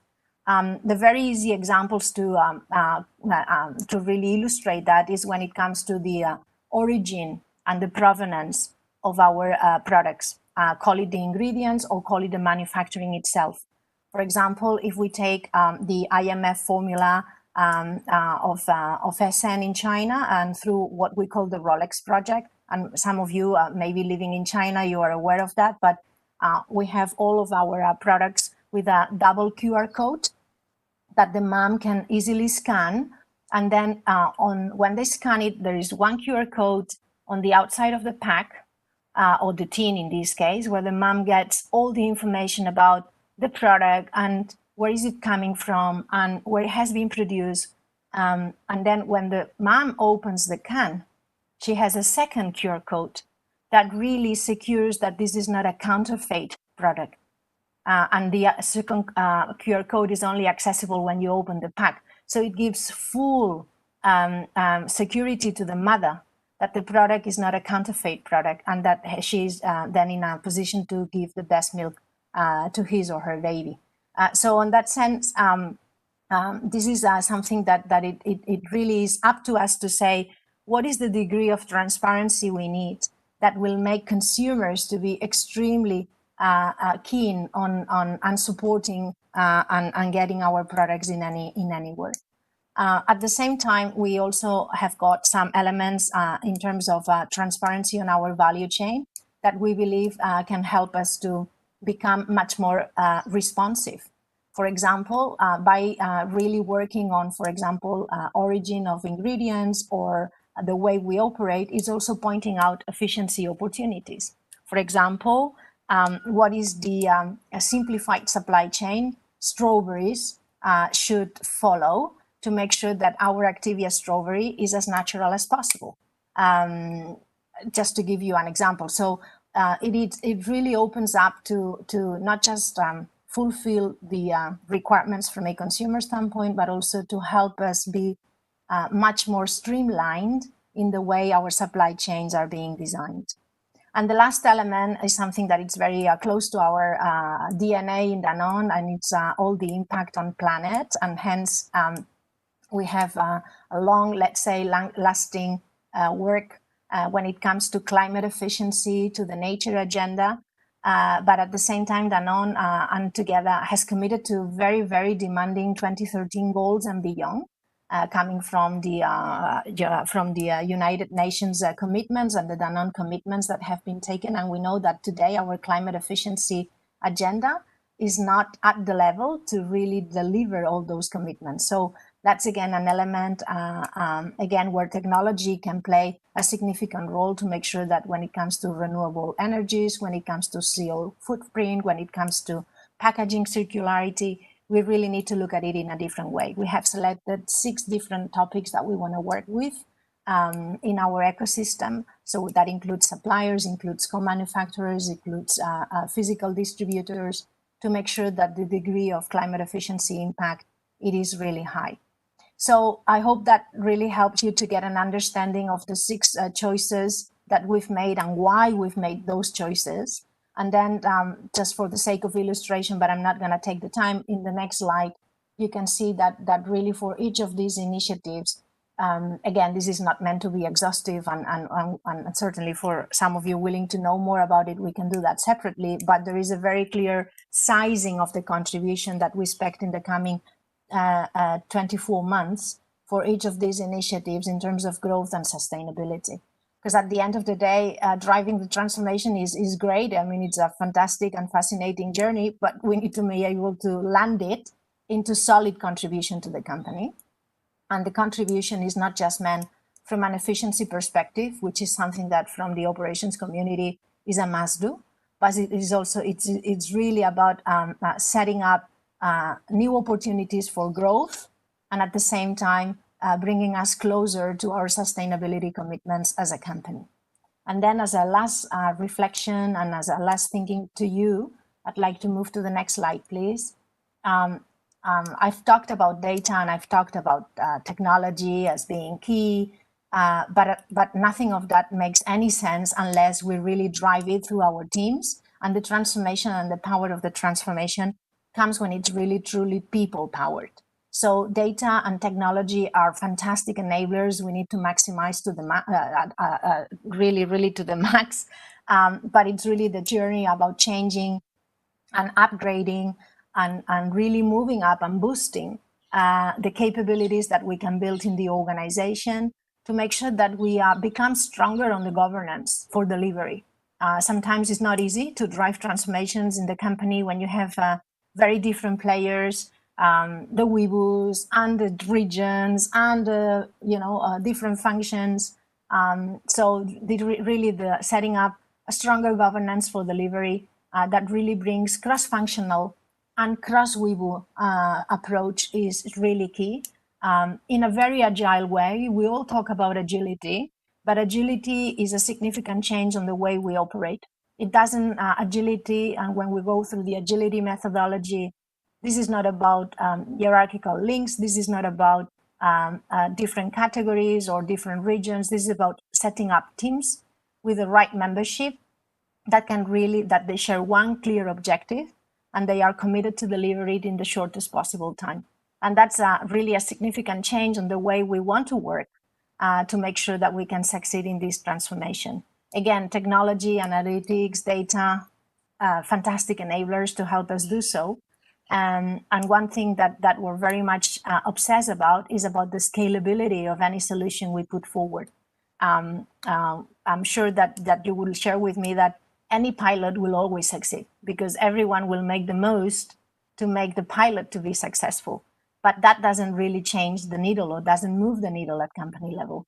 The needle in terms of being stronger, being more resilient, being more efficient, being more responsive will come the day when these solutions are really scaled up and rolled out in a way that really make a difference on the way we operate, and the new operating model can be stronger than the one we had before. So for us, scalability is a number one criteria before we decide to move on. So Thanks very much for your time. If we move to the next slide, those are the main elements that are really part of our reimagining operations. And I'm very happy to, at any time, get any comment, any feedback, any question from you guys. I'm sure, I hope we can reconnect in the future as we get that impact really rolling through our performance and really making Danone a stronger player in this quite change and competitive world that we're living in. Thank you so much for your time today. Thank you very much, Montse. As you know, we have a Q&A. As always, after the appearance of an agent, we want to hear your concerns. Let's see your comments and doubts. Let's begin for the first question, or the first idea. It says like this: maybe we should become a tech company that manufactures food. What do you think about that, Montse? Well, I don't know if we need to become a tech company. I think we are very good at really being a food company. I think this is what makes Danone quite unique on what we bring forward. So personally, I really, we need to stay very, I think food is what really makes us different. And I wouldn't like to be confused or kind of seen as any other tech player or any other player.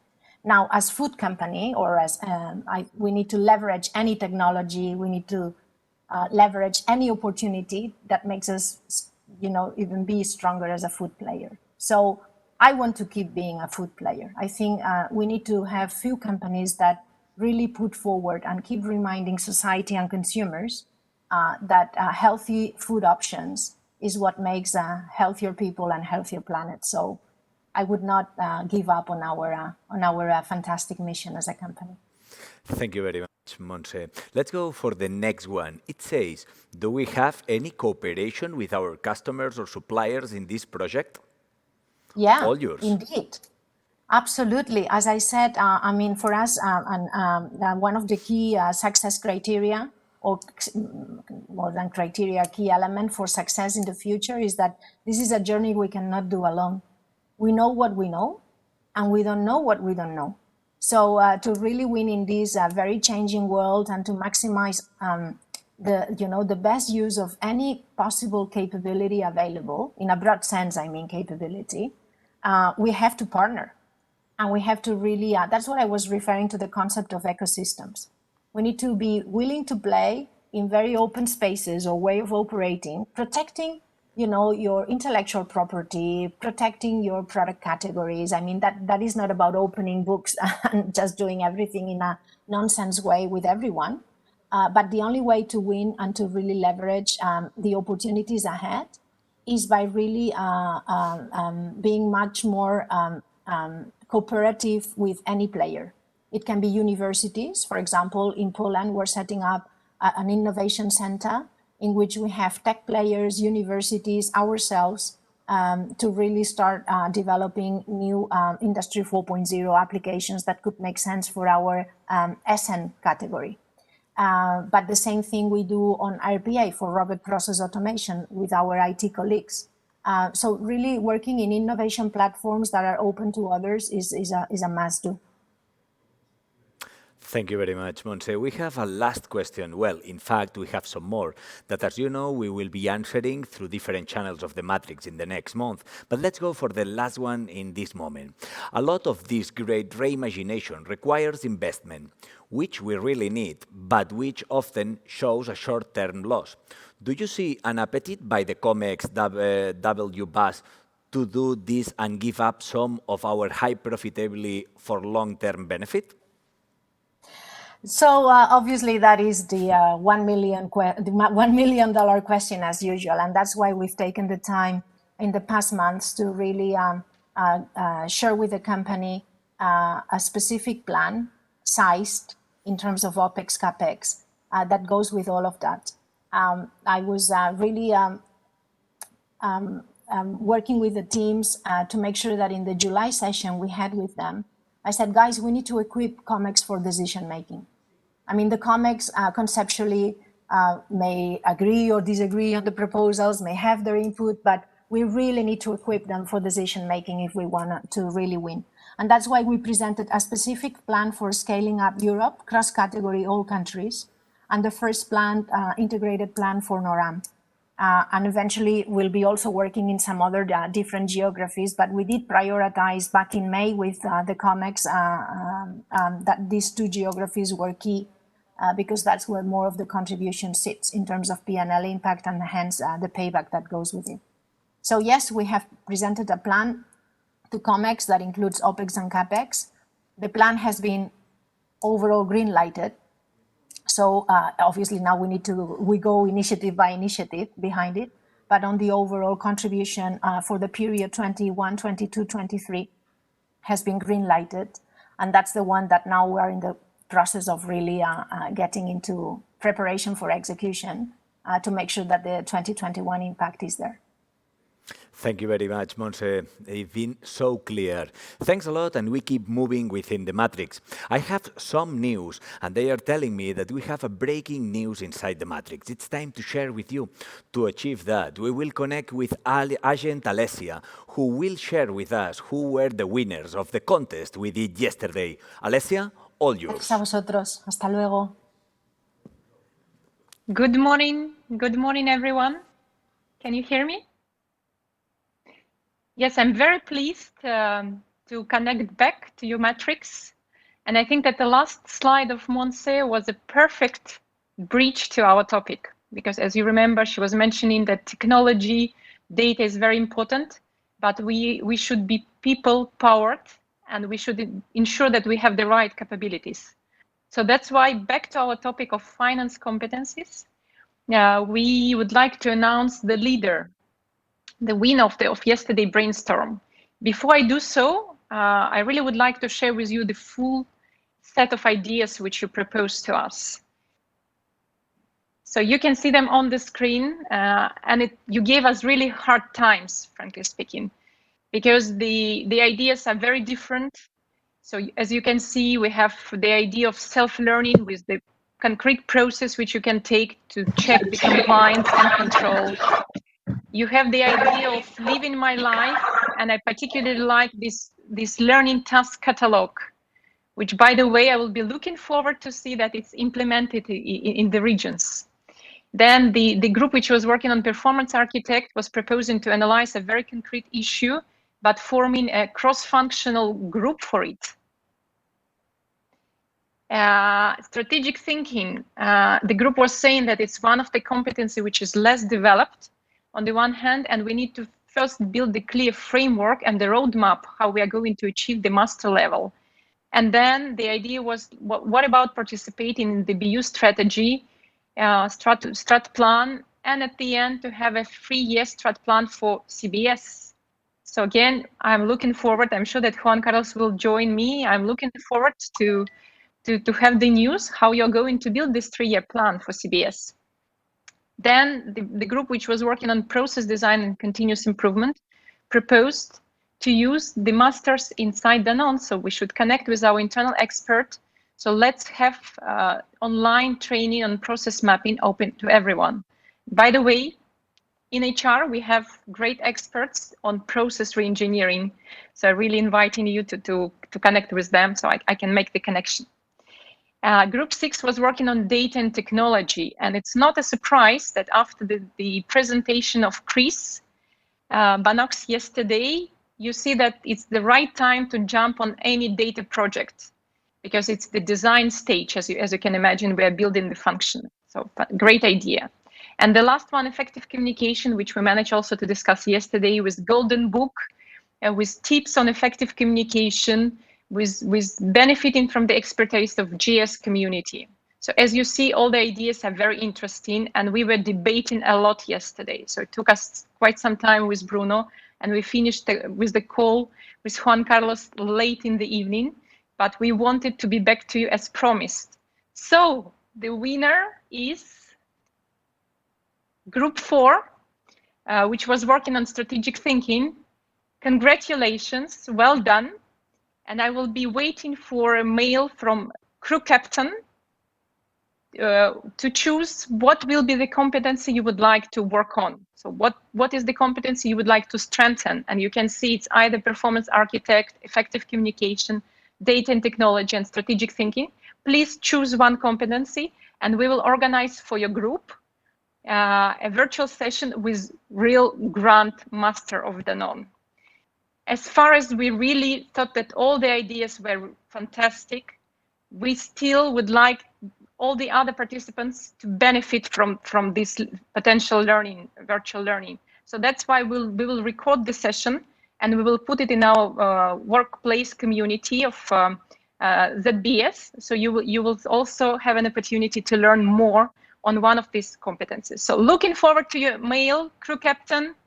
Please send to me what is your preference. Again, congratulations. It was a pleasure for me to connect, and see you soon. Have a nice day. Bye-bye.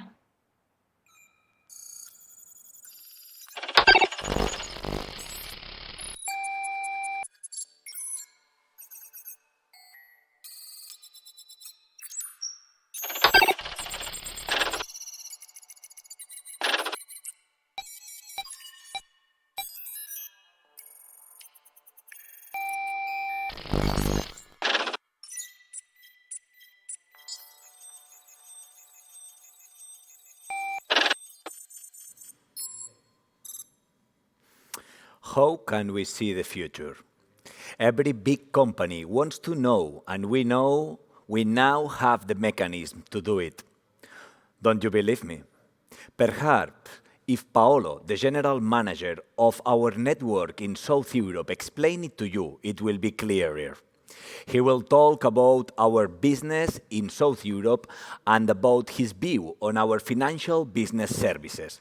I remind you that if someone wants to share anything, you can do it now through the Q&A menu in the app. Use that moment to share your thoughts, since it is very important for us. All yours, Paolo. Hello, thanks a lot. Good morning, everybody. I hope you hear me well. I hope as well my image is well positioned, because I understand that there is a lot of... Okay, perfect. Thanks a lot. It's a pleasure to be here with you today with so many important people. Today, what I would like to share with you, I think I have 20 minutes, is first of all to give you an overview of Southern Europe. Second, to zoom a bit in the business I am working more directly with, which is the EDP one, and then a moment for talking about more about let's say you and me. As probably has been said, today I have let's say 3 roles.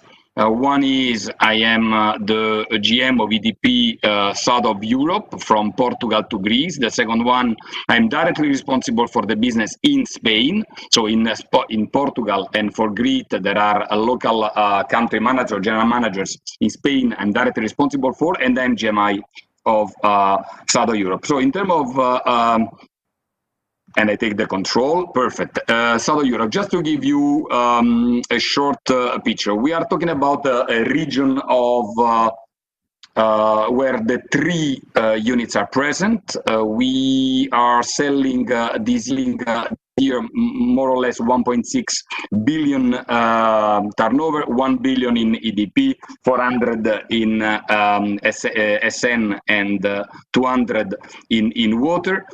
I think we have an acceptable level of ROS, though is never enough. As you know, for example, for EDP, now they ask 10 basis points more. We will see. We are close to 3,000 people, 200 in the CBS, out of which 90 in finance, which is the biggest CBS community. And we are managing, or you are managing with us, 16 legal entities, so we don't get to the complexity of CN, for example, but we are a quite complex region. And we have 8 factories, 4 waters, 4 ADP, all factories, ADP, all factories in Spain. And then for sure, we are interacting with a network of 3 parties manufacturers. No, we are both internal and real third parties. If we zoom on EDP, and I zoom very much on the short-term business, that seems to me the most important one, because I want to share with you a couple of things about how the COVID crisis, both the lockdown and the economics, is both the lockdown drawback, let's say, are impacting our business.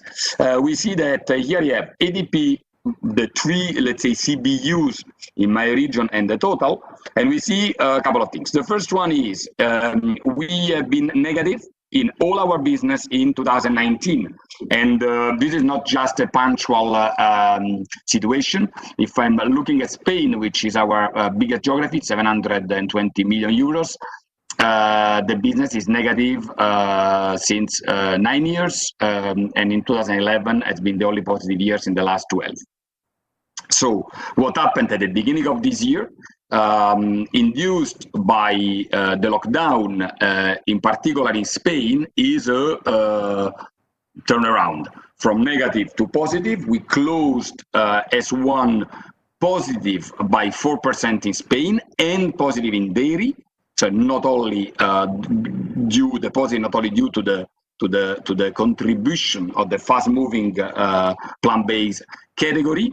We finished positive in greed, with a bigger effect of the beginning of confinement and then progressively an economic crisis that has been impacting the category dynamic, while Portugal, which is one of our few countries where in Europe where drink business is big, half our business in Portugal is in bottle business is big, half our business, the business has been very much affected. It was already not in good shape at the beginning of the year for a couple of let's say crisis with clients, and then has been heavily impacted by the confinement with clear no on the go or very low on the go consumption.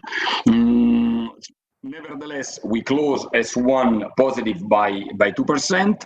July slightly negative, August very bad months. Couple of reasons behind.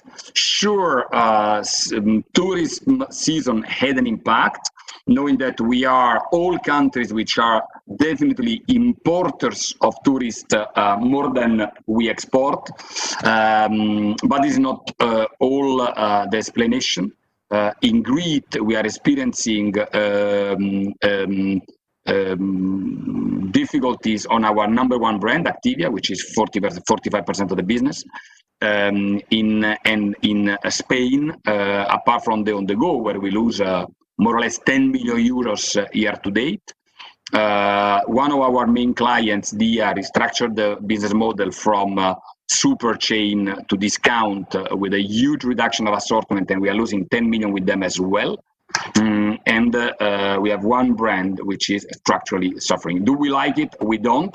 Do we want to go back to growth? Sure. It's more that we want is our obsession. How we will do it? Very simply, I don't go through all this.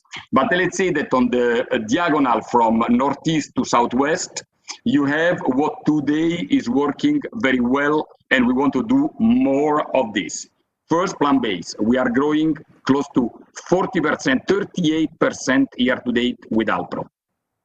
We want to accelerate it. Second, probiotics. Actimel, after being negative for years and years in a row in all my countries, is positive today in all the countries, and we need to double down on it. And e-commerce, which though very small, is very much growing. Second, we can double down on categories where we are not intentional enough today, but that are growing, like indulgence, where we have Oikos, and in Spain as well, strong Danette.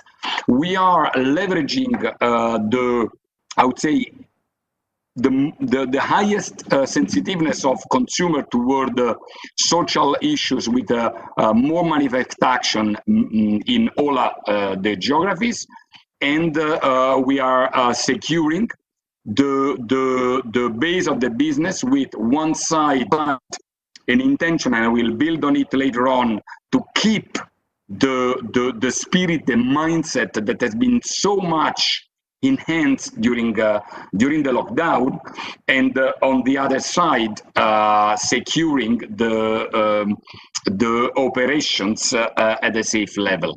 We are very clear on what we want to do to go back winning in top line. And if I'm looking at Spain as an example, again, my main geography, we know very well what we want to accelerate, both in terms of brands, clients, and channels.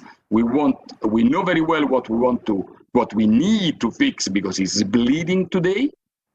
Some will be more at end, brands. Some will be more linked with the environment as well, on the go and professionals. We have a significant business in canteens and restaurant collectivities and so on. And we know what we want to double down. Important is that we are leveraging a couple of enablers that we have. One side, in terms of efficiency, keep moving money from non-working to working, and then more media, less non-working, eventually more digital and more targeted media. We know how consumer behavior shifted during the crisis, and we know which are the insights that will stick and are not volatile, and we are very clear on it, and we leverage those. And you saw this, for example, in the fact that on Actimel, we launch now a formula with more calcium, because immunity is more relevant today, and calcium is very much associated with the immunity benefit. We are nourishing or feeding a war gaming mentality through games, concrete games, where we play competitors, we simulate strat plan of competitors, and we generate insight for better fighting, and as well through this creating the wargaming mindset. Probably is not unique to my region, but if there is something that we need to improve doing in our top line approach, is to read and fight for market share. Let's keep it like this. Then to implement some key project, for example, Touchpoints, which is basically about having the perfect store in every store cluster for every brand and every client. And last but not least, a point on capabilities, orga, and mindset. And I want to focus on it for a couple of reasons. The one is that the main one is that I think that what we intend to do in Spain, in particular, CBU, now can be extended to other scopes. I think the approach can be interesting.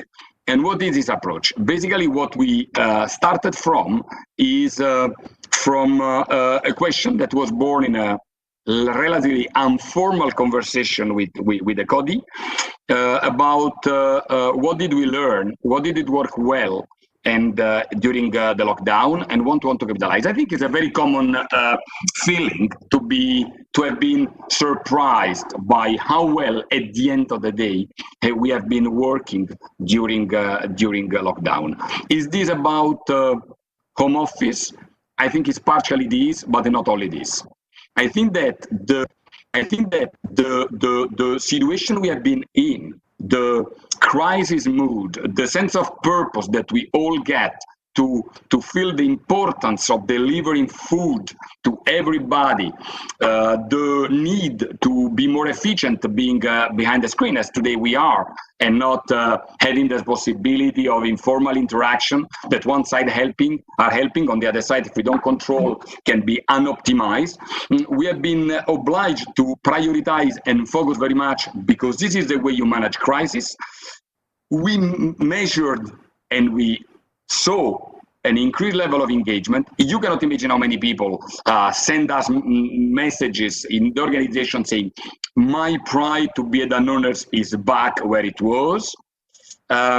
We deliver, or we get in few months to break a lot of silos that were existing in a company for long, and so on and so forth. So I don't want to go through this. But at the end of the day, the question was, what should we do to keep all this while at the same time improve what needs to be improved? Home office is not a solution to everything, and alone and eventually a flexible model that is probably what we will implement in all our scopes is not going to be the solution. So which could be the solution? We believe that if we don't radically change the way we work, even what we have been getting positive during this period will disappear, and we will go back to where we were very fast. We launched for this project that is called Peak Agility, which is basically about to transform the way we work to make it more agile, to be able to prioritize, to execute, to collaborate, to innovate and learn. Peak means these 4 words: purpose, empowerment, alignment, and knowledge. And basically, the project is about focusing on what is called OKR, which is objective and key results, which is to be crystal clear in every given period of time on what we want to reach, what are our top priorities, and which are the results that will tell us if we are there. The second key point is not only measure, and measure is absolutely important, and we know that measure is one of the points where in our organization we can and we need to improve, but it's as well the frequency of measure. The approach is to identify OKRs and to measure on a continuous basis, to measure weekly the result, to eventually incentive quarterly. So it's very much about timing. We measure, we correct, we deliver.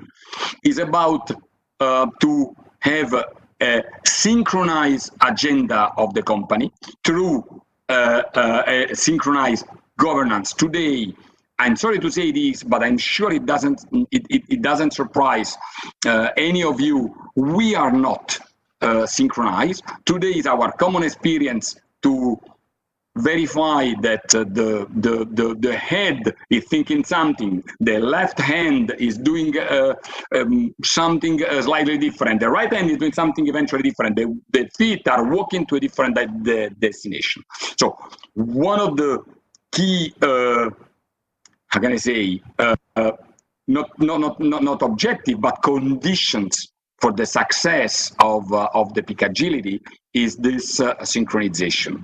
Another one is to make sure we identify the set of skills and capabilities that we need, making sure that we identify the tools that we need in order to leverage these skills and capabilities and to upskill the organization, both capability and digital based on it. The third one, which again seems to be banal, because I think that individually all of us, we consider that we are absolutely not a top-down leader, that we are not about controlling. The reality is not this one. The reality is a lot of what we do, even if not what we are or what we believe we should be, is about command and control. a lot of what we do at the end of the day is about giving instruction, measuring the output. Here, the logic is to be crystal clear on all the above and to empower leaders to deliver. And this is going to be possible among all the other factors because we will have clear results to be measured and clear metrics to tell us where we are, and then the possibility to correct, to adapt if needed. And then, last and not least, to make sure, to understand that this transformation is not an end-to-end. This is a never-ending one. And for this reason, we don't imagine to have I would say, classical approach with, there is a moment transformation, there is change management leader, there are trainers, eventually you train internal trainers and so on. Here the logic is more to have what we call Sherpa, we can call the peak agility champions, doesn't matter, but to have people within the organization that will have as one of their responsibility to spread this new way of working throughout the organization and to support the organization, the colleagues, to make it happen.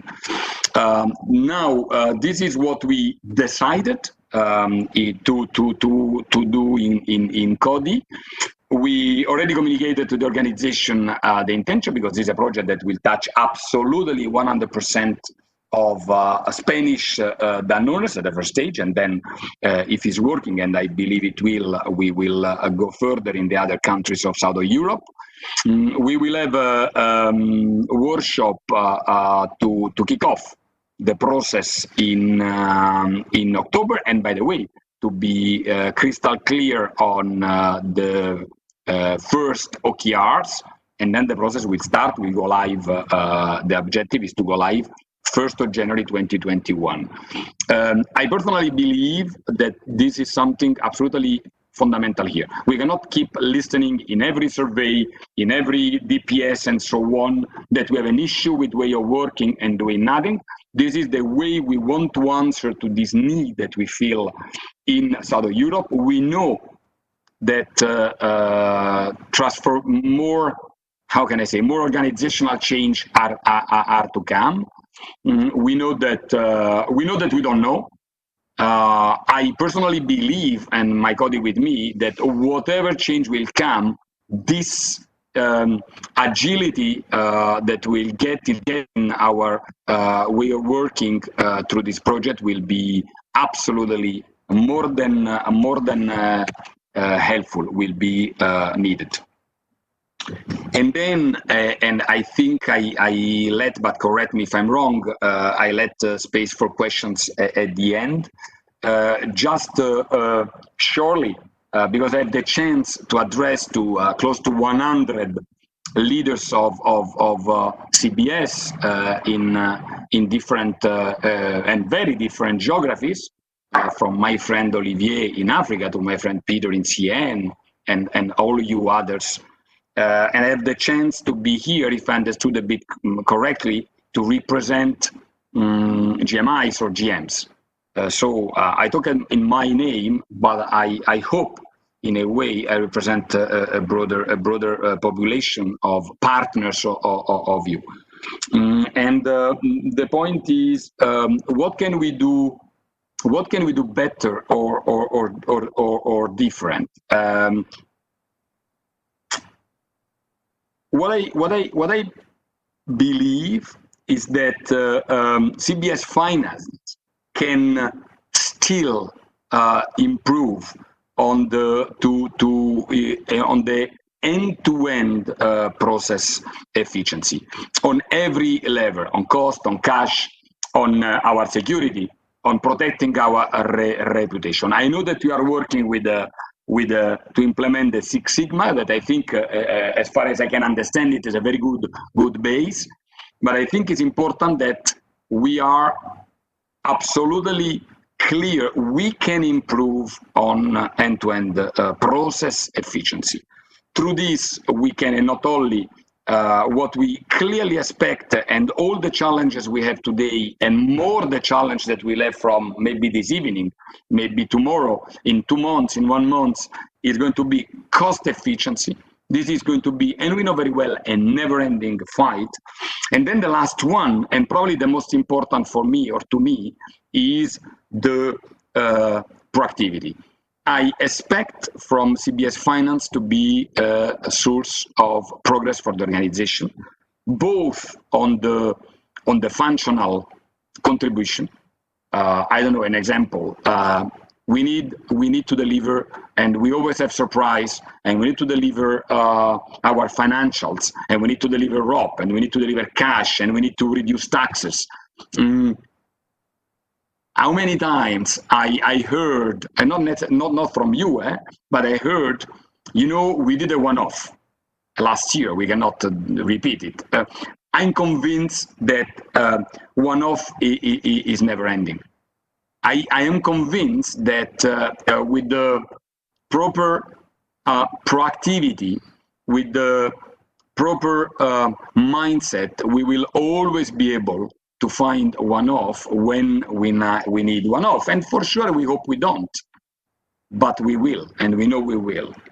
And on the other side, about leadership, I was talking a lot about Transfer because I decided to focus most of my presentation on this Transfer project we will have here. We know that we will keep transforming. We know that we'll be deciding ourselves to transform what we need to transform. We know that we will be asked to contribute to a broader and very likely needed transformation. I believe, again, one side we can be proactive on it, and I expect CBS Finance to be proactive on it.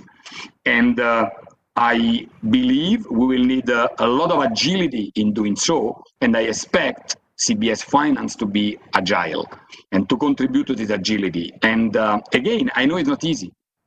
I know in your field of activity can be considered even more difficult. But I don't think that it has been easy to move from a monkey to a stuntman. But this is what happened.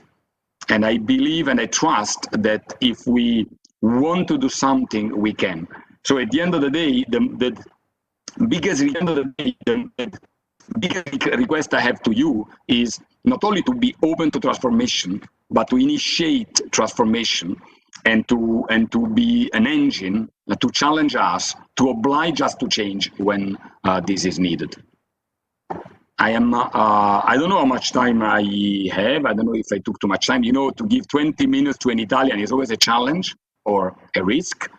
But if we have time and if you have questions, I would be happy to take some. Thank you very much, Paolo. Even you have been absolutely crystal clear. We will open now the Q&A. Remember, this is such an amazing opportunity for you to throw us your questions and opinions, or to vote one of your colleagues. Let's go for the first one. If we can just adjust it a little bit, we will go for the first one that says something like, can we accelerate the e-commerce channel in the COVID situation? Can we do it direct to consumer in refreshed products? So that is the question. All yours, Paolo. Perfect. Can I answer already to this one? Great. So let's put it this way. First, not only we can, but we do. E-commerce for our category is still a relatively small channel in our geographies, and I'm talking about Europe, where I'm more expert, let's say, but it's growing a lot. In Spain, year to date, e-commerce is growing 70%. Before COVID was growing 20%. Today we are at 70% growth. Still, this represents 2% of our business. I don't know if it's big or small. And at the end of the day, I don't care too much if it's big or small. What for me, in the case of an opportunity like e-commerce, what counts is the marginal. is small on overall, but if I'm looking at my growth, is significant on my growth. And this is why, yes, we believe there's an opportunity here. And in Spain, in Italy, is very, very small. In Portugal as well, we are developing steadily in different models, very different models. We are accelerating on the brick and mortars model, the Carrefour, the Tesco, the Corte Inglés, you name it. We are accelerating with the pure players, the Amazon of this world, and we are as well building very nice collaborations with the food delivery or grocery delivery channel like Glovo, for example, with a lot of projects from presence in their shop to presence in their offer to leveraging in some case, and we work more on it, their last mile, let's say, as a route to market opportunity. Direct to consumer. We have in Italy My Melli, I think it's called Shop, where we already couple of months ago now listed as well, Plan B months ago now, listed, and we are working to put fresh as well, chilled as well, and the same with Fonveia and Casa, which is the direct-to-consumer operations run by Mineral Water here in Spain. Again, we are present with Alpro Milk there. I did my last order at 10 o'clock last evening or last night, and we are working to put daily. For me, if direct to consumer in a more or less traditional way is a no-brainer for ambient, is a bit more challenging for chilled. Here we have a lot of questions. I don't want to bore you with this, but we are working with teams on better understanding this. I honestly today I don't have the answer. I think a possibility is to have a typical direct to consumer. In this sense, I wouldn't consider this too much. Okay, this would be typically a sales channel. But if I consider e-commerce not only as a sales channel, but as well as a communication channel, in a way as a media, I can imagine as well something else, which would be to have, for example, a Danone store, online Danone store, getting consumers, interacting with consumers, learning about consumers, and moving them for the purchasing moment to whatever. Could be to one of our partners' facility, to Glovo, just as an example, or to the direct-to-consumer of our internal partners, Mineral Water or SN, I don't know. But just to tell you that, yes, I think it's an opportunity. And by the way, we are adapting the team as well on it, despite a hiring freeze. And we are, and it's a bit more articulated for dairy, I think, than it's for the ending. Thank you very much. Thank you very much, Paolo. Once again, you make things clear. Let's go for the next one. It says, how do you make sure not to lose proximity with the teams in this home office time, that everyone stays in touch? Yeah, it's a very good question. And by the way, a couple of you that have been had the, I don't say the chance in positive, I think the chance statistically to work with me in the past, know how proximity is important for me. Look, I think there are different approaches. The need is clear, and the frequency of contact, the frequency of conversations is one of the way to keep proximity. But I think that there are others which are more important, which are more qualitative at the end of the day. And one is the quality of the interaction. I think that the virtual communication can easily create because of the way it happens an extreme efficiency. How can I say angle, which I think is good, and I put one of the things that we improved, by the way, during lockdown, but cannot be the only criteria. So, from qualitative standpoint, to make sure that in digital conversation, we keep the informal part, we keep the personal one, to make sure that once we get in someone home, we understand we are in people home, and we don't take it as an embarrass or a shame, but as an opportunity to get proximity. And if I'm talking with one of my colleagues, one of the people I'm working with, men or women, doesn't matter, and in the middle of the conversation there is a kid, there is a cat, there is a dog getting in, help, support, create conditions for this to be totally normal, totally evident. I'm at your place, your kids are there, you know what I mean? And to create a condition for this to be a moment of nice, a nice moment, and not a moment of, oh my God, I don't have remote, to shut down my kids. And the third one is, I think when we are working remote, we need even more being totally credible, and I wouldn't say totally transparent, because there are things that we're gonna share and we're gonna share. Point is our life, but totally credible, yes. And we say what we say. We don't say what we cannot. But when we say something, it is what it is. We are honest. We are straight. We are. We walk the talk. I think this is banal because this is the way we should work all time. But it's even more important in lockdown period. Wonderful. Now we go for the next question. It says, where do you see BS as a value-add partner in your strategy? It's all yours, Paulo. Sorry, say it again. Where? I'll do it again. Where do you see BS as a value-add partner in your strategy? It's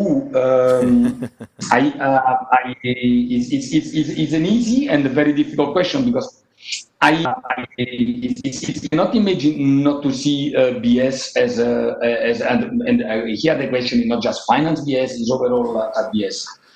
I don't know if Peter remembers this, but from the very beginning, I think it's back in 2015, when we created One Danone, I did my best to avoid the we and them, or us and them approach, the business, non-business, the unit, the service, which I think is not helping too much. I think what is helping is to understand that we have a direction, we have an ambition, we have a vision eventually, we have a strategy to make it happen, we have goals to reach, and everybody needs to do his or her part. And if we look at, for example, the strategic axis of EDP Southern Europe that we defined at the beginning of this year, then sure, something changes with COVID, but nevertheless, the strategy, the direction is the same.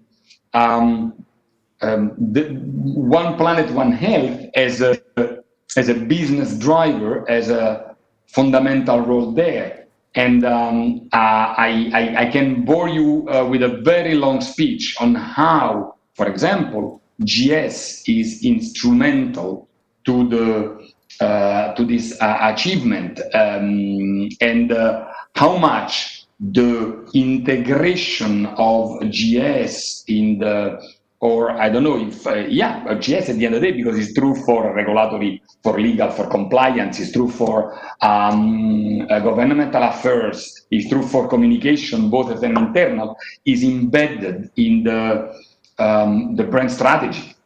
I cannot imagine a brand strategy without a strong articulation, enabler, mainly from compliance, legal, governmental affairs, and let's say on the upstream, on the downstream, through public affairs, with all what we do with influencers, for example, and communication. As far as finance is concerned, I think that on top to everything what I said at the beginning of this answer, but let's be very clear. We are managing a very, very tough equation, is what Cecile calls the narrow path. And we know today how narrow is this path. And we know today that we feel like, how can I say it? I don't know how to call it in English, the guys walking on the wire with a balance, you know. This is so narrow, which is not more a path, it's a wire. Our capability to win will be done by our capability to do the right choices at every level. And here, as I already said, you have a role, and as well as our capability to invest behind these choices. And to invest behind these choices, we need means, we need fuel. And because at the end of the day, what we need to deliver is always the same, is sales, profit, and cash. At the end of the day, this is what we need to deliver yesterday, tomorrow, today, and tomorrow. You have a very instrumental role to contribute, not help us, because we help yourself as well. I mean, we all are together to contribute to deliver the profit, fueling the growth. Thank you very much. We appreciate your honesty. And let's go for the last question we have for you, Paulo. It says like this. You mentioned a trade client in Spain shifting to discounter. Can you explain this? Is this a trend? All yours. Okay, so let's start. We do the opposite of a crime story. We start with a killer. I'm talking about DIA. DIA is an international client, but present in very limited number of countries. It has been during decades the retailer in Spain with the highest number of stores, more than 4,000, playing a very typical modern convenience role. This is a typical cluster where Danone historically had a huge market share, up to 70 and recently more than 50, 55 till 2 years ago. Is a client that was running a normal way. Very high promotional intensity for Spain. The model started to suffer, squeezed between one side discounters. Mercadona, number one in Spain, is 35% of the business in Spain in grocery is Mercadona.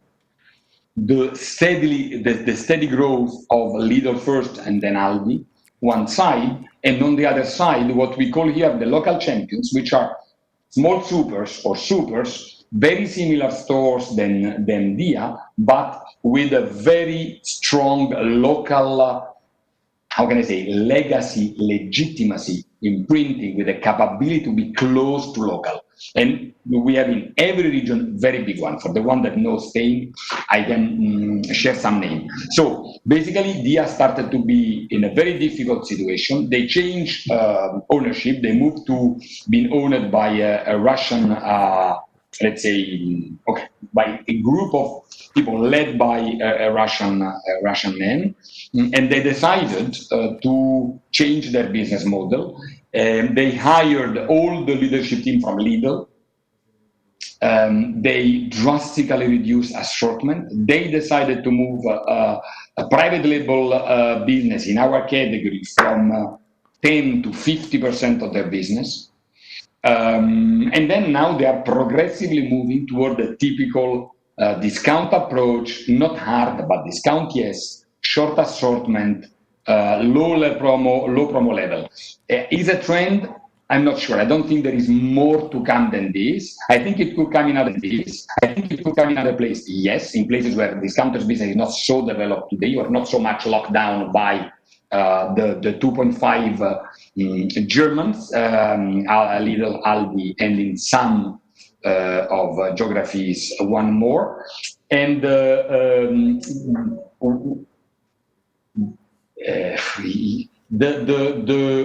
point is that this is, for us, a challenge. The mistake we could do, and I finish here, Maria, is we need to accept it, and we need to leverage as fast as we can everything what we learned during years of failures, and now win with the Lidl and the Aldi of this world, and be the first one understanding the world, and be the first one understand the power of in and out, the power of shelf ready, the service package difference.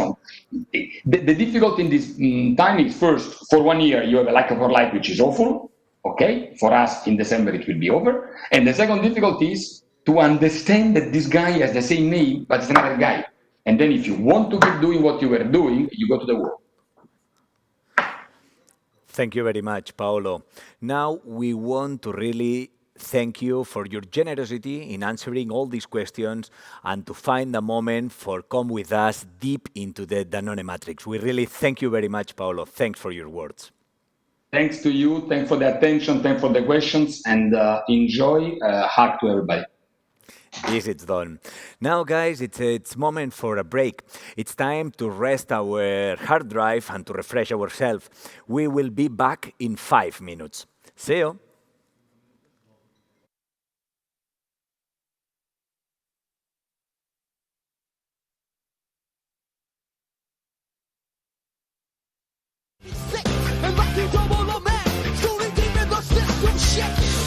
He was a body remover. I'll give you a dose, but it can never come close to a ray built up inside of me. Fist in the air in the land of hypocrisy. Movements come and movements go. Leaders speak.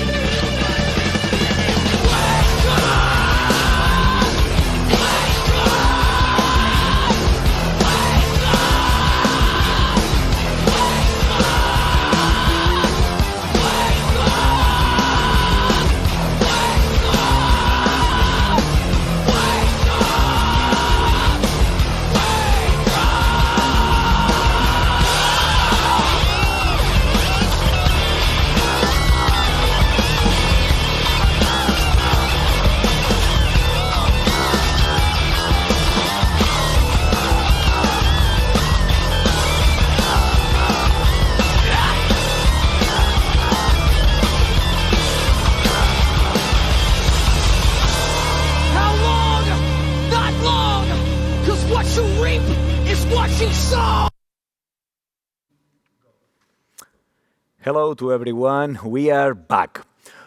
Now it's interesting moment. We come from the break, and we have to say that 2020 has been a year of high impact. And what will happen 2021? The future depends on us.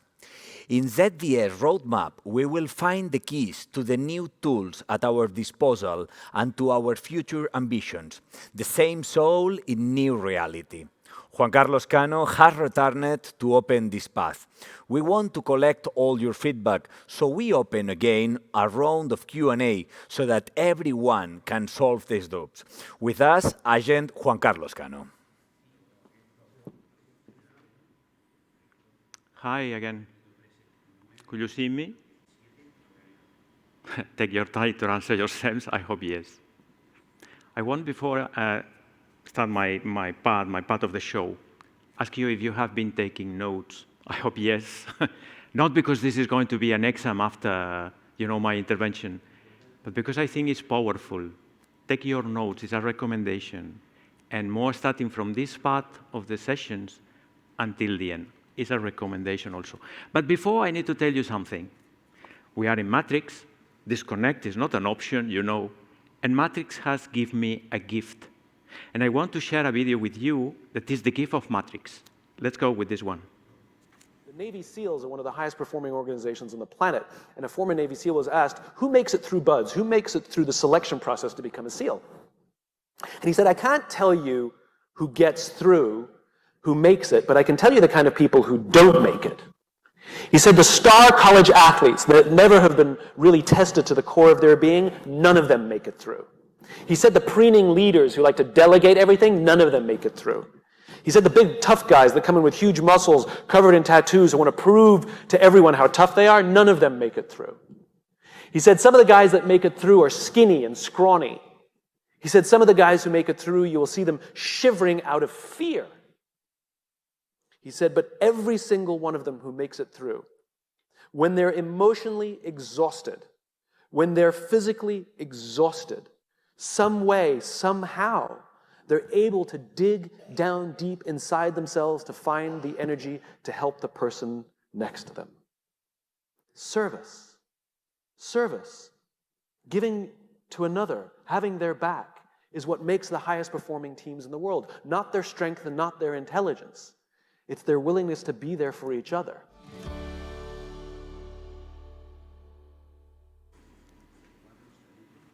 And I don't know exactly if you have had, the full sound there in the back side of your computers, but in any case, you have seen the subtitles below.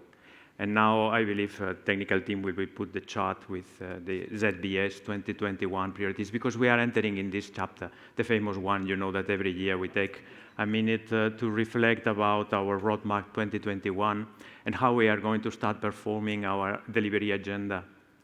I have started with this video that Matrix offered me as a gift for one reason why. Because in the two drivers that I'm going to show you immediately, if the technical team can show to me, because I don't see it, but in any case, this is the live. Thank you. There is one part, two drivers and two enablers. In the two drivers, one is people. And my first slide there is high performance team, being there for each other. It's the message of the video. I don't want you to become a Navy SEAL, these Marines that can do everything that they want when they want. I want you to think about, in this single sentence, be there for each other. Because my dream is to start by this driver, people. And people means you, me, the collectivity of the souls that we provide this force. The force that you have had during these months to do your own activities, even without seeing yourself each other. And I want to be clear with this one. This is my aim. After I count of you on really take this message, if you consider that is one of your values, and continue working on. The phrase, the sentence is powerful. Be there for each other. And you have seen it. These are the high-performance team. Not only the ones that are more technically powerful or simply strong in leadership, It's the combination, and I think this sentence is the one that I like. But this is the first part. What are my drivers? The drivers that we propose you for this 2021 execution. People is one of them. With this part that I have just commented, my dream have this high-performance team in place. I'm not telling you that you are not, but I'm telling you that there we have a nice opportunity, a constant one of growth. And this is the area that I really want to explore with you in 2021. Continue building with the solid base that we have today. Of course, the new competencies, we have seen it yesterday, the talent reviews that we have, all of you, this is already in place. It's our methodology. We will continue building on this one. And the learning and development platform, you know how rich has been 2021. I think we have been training more than 1,000, or I don't know how many training sessions. This is not exactly linked with the number of people, but I think we have done more than 2 or 2.5 training sessions per person. This is one of the powerful and solid drivers, and we need to keep it. We need to feed it, and we need to continue to make it growth. I will put an adjective or a name if you want. This part for me, I call it run. Let's run together this area. The second one is the one that you see here, the second driver of 2021, the new IBS future. And remember, guys, you are looking at me? We are in Matrix, all of us. Matrix has this sense that we have been talking about during this 1.5 days, and we will continue working and talking later on with the latest sessions. But this future needs to be around the idea of create value. I don't like an IBS that don't create value, and even will be a nonsense if we implement it. And we need to find a way to create value. And the value can be qualitative or quantitative, you know, it's evident. I ask you also to be with me in 2021 in the drive of the new IBS future. And this one, I call it ACT. Meaning, with my 2 drivers, I am proposing you to run and act with me in this 2021. I think it's simple. If you are taking the notes that I was telling you, run and act need to be on top of your pages, if you allow me to propose this one to you. We have in parallel the second part, that is the enables. And in the enables, I want to take a look of these 2, the point number 3 and the point number 4. I'm going to use only one chart today. You know me, I'm not the guy that I'm going to complexify your lives. I want to be extremely clear, transparent, and I want you exiting this virtual room simply taking 1 or 2 or 3 main comments around this one. And you can see it here already. This is the chart, and these are the points. 1, 2, just discuss with you. Now let's go to the third and the fourth. And let me put you a question. Stupid me. You are not going to answer me because you do not have the microphone to give me back your solution. I will give you the solution if you allow me. Remember that Paolo just told to us some names, some suggestions. I'm start reading your minds. I think Jordi Valles is telling me continuous improvement. Get it. And other ones that you are shooting to me. Do you remember the discussion of Paolo? This is one of our stakeholders. He was telling to us, I want continuous improvement. I want cost and efficiency. I want to have agility. I want you to be my business partners. Okay, let's start now with the part of the enables. And of course, I will put there 2 names that at the end, with 4, you will remember everything. Efficiency. In this area, it's true. We have a lot of opportunities, but we have already the plans put in place, the solid base for the evolution. You remember that we have been already performing very well in the AMP side. The 2021 is going to be the second part of this delivery. But during already 1.5 years, And I don't know if you are normally talking with your account payable manager. I hope yes, because they are doing an excellent job, by the way. They are showing you how all our KPIs are growing up fast. Thank you.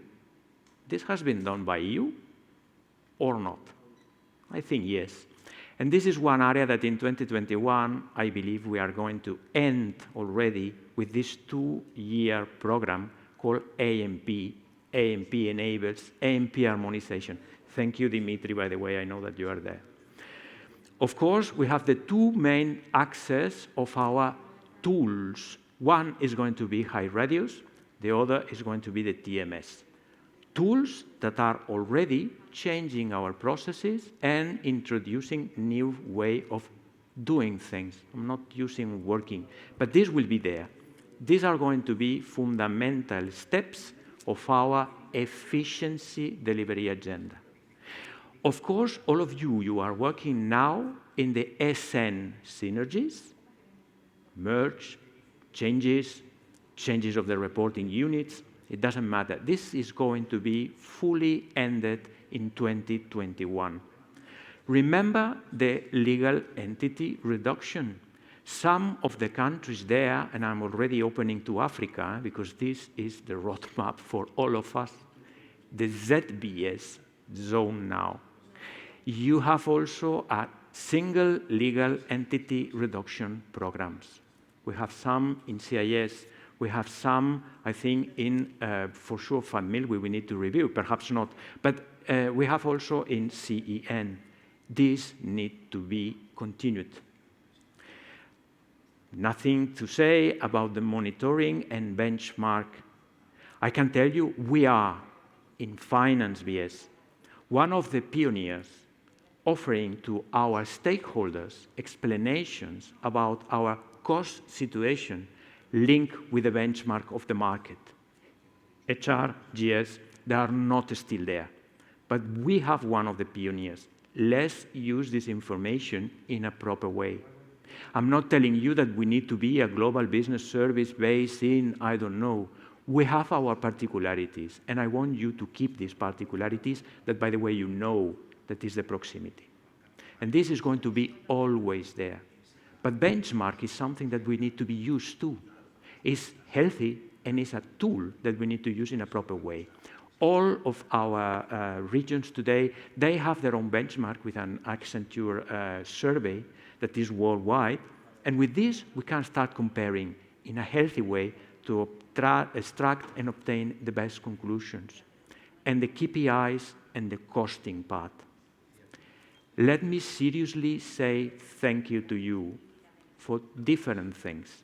One of these differences is the constant, and I repeat, constant cost control evolution in these 2 years. 2020 is, of course, also the continuation of 19. Thank you for this one. This is showing an extremely sensitivity from your side to the costing topic. And in terms of KPIs, for sure you have, this micro-strategy and all the KPIs based and in the controlling team that is delivering to you constantly some type of, let's say, monitoring. Let's continue with this one. Last topic in this efficiency area, the Africa part. I want Africa to really speed up. Sorry, you know me. Olivier, you are there. You can look at me. I'm impatient. All of you, you know me. It's my character. I want to put Africa already in the stage at the level that Africa deserves. Mobile money implementation, plus changes in accounts receivable organization. Let's go, let's go. We know how to do it. FANMIL, Titus, you are doing an excellent job already. It's going to start from, I think, now on, end of this year. Please, continue like this. And I need to put some reference here. I put protect. Let me go to the last one. Continuous improvement, digital. These are words. I ask you simply to stay with our methodology. Europe and CIS, 100% yellow belts. Now, I think it's 2 generations. Sinem, you are there for sure. Later you can tell us. 2 generations of green belt. already certified by the external agency. Let's continue like this. And in Africa, I'm waiting for all of you. I think you have already planned the chart for this year, starting yellow. I want this 100% done. It's not a dream, and it's not virtual. It's more real than never. Go. For sure, initiatives RPA. We have some, and we will continue with these ones. I encourage you to continue putting robots where the manuality gives us simply extra activity. And by the way, Paolo was saying added value. Added value means something. Explore it. Continue with your delivery plans. And please, don't give up in terms of delivery value for the businesses, and explain to them and show to them. Last point, I put a name there, evolve. Meaning, if at the end, I think I'm already go there, but we need to see if we have some Q&As, and I will answer for sure. The question is, the word here, evolve. Now, with these four, run in number 1, act in number 2, protect in number 3, evolve in number 4, you have already the same info that I want you to have for 2021. These are the elements of my, let's say, business equation proposal to all of you. Remember, you are doing very well in people, but I want you to think about of this concept that Matrix has proposed me to show with you. Being there for each other, I think is really powerful. And this coming from the reality, these Marines are trained and built in this way.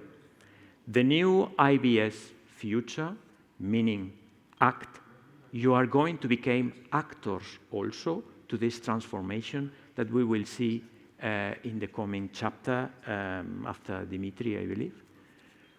We need to continue in our efficiency delivery agenda like need to be, and don't forget this continuous improvement mindset and potential digitalization of our processes. Let me thank you again. You have been 1.5 days connected with us. I hope that you are still there. You have been receiving clear messages in each one of the blocks. I give you again the same message that Matrix passed to us. We will try to answer your questions, present, past, and the future ones to come in the best way. And you have me also at your disposal every time that you need to be with me. It has been a real pleasure, and I don't know if you have Q&As. If not, I can even ask myself some Q&A, and I can answer yourself immediately. Oh, hello. Thank you very much. It looks like we shared this part of the Matrix. Wow. That was nice. Let's keep going. Danone Matrix continues to learn from us in order to improve. It is important to know your opinion to be the protagonist of this story. That is why Agent Dimitri will present the next poll. Dimitri, it's all yours. Thank you, Nexus.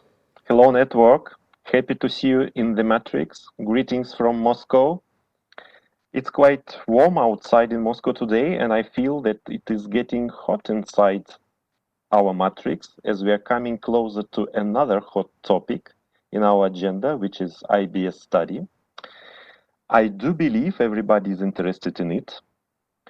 We expected that our agent Catherine Levko, who leads IBS study, are joining the Matrix very soon. But before we welcome Catherine to discuss this important topic, we are proposing you a small poll to understand what we already know about IBS and what currently our network is expecting from this great transformation, which now IBS team has been studying. We selected 4 questions for you. For each question, you need to choose only one answer, which meets most your current understanding or expectation about IBS. Please, for the moment, forget that there is a wrong or right answer. It is mostly not the case for this poll. The first 2 questions will be about what you know about IBS. For the rest, with the last two questions, we want to know your opinion or expectation, and each answer is valuable. So let's start. Please go to the application on your mobile devices, and during next 40 seconds, please vote and give your answers, and then we will go through results.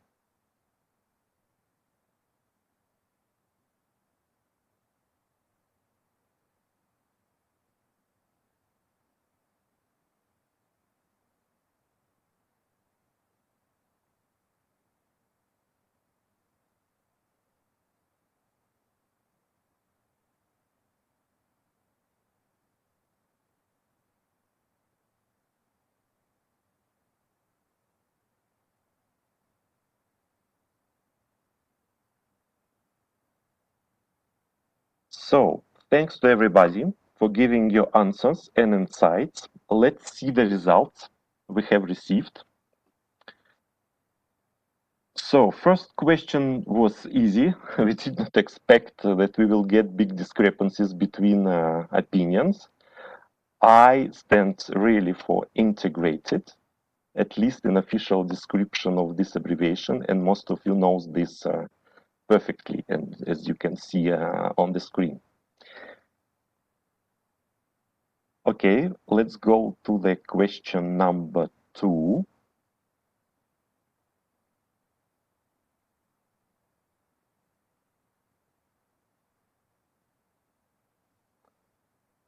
Okay, the second question was a little bit more difficult to check your current level of awareness about possible scope of the IBS study. I see that the most popular answer is that all processes mentioned in the options are included in the scope. So for my understanding, yes, all 4 processes will be covered by IBS study, but let's confirm or not with Catherine that point.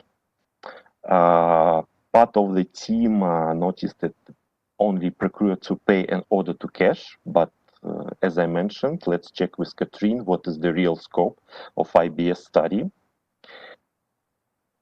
Let's move to the next question, question number 3. Okay, the purpose was to check the most expected item from you, because this question is more about your expectation on IBS study objectives.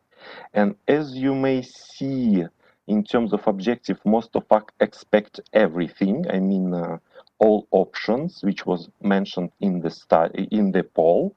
So really, that IBS will bring new step for business services to improve our model, that we will extend business service scope based on end-to-end process.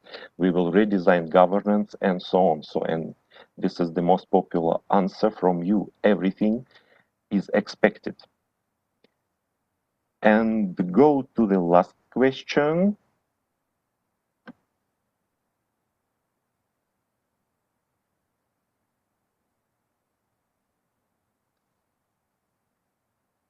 So this question about opportunities get from IBS transformation. Again, most of you expect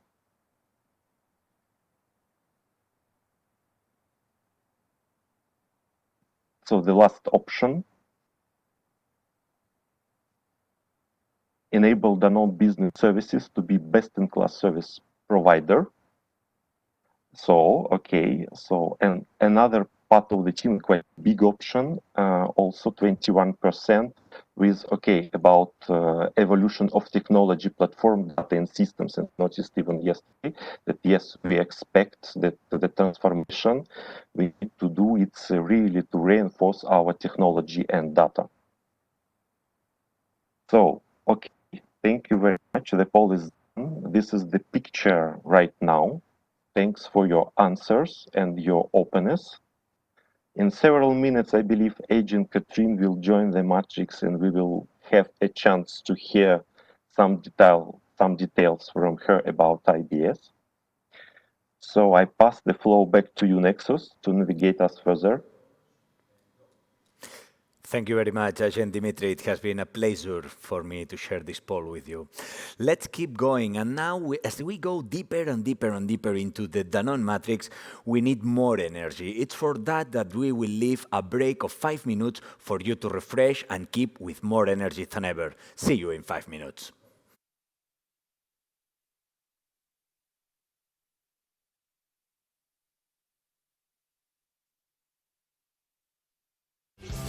And Rocky double a man, slowly demon the system shake. He wants a body remover. I'll give you a dose, but it can never come close to a ray. Built up inside of me. Fist in the air in the land of hypocrisy. Movements come and movements go. Need a speed movement cease when the heads are flown. Cause all these punks got bullets in their heads. Your province of police, what? The judges, the feds, networks at work. Keeping people calm. You know they went after King when he spoke out on Vietnam. He turned the power to the have-nots, and they keep the shot.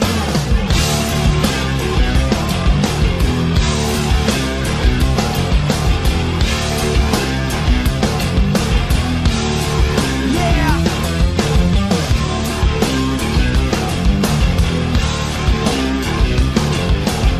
Yeah, back in this.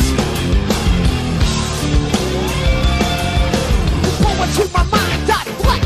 Flip like Wilson. Symbols never lacking that finesse. What do I got to do to wake you up? To shake your up, to break the structure up. His blood still flows in the gutter. I'm like taking photos. Mad boy kicks open the shutter. Set the groove, just thinking move like I was crashes. Grab the stutter, stepped in, bomber left upon the fascists. Yeah, the several federal men will pull schemes off the tree and put it to an end. You better beware, the retribution with mind war. 2020 visions and murals with metaphors. Networks at work, keeping people calm. You know we murdered X, they tried to blame it on Islam.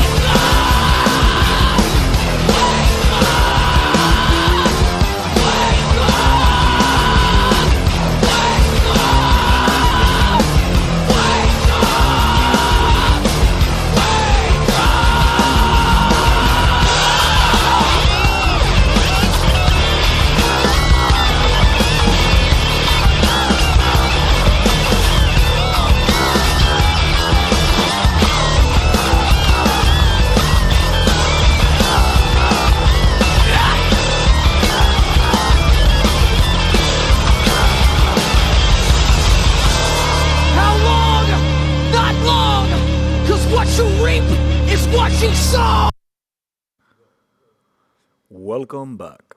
I am talking you from inside the Matrix, and I would like to share a video with you. Make yourself at home, Morpheus. Neo, come with me.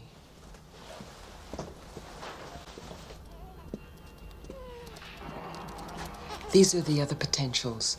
You can wait here.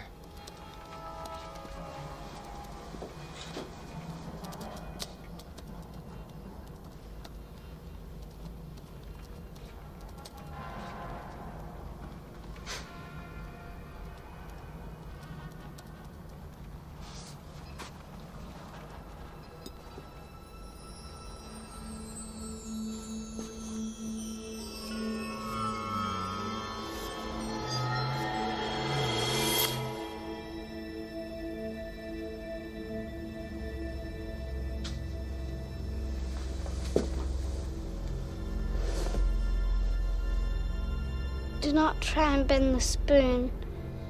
That's impossible. Instead, only try to realize the truth. What truth? There is no spoon. There is no spoon? Then you'll see that it is not the spoon that bends, it is only yourself.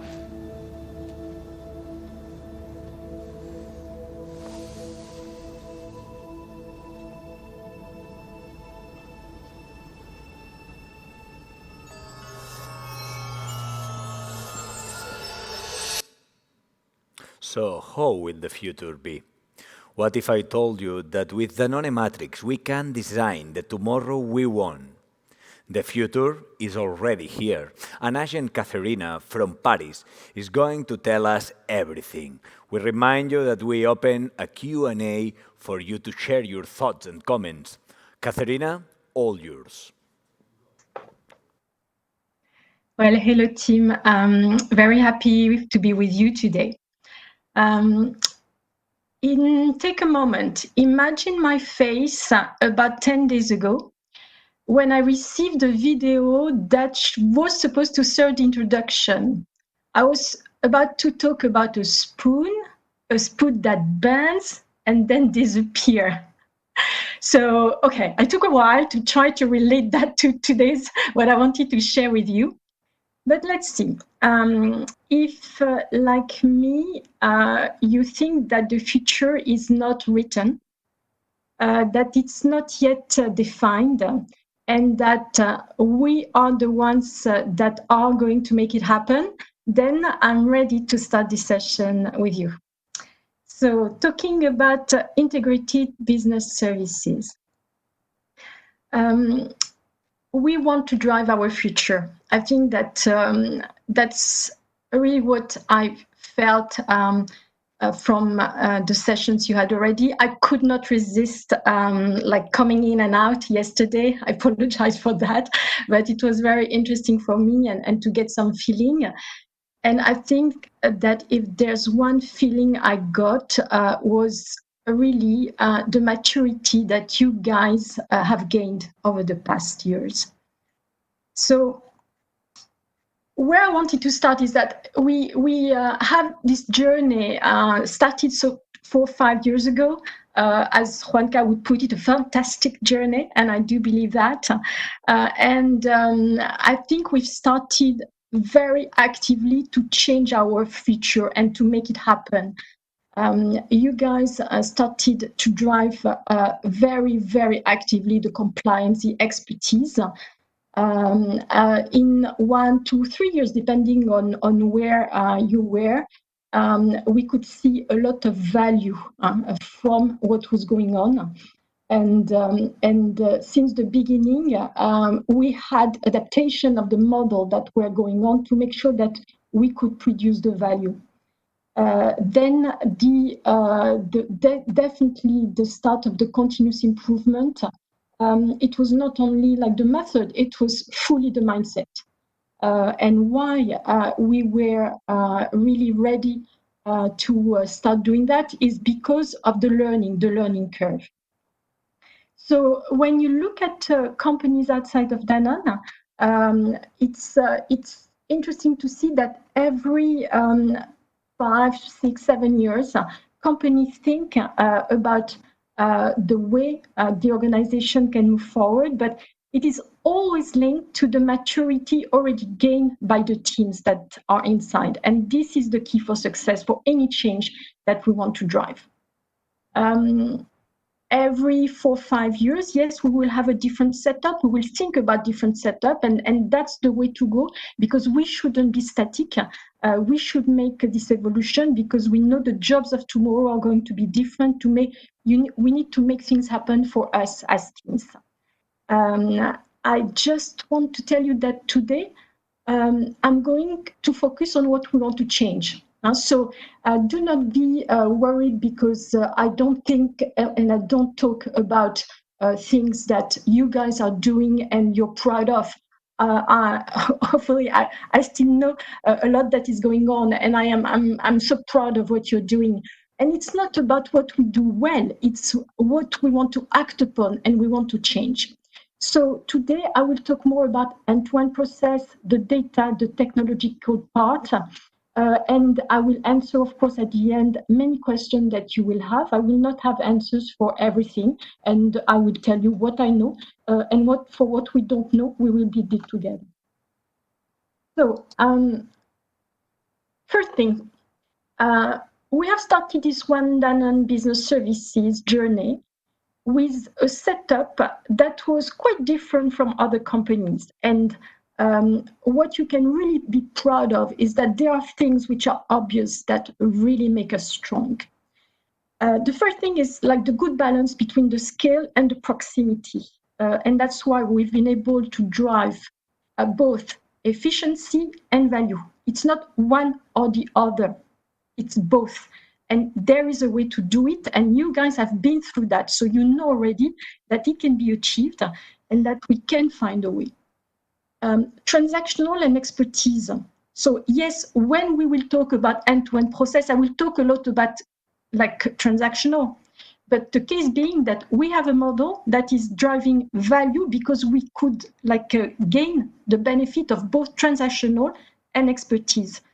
And what we have been able to do with business services, the first part, is really to make sure that we strengthen the functions, the capabilities, and that's what we will go on doing.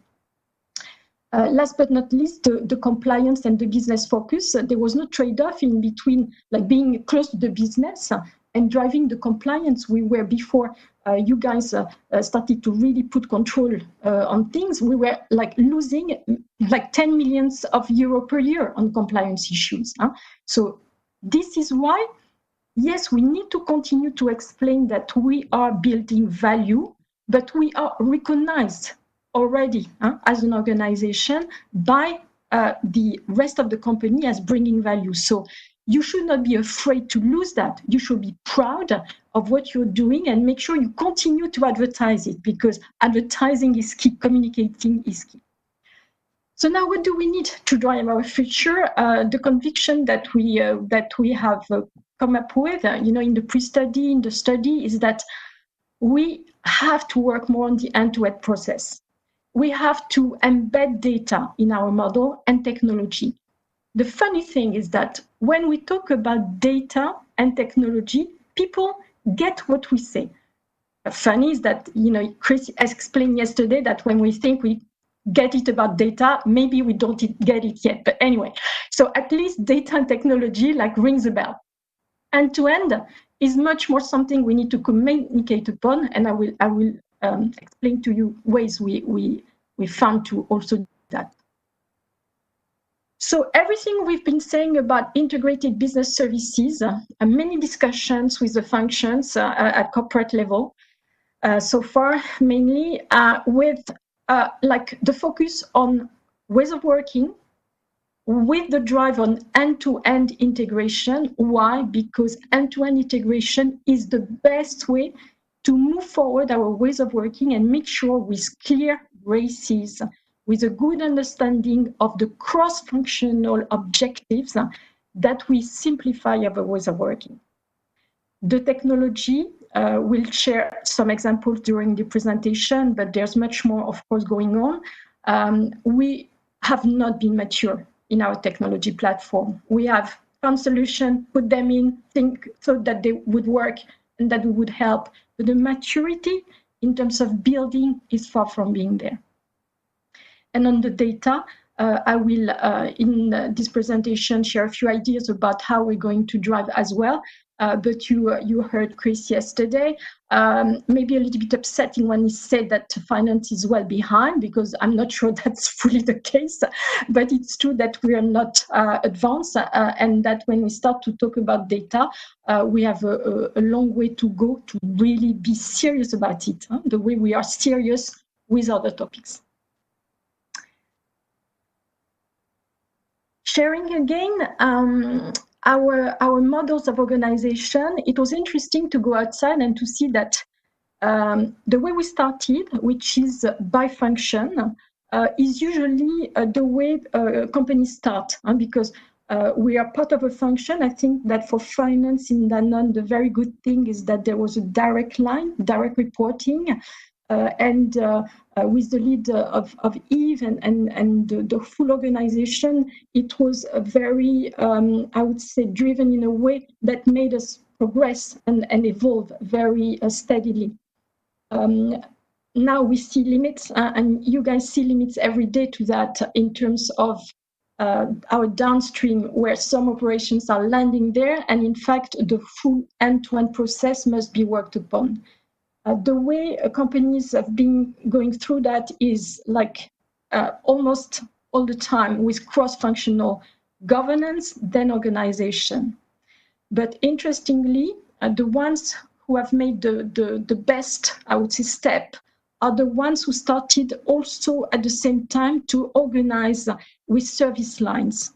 I will talk about service lines today, but where it's coming from is that we could have decided to talk about end-to-end process and continue to talk about that in terms of communicating the purpose of our future organization. It seemed much more easy, to talk about service, service lines. We can embed on the same evolution in terms of maturity in that perspective, but in terms of the way to communicate to the rest of the organization, for people who are not like you and haven't been close to processes that much, it will be much easier to explain what a future organization of business services can drive.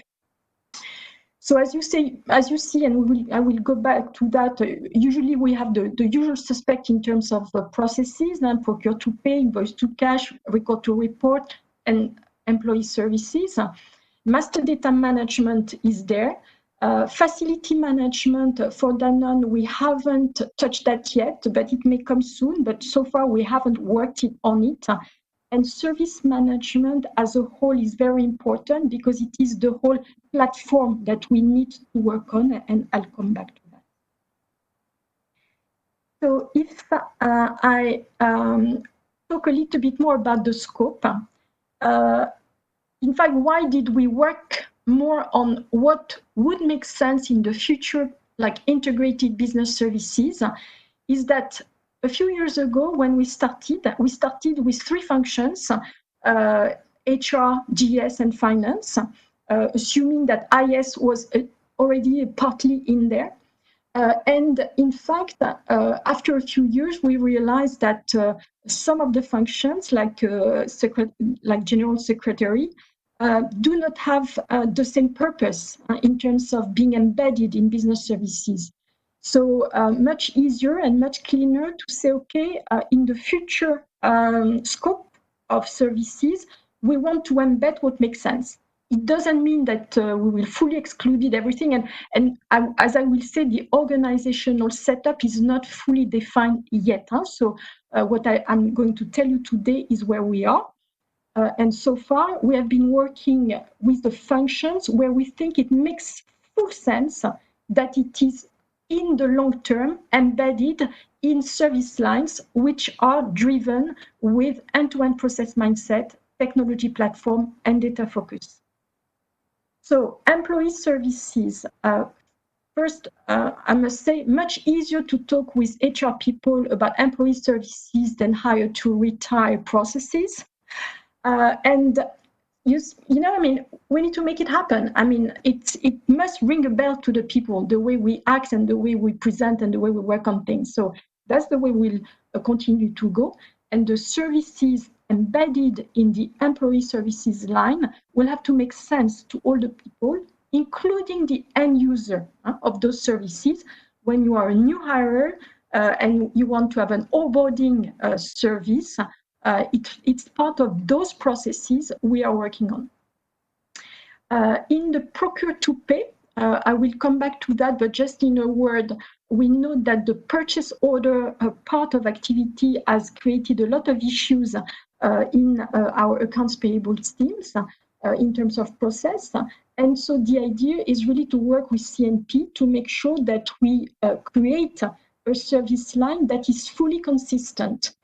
It may mean different things for different regions, and we have regions where we do have people really taking care of purchase orders. We have regions where it's not the case because the activities have been spread across. So it will not have the same impact in terms of organizational choices, but the service line and the end-to-end process will be worked on the same way. In invoice to cash, we have decided to phrase it invoice to cash and not order to cash, just to make sure that we focus on the part that right now we think should be and quite quickly embedded in our business services. And the focus on the data is key. I will present to you the person working on that later on. And she had the first reaction was really to separate the data flow and the physical flow on that process. So there are many things that you can go and explain that make sense. And on the record to report services, it is all about our finance fundamentals in terms of financial control, our expert functions and activities that will be embedded, and we must keep the value. And so as I was saying, I will talk about today about more transactional services, but the value and the expertise in each of those service lines with sometimes a center of excellence that we will reinforce will be key. Last but not least, master data. If there's something where I'm still unsure about the strength of our start, would be that one, because the more we've learned about the topic and the more we have looked at where we are in terms of the maturity, the more I see the challenge. It will take us time, but it's good because now I think we are ready to start. Working with the different functions, very important to make sure that we keep the functions very strong. So it's not business services against functions, it's business services for the functions. We understood it from the beginning very well for finance when, for example, in treasury, we know the corporate policy is held with Florence, Yves, the corporate in terms of designing the corporate and the company policy. But locally in our business services, we drive the way it is implemented. We reinforce by our local setup, and we make sure the discipline is there. So the strategy, the policies, we reinforce the fact that it was out of scope, just for the purpose of making sure that the functions are made stronger by what we set up and not the other way around. And on the in-scope, we try to focus the communication on what is common, what makes sense, because some people right now don't realize that they have commonalities. They don't realize how much data and systems are going to interrelate us in terms of different activities. And yes, it will be very different in 10, 20 years ago. I cannot even imagine what it will really be. What I'm sure is that the level of maturity in terms of thinking that you guys have, we need to spread and to spread further than in finance business services. So what changes us today? The first is it's really about communicating awareness, maturity across the organization. We need to have a clear understanding that all the activities are part of an integrated process, giving service with the end result, giving service to all the employees within Danone, but with a consistent approach. So taking the example of the procure to pay is basically the easiest because it is something that talks to people, but we have the same way we present things about all our processes. What we want to change with IBS is already the master data part, making sure that the consistency is there. And as I was saying, the purchase order process. We have brought more awareness, working with one of the region, they will recognize themselves, with showing all the technology platform that is behind the activities. We counted about 20 solutions behind this lovely end-to-end process. I mean, if we add everything that you have in your different regions, we are in between 30 and 40 in terms of solution existing. What we have realized is that the strategy in terms of technology platform is really poor. So we add solutions, we do not connect, we do not integrate them. It will take time. So you had some discussions yesterday about, how soon things will come and how soon we will see the change. It's not a one day. We have to change the way we address the things. Starting with Coupa, you have right now a pilot going on in Benelux. You have one that will start in CIS. Very importantly, the start is always the same. You start by a tool that focuses on functionality, and that's the driver of the project. What we must do from the beginning is make sure we embed those projects in an end-to-end process approach so that we look at the whole efficiency on the whole line and the value on the whole line. If you want to have an analysis, if you are a future data analyst and you want to have the spend analysis, you need to make it right. And it's not changing a small part of this process that will make it happen. So we have to change our ways of working. And really the pilots for me are very important to work with because you guys have a word, you can make it happen. Taking the tools, which are better, I mean, the solutions are really better, so we have definitely more drive, but the way we implement them, the way we use them to change what we currently do is a must, or is key. So to talk about the different service lines, we have identified some drive in terms of change for each of the service line. And of course, when I will talk about those tools, they are not the whole technological platform, and they do not mean that we have come to the point of having a strategy for those platforms, which makes sense and which is consistent enough. But the focus will be more and more to drive that. So in employee services, Share is a tool which is extremely powerful. But a little bit like our SAP for finance, the way it has been set up from the beginning was not fully right. So day after day, month after month, we need to fix it and to make sure we drive the value with that. The data quality in Share is extremely crap. It has been improved a lot in the past few months, but it's not enough. So all that is part of the evolution that is necessary. Procure to pay, so I talked about it. In invoice to cash, you have an enormous project in terms of value drive in Europe with High-Radius. Same again, the way we set it up, the way we use it as a change agent will be key. So take the time to design the core model. As I will show, the IBS project team is working to make things also easier for you, to facilitate, to challenge, and this is key. And on the record to report services, I think that we have now, from the finance committee, a very strong understanding that we must change our data and system in the way we approach them, so that in the future, our finance team really benefit from the right setup. We have been using too much BI to do transactional. Our transactional is all dated because set up 20 years ago. All that, we should not be afraid to say it and to work on it.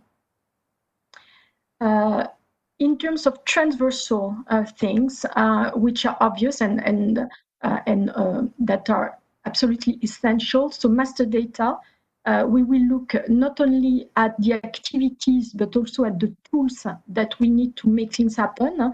In finance, we haven't been managing our master data that we know. We started very recently with our chart of accounts, but like all our objects of finance data, we haven't taken control of as an organization. And in terms of the other transversal things that we're working on, which are key for our future, in terms of enterprise service management, there are tools that we need to implement, such as ServiceNow, and not the way it has been implemented by the IS. ServiceNow is a very powerful tool that we are starting to look at to drive the next generation of our Clio, but much more to embed this idea of service. And for automation, now that we know with which technology we are going to drive that, you are going to see more and more appearing some projects around automation. It doesn't need to be all centrally driven, as you had discussions yesterday and this morning. This is something where we need to improve the maturity. So we must have a drive central to really accelerate the maturity, but it doesn't mean that you guys cannot start things and improve like the capacity and build the capacity to be able to drive this type of project. I could talk hours, but I would like to leave the floor for questions. So I just wanted to give you the names of the people you can relate to. So for the employee services, you have Sophie Galin and Anne Lortran. They are not as such as like members of IBS project team, but they are the ones that work on those topics with us. On Procure to Pay, same for Pim Willems, who is in the CNP team.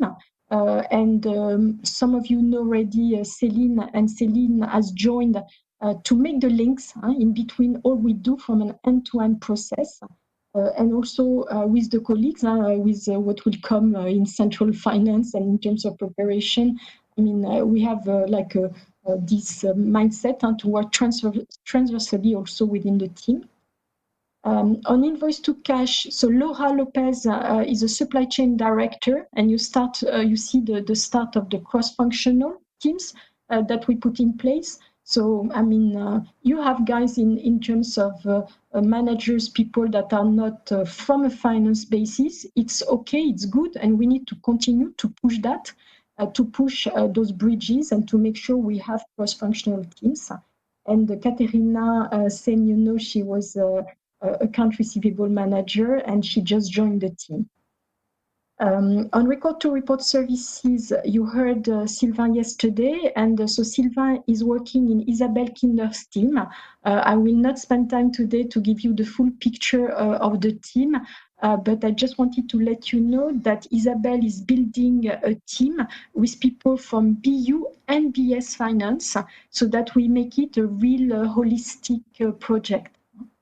And Theo, on the record to report services, is also making the link with UiPath initiatives. And the important thing will be to make sure we bridge everything we do in a more and more consistent way. Last but not least, Mauro Partella. Mauro was previously, a few years ago, in the internal control team. So you see that the people we select also to drive have a process mind, which maybe was not existed that much 10 years ago, but now with you guys, we have more and more people who understand process and data. And Mauro, in the past job, was in the CNP team, so also working with procurement. So please relate to them. As you can imagine, those initiatives, the way they are worked upon, they do not have the same timeline. So once again, the links is important because it's the consistency of the future we drive, which is important. Not always the time when it's going to get there, but make sure that what you drive locally, what is driven by those initiatives which are more centrally driven, fully makes sense. And it's not one or the other. It's both which are important. In terms of organization and in terms of the way it will impact you, for me, really be ready to listen and to see what are the organizational changes to come, because you know why we're driving them, you know what we're missing, you know what we can keep and we must keep as a value. So I will share with you the organizational guidelines that have been so far validated by the COMEX. There will be some more COMEX meetings, one end of September, another one in October, where organizational designs will be discussed. And as it touches different functions, I will not give you today the design that we think of in terms of organization, because it is not finalized, and if it's in evolution right now, because it will have to be fully consistent with the way the different functions are evolving. So a few information still, because you need to be aware of what has been discussed and what we agreed upon already. What we agreed upon is that we must build on the success that we had in business services, meaning that for finance, what I was talking to you about in terms of accountability, direct reporting, is something that has been very well recognized. And we have that in our guiding principle of the future integrated business services. Two things behind that. First is the direct reporting line. Second is the cross-charge model. We know that right now the P&L of the BU includes everything. We are working on that as well to make sure that the split of responsibilities is also looked at in terms of performance management. We will continue cross-charge for statutory purpose for sure, but we want to push the fact that the accountability of the future organization is whole. Second, organization. The cross-functional leadership is key. You shouldn't take that as a threat. It's an opportunity that we need to build. I will come back to that. But the finance function is very strong. So we have more opportunity to open to new opportunities, new job, than the other way around. And we must keep it that way. Same for the project and change. You guys have been through the transformation already. You guys have an idea of what it means, what it takes to make changes. And this is the most important. We never change. We are never perfect in change. But we know what needs to be done, and that's what we need to do. And in terms of technology, I will not come back to that, but we do need technology competency center. We need to have a stronger strategy for our tools. That's for sure. For the third principle is one where I will make some caution about what is written. We said that master data organization will be led by IBS. We've been working with LOHA and with the operations to understand what it would mean, because the master data teams are very scattered, as you heard yesterday. There may be 500 people working on it. There may be 300 people with quite a lot of activities on that. So we need really to build step by step to make sure we select and prioritize the domains and to ensure business continuity, that we are going smoothly. What is sure is that this function must be stronger. The way we haven't let go our finance function, we must, I would say, rebuild or re-strengthen the master data function as such. The IBS scope, I will not come back to that because I made a point before. Maybe a point on the reporting. We know that we need to streamline our reporting process. We know we need to build the tools that will allow that. And so it's more a matter of timing than in terms of purpose and endgame. In endgame, we know that in business services, there will be more reporting. in terms of capabilities, and even a drive of putting in the organization self-service capabilities, but we still need time, as Sylvain was saying yesterday, to build that. And last but not least, in terms of how we serve the organization, having service line at regional level doesn't mean that we must do everything at the regional level, and you guys must be prepared to that, because we are the ones to drive those decisions. When we are mature enough on a process, when we see that there are things that can be pulled because we can drive more efficiency, we need to act on it and to recommend that.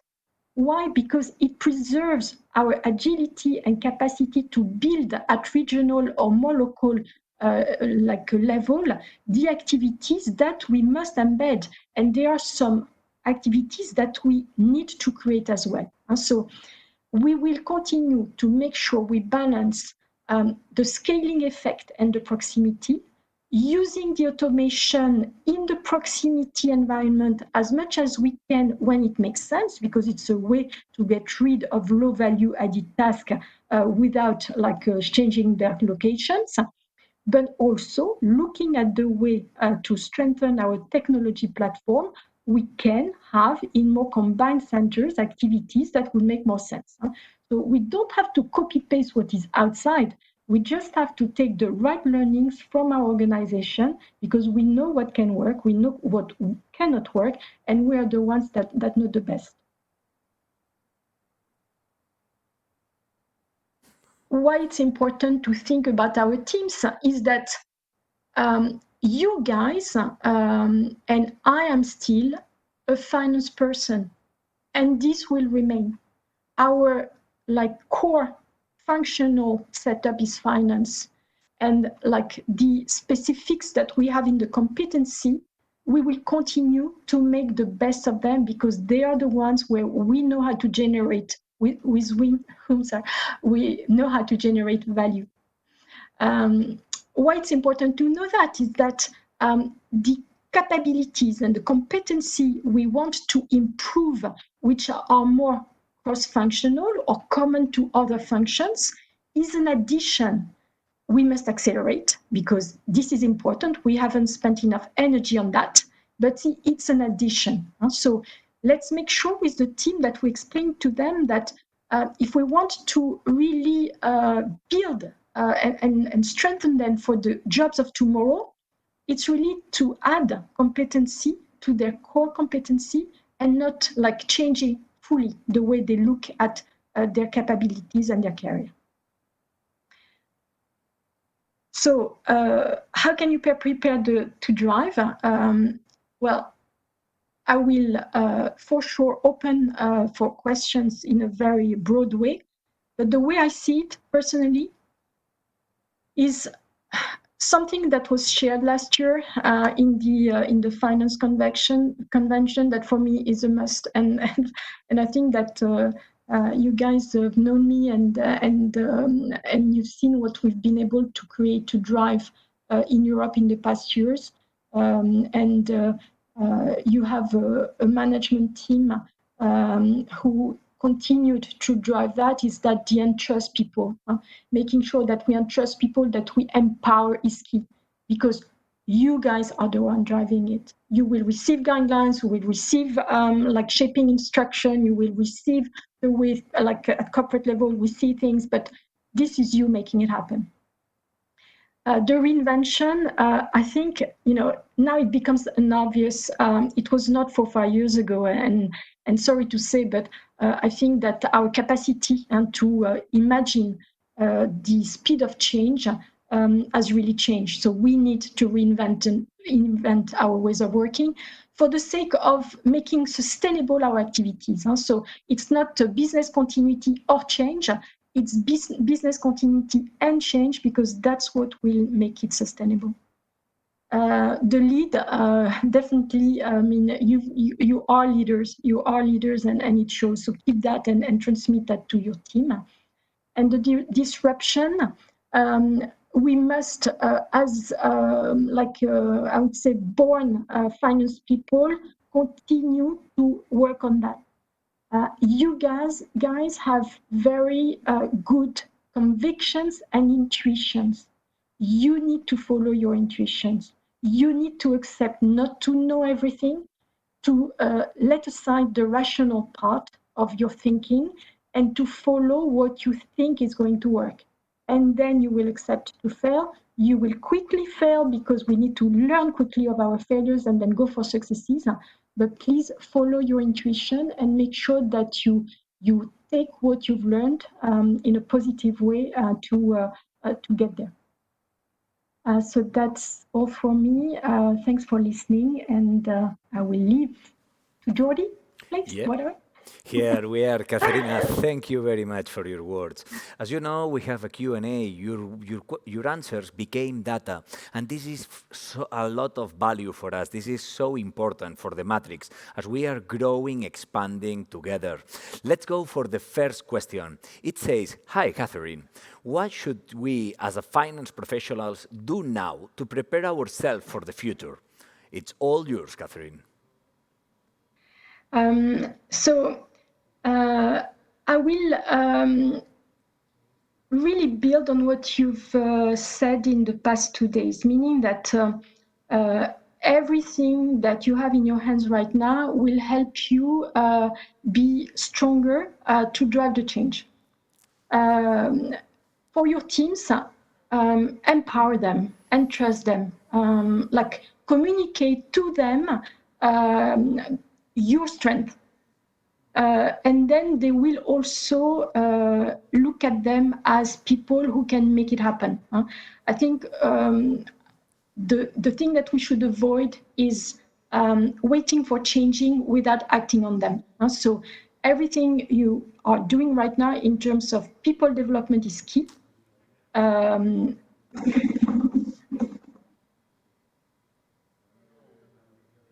Yeah. Well, it's because my picture is not that good, so don't worry. So Do not worry. We know that in Matrix... Yes, we hear you. We hear you. So the team knows me. So Jordi, you're on the scene and I talk. It's perfect. Sorry, I moved the mouth and you talk. No, just kidding. Let's go. We know that we have some issues with the Matrix. As you know, Agent Smith is always around us. We're doing our best, and let's go for the next one. It doesn't matter if we can see you, Catherine, because we are listening you so well. So the next question, Catherine, we would say that you are now inside the Matrix. The next question says, when do you think we will really start to see these changes materialize for our teams? It's all yours, Mada. Yeah. So you said I did say that today I was not going to say exactly when, in terms of team, you would receive more information in terms of when to start. What I can share with you is that the discussions in terms of organization are taking place, and it will be months and not years before we start moving again the organization. But to be ready for that, for me, everything that we do on the processes, on the systems, on the change of the way of working is key. So this question is about when we will see changes in organization, it will be certainly sometimes next year. So you need to be ready that it happens, but it will not be in the next weeks. So it will still a little bit of time. And just in terms of maturity, continue to bring the maturity, because that's what we will help making the shaping of this new guidelines of organization ours. Wonderful. Let's go for a next question now that we are all inside the Matrix. Will IBS impact on Oops, sorry, I have had an updated into the Matrix. So remember that Matrix is evolving, is in constant evolution. It changed because you are voting. You are voting the questions that are more relevant to you. So let's go with this one. Since we do not see GS and ITIS in the scope of IBS, does it mean they will function in the same shape as they are today? Or are they undergoing own design studies? So two different answers from my side. The first one on General Secretary is based on what I told you, meaning that we realize that the fact that the General Secretary function really favored the proximity with the business unit in terms of its building, and that there are some activities which are less common to the others than what we have in other functions. We consider that they might be excluded, at least for most part, in the new organizational setup of business services. Still to be evolved, but that's where we are right now. The second on IS, for me, it's much more challenging. We cannot let that go in terms of the way we organize the things with IS. We are exposed every day to dysfunctioning, which are due to the fact that we're not close enough to them. So yes, there is right now a transformation roadmap for DANIS, change of organization, a change of management, change of name. But at the same time, we are working with them to make sure okay, sorry, I was reading something. We are making sure that we work with them to define how their change of organization will be fully consistent with the integrated business services scope, so with your activities, guys. Two ways can be possible to be totally transparent.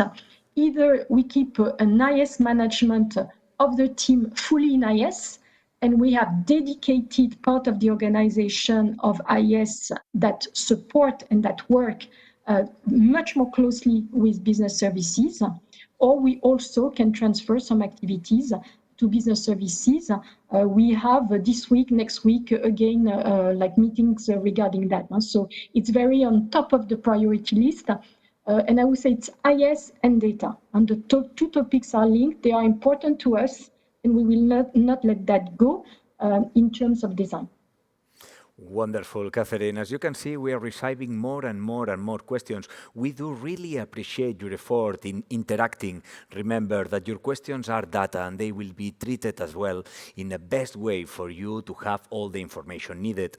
Now we're going to go for the last one.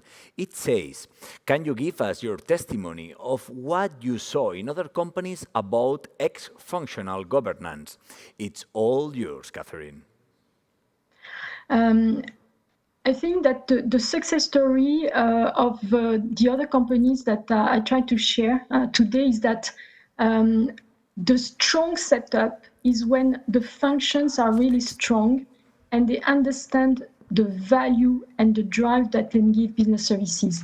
And that's why those companies have been able to build on that and to use that to accelerate on the technology, on the data, on the competency which are common. So the governance must be with a very strong functional drive, the function taking care also of their people in terms of capabilities, competency, drive. So the function is there, and the business services operate in a very extremely valuable way because it is understood. There is a common agreement. And that's when you really serve the rest of the organization in a holistic way that makes sense and where you get the most value.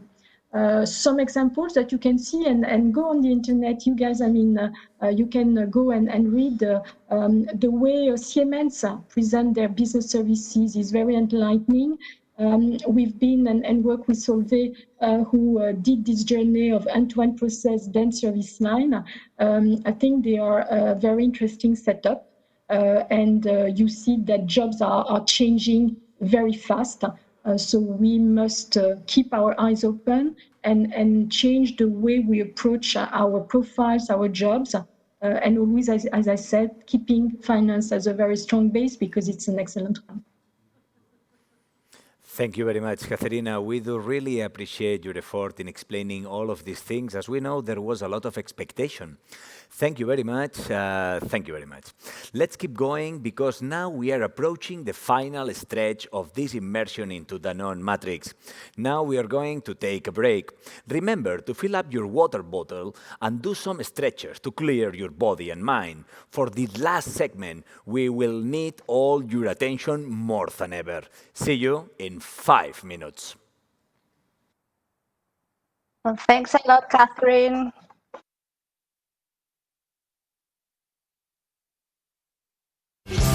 And like you double a man, slowly keeping the system shaking. He wants a body remover. I'll give you a dose, but it can never come close to a ray built up inside of me. Fist in the air in the land of hypocrisy. Movements come and movements go. Need a speed, movement cease when the heads are flown. Cause all these punks got bullets in their heads. Departments of police, what? The judges, the feds, networks at work, keeping people calm. You know they went after King when he spoke out on Vietnam. Turn the power to the have-not.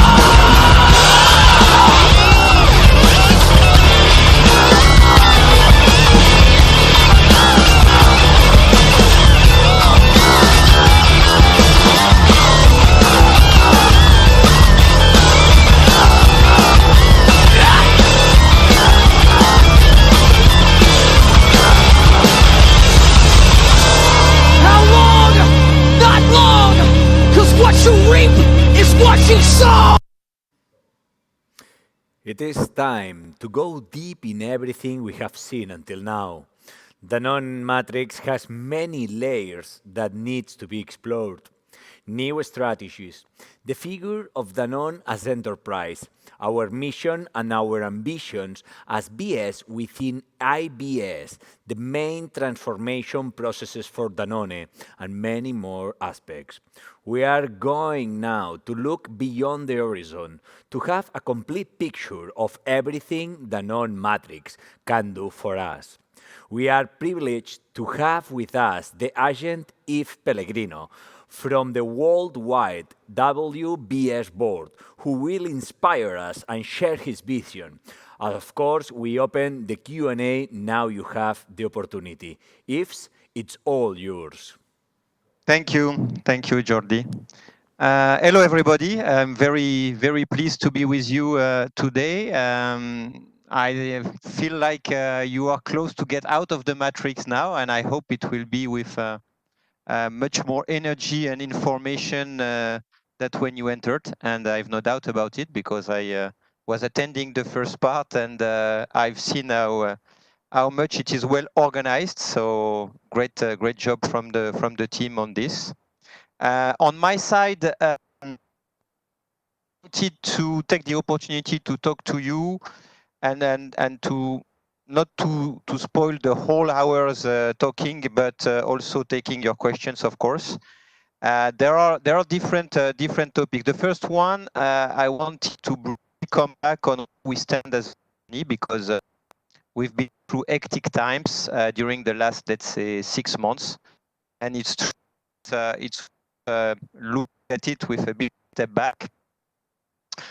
Basically, what this COVID-19 has brought to us is to make the VUCA world even more VUCA than before. Is not for me a big qualitative change, is more a quantitative change. We said since a long time that the crisis mode does not exist. The new reality is the continuous change, continuous new things coming and impacting of our life, whether it is a social life or professional life, and COVID is a very good example of it. Of course, in the long term, it creates some unpredictability, and it has some impact, because everybody is now expecting an increase of the economic crisis. And for us, who are operating in the food sector, what is mean is that the consumer will probably across the planet, and in a different way depending on the different location, will change a bit the behavior regarding the food consumption on different aspects, on the food quality, food security part, because this COVID-19 has raised the consciousness of the safety part. And on this, we have a good battle to play, because we are a big brand, we are a big company. And if we compare to many different little actors, we have some battlefield to handle. And on the other side, of course, which is the most difficult one, it is very possible that there might be in some locations some down trading, because now people have some money because they couldn't spend it during the last months, but also they have some key warnings about their future, depending on the economic global situation. So we will have, as usual, and to be agile, to adapt ourselves, to adapt our portfolio in many geographies. But at the same time, we need to consider that even if we have this short-term impact, we are operating in the food sector, and we are privileged to operate in the food sector, which, like pharma sector, is at some point protected from the big crisis versus other sector, let's name it hospitality or car makers or plane makers. These companies are really confronting an earthquake. We are not. If you look at the result of the first 6 months, yes, it's not a fantastic performance, because we were losing kind of 100 bips margin, and we were 1% below last year, but it's still 1%. It's not 25 or 50% like in other company. So it's not a revolution, and we need to take that into account in terms of positivism and optimism. We are in a sector which is not so much impacted by the crisis, even though we need to get prepared because there will be some short-term impact, which means that, yes, at the end, the context is not easy, but we are a strong company operating in strong segment, whether it is a specialized nutrition, whether it is EDP, and operating in strong segment with a strong bunch of people. So there is no reason why we couldn't get out of the storm in a real good shape, because at the end, what it means is that our destiny is in our hands. We have our destiny in our hands, and at the end, this is in the storm that we see the quality of the crew, and I'm sure the quality of our crew, wherever we are talking about, not only in CBS but in the business, is a good quality. So I'm pretty sure that we will get out of this COVID topic stronger, bigger, and in a better shape than many of our competitors. And that's what we need to really manage and try to manage together. Now, back to the WBS, ZBS, and CBS scope. And back to the introduction of Juanca, remembering everybody that our key mission among the global finance mission is about to guide and protect Danone toward our 2030 goal. I would start to remind something which might be obvious or common sense or long time repeated, but everything starts with people. And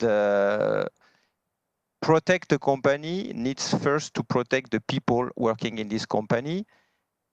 And in this time of COVID-19, of course, it resonates a bit different than in a previous context, because when we speak about protecting our people, it is, of course, much more strong this day than it was in the past. And this is our first and foremost mission as manager, to do it and to do it carefully, which means for me basically three things. The first one is to make sure that the consciousness of what COVID-19 represents is raising in the mind of our collaborators or for colleagues. So the awareness, the self-awareness is very important, because this is impacting also the way we behave, not only on a professional way, but on a personal way. All these, social measures, wearing masks, washing hands, keeping some kind of distance, protecting the elderly people when we go and visit them, these type of things, everybody should have clearly in mind. And it's a part of our responsibility, even though it goes beyond the professional scope, to remind the people and to discuss it with the people as much as we can. The second, which is much more linked to the managerial topic, is to really get as close as possible. And despite I know that there are some areas that are still closed and people working remotely, we need to get as close as possible of our people and to capture the weak signals that we can have regarding their mental fatigue, their demotivation sometimes that might happen, or their global fatigue, or their way to interact that is not satisfactory enough. And we need absolutely to get this weak signal, to get close to the people and to bring as much support as we can. And the last one, which is even a bit more comprehensive, is that we've been through a very specific crisis moment during the first phase of the containment, the 3 first months. And now it's a bit like for getting from a critical disease to a more chronic disease, because let's face it, we will have to live with this virus for a while. We don't know yet to what extent the vaccine will come or will not come, and sooner or later. Hopefully it will come. To say that it will come soon, we don't know. So we will need to live with the situation. And to live with the situation means that in some case, especially when it comes to working remote, it could last for a long time. And that's what I call chronic versus crisis. Not 3 months, might be 6 months, might be in some location more than 6 months, we don't know. So we need at that point to be also creative and to brainstorm about what does it mean for us if the situation stays longer like it is. What is the right thing that we did? And we did a lot, and you did a lot during the first containment phase that should be kept and reproduced and maintained. What are the things that maybe was not or were not totally appropriate and that we should cancel if we made the assessment that something didn't work? Let's remove it. And also, what can we create on top of what we did before in order to again be closer and ease the life of our collaborators where as they were working, and to help them to feel, let's say, in good shape, despite they are not coming back to the old world of working. And that's our duty, really, to invent also, because nobody has been through it, the new way of managing people in specific circumstances. One thing which is sure is that we need to get very close to the people. That's very sure. But then it goes even beyond, and we need to not only to invent but also to share and to to cross-check what could be working in this specific time. That's the first topic, but it is a very important one because we saw and we appreciated during the first 3 months of containment how much our Danone people were committed, were good at what they were doing, were managing even in very difficult situation and handling the job they had to handle in a very good way. So we have very good people. We can be confident that we are strong, but we need also to give the best help to them. The second point is about our priority and is about what should we do in order to keep on moving the track and the journey of the continuous improvement. Of course, it is all about process management, tool deployment and data deployment and implementation, and people talent management, including the capability and the training that we can give to our people. So on this, I would first start to congratulate again all of you, because the journey that we've been making since 5 years in this One Danone Finance journey has been tremendous, and it has been tremendous in Europe, Africa, CIS, as well as in the other regions. If we look back and where we were 5 years ago and when we are today, there is absolutely no comparison. We have made a long journey, and the way we organized ourselves, which is now producing, by the way, a real virtuous circle, a real exponential curve. There are bad exponential curve when it comes to the virus, but there are good exponential curve when it comes to the way continuous improvements is moving in CBS. Is definitely bringing a lot in this area, and we need to keep on nurturing it. Now, this being said, we are not perfect. Of course, we have areas of improvement. We have observed 18 months ago that some part of the so-called end-to-end process were not totally in our hands, and there was some kind of we were penalized at some point, not having everything into our hands, and that's where the IBS story started to pop up in order to say, okay, what can we improve and how can we manage in a better way those processes that are including upstream other functions, for instance, procure to pay versus account payable, but also order to cash versus account receivable, to take this example. And how can we increase and give more coordination on this process, and that we call the integrated business service. I won't come back in detail because I know that Catherine made a presentation and answered a lot of questions about IBS. I unfortunately couldn't attend to the presentation, but I know this presentation and I know the topic. What I wanted to say about this IBS is that IBS goes, of course, beyond finance, but finance is at the heart of IBS. When looking at the scope, record to report, procure to pay, order to cash, it is obvious. When looking at capability we developed all along this journey of 5 years, it's very clear that finance will be at the heart of it, and finance people will be instrumental in making it a success. IBS is supposed to bring Danone business service the capability to go really one step beyond where we stand now. And current CBS team, all of you, will be extremely important to achieve this goal. So that's an important message for me, because I want to reiterate the fact that IBS is not another direction than CBS, is really building block. We build strong foundations through CBS Finance, and this is because we built this strong foundation that we can now foresee to go one step beyond. If somebody starting by Cécile or Emmanuel have asked me 5 years ago, can we go directly to IBS direction? I would have said, no way. I mean, we are too far away of this concept. I mean, we lost ourselves in translation. It will be impossible. So because we did what we did, we gave to the company the possibility to go this step beyond. So first of all, again, a big congratulations for that. And then the second point, which is let's be instrumental and help the company to build a strong IBS.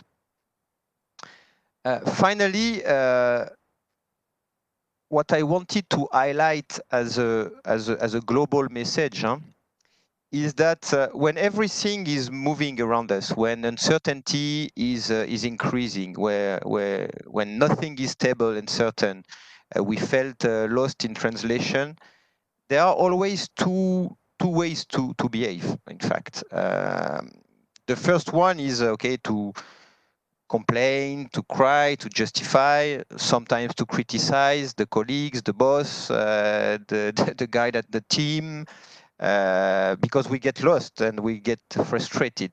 The second one is to hold strong and positive, to care a lot about people, to allow them to give their best, to focus also on what we can manage, what is our personal lever to confront to the situation, because it's always very easy to say, okay, we are in bad shape for whatever reason, and the group is doing this, and the COMEX is doing that. But the key question is, what am I doing at my level to improve the situation? And no need to say on my side that I much prefer the second option, because at some point, yes, we are in a fast-moving company. Yes, we are transforming a lot, because the world surrounding us is transforming a lot, and we need to follow and to adapt and to connect in such a way that we can manage and deliver the performance that the company and the shareholders and the market is expecting from us.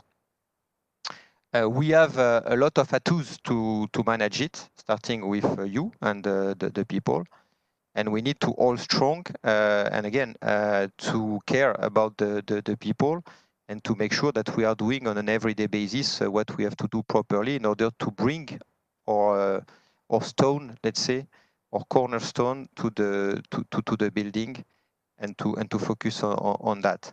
I love very much the sentence that which come back to focus, that says that the past is history, the future is mystery, and the present is a gift.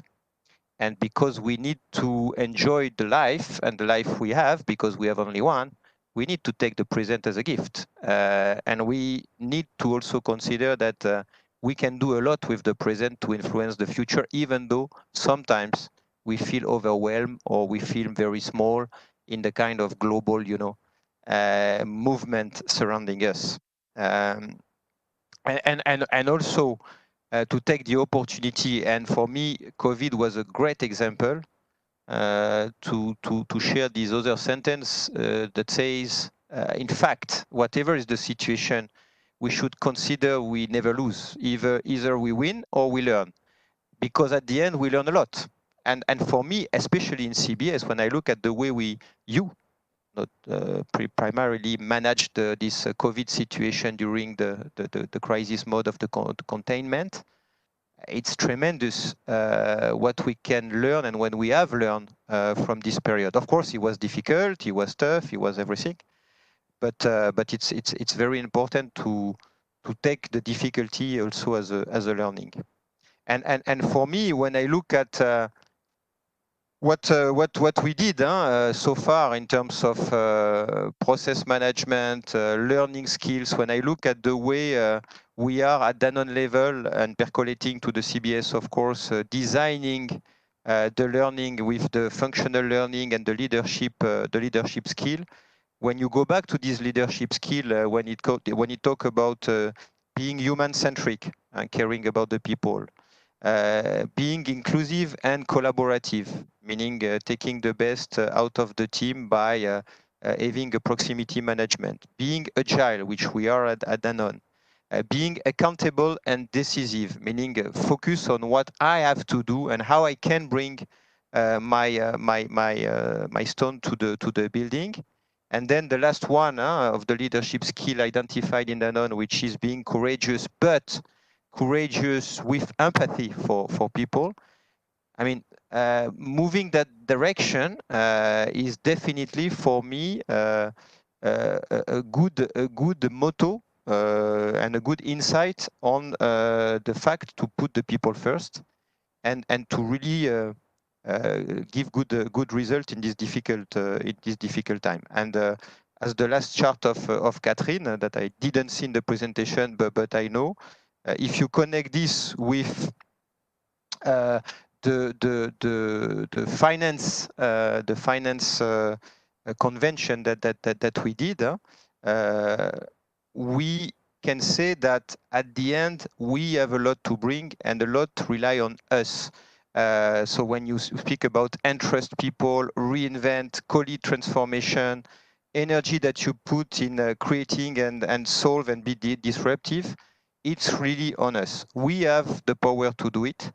We have the knowledge to do it. We have the quality of people to do it and to help the company to serve these big waves of transformation, which is coming in front of us, and to transform what we could consider at some point is a big difficulty into a competitive advantage. Because at the end, this is what it is about. How Danone can get out of the current story in a competitive advantage mode versus its own competition. So this is overall what I wanted to share quickly with you, allowing also the right time to interact and interact not only on what I have said, but also on what you could have shared during this matrix journey that you started yesterday morning. Thanks a lot for attention and happy to answer to your question if I can. Thank you very much, Yves. As you said, we have one question for you. It says, which are your recommendations on how to continue delivering a good service for business during the transformation in the IBS process? This is a very good question and a key topic, but not only for IBS, by the way, but this is the point of each and every transformation. We have good fundamentals, and we need during this project to be very careful to protect, and this was always my I would say my feeling, to protect the business continuity and the compliance during the transformation. This is exactly what we did, by the way, when we implemented One Danone Finance, the first step of CBS. We had exactly the same topic, exactly, because if you remember, all of you, we had accounting team, AP team, AR team, all across the planet. We decided to put some cluster, to gather some team, to streamline some processes, but at the same time, during this 5 years journey, we had still to deliver the cash collection of the company, the ability to pay our supplier, and last but of course not least, to close the books for the company and to allow both in statutory and management account, by the way, and to allow the consolidation of the performance of the company. So on this, and that's where the learning are important, and that's where I said before that we build some foundation that are very important to consider for the next step. It's not that we have made a one step on the right side and now we need to move on the left side. No, we are building on what we learned. So there is a lot of learning that all of you, and especially in Europe, which was not the easiest move, by the way, because probably the most complex in terms of region, if we look back on the Danone world, we have a lot of learning on how to manage that and how to raise the hand if we feel like the way the project is moving is not aligned with this key principle. Because definitely, you cannot consider that we put ourselves in a position to say to the business or to the function, guess what? The service that we were able to provide you so far will decrease big time for 18 months, but then it will become a dream. It will become the fantastic IBS service. This does not exist. You cannot compromise the service and the trust that we have been able to build together. And this trust is pretty big. I said that. It's pretty big with the GMI. It's pretty big with the rest of the organization. And it's even recognized at some point with what I call the external world, which is our auditors to start with them. So this we need to keep absolutely.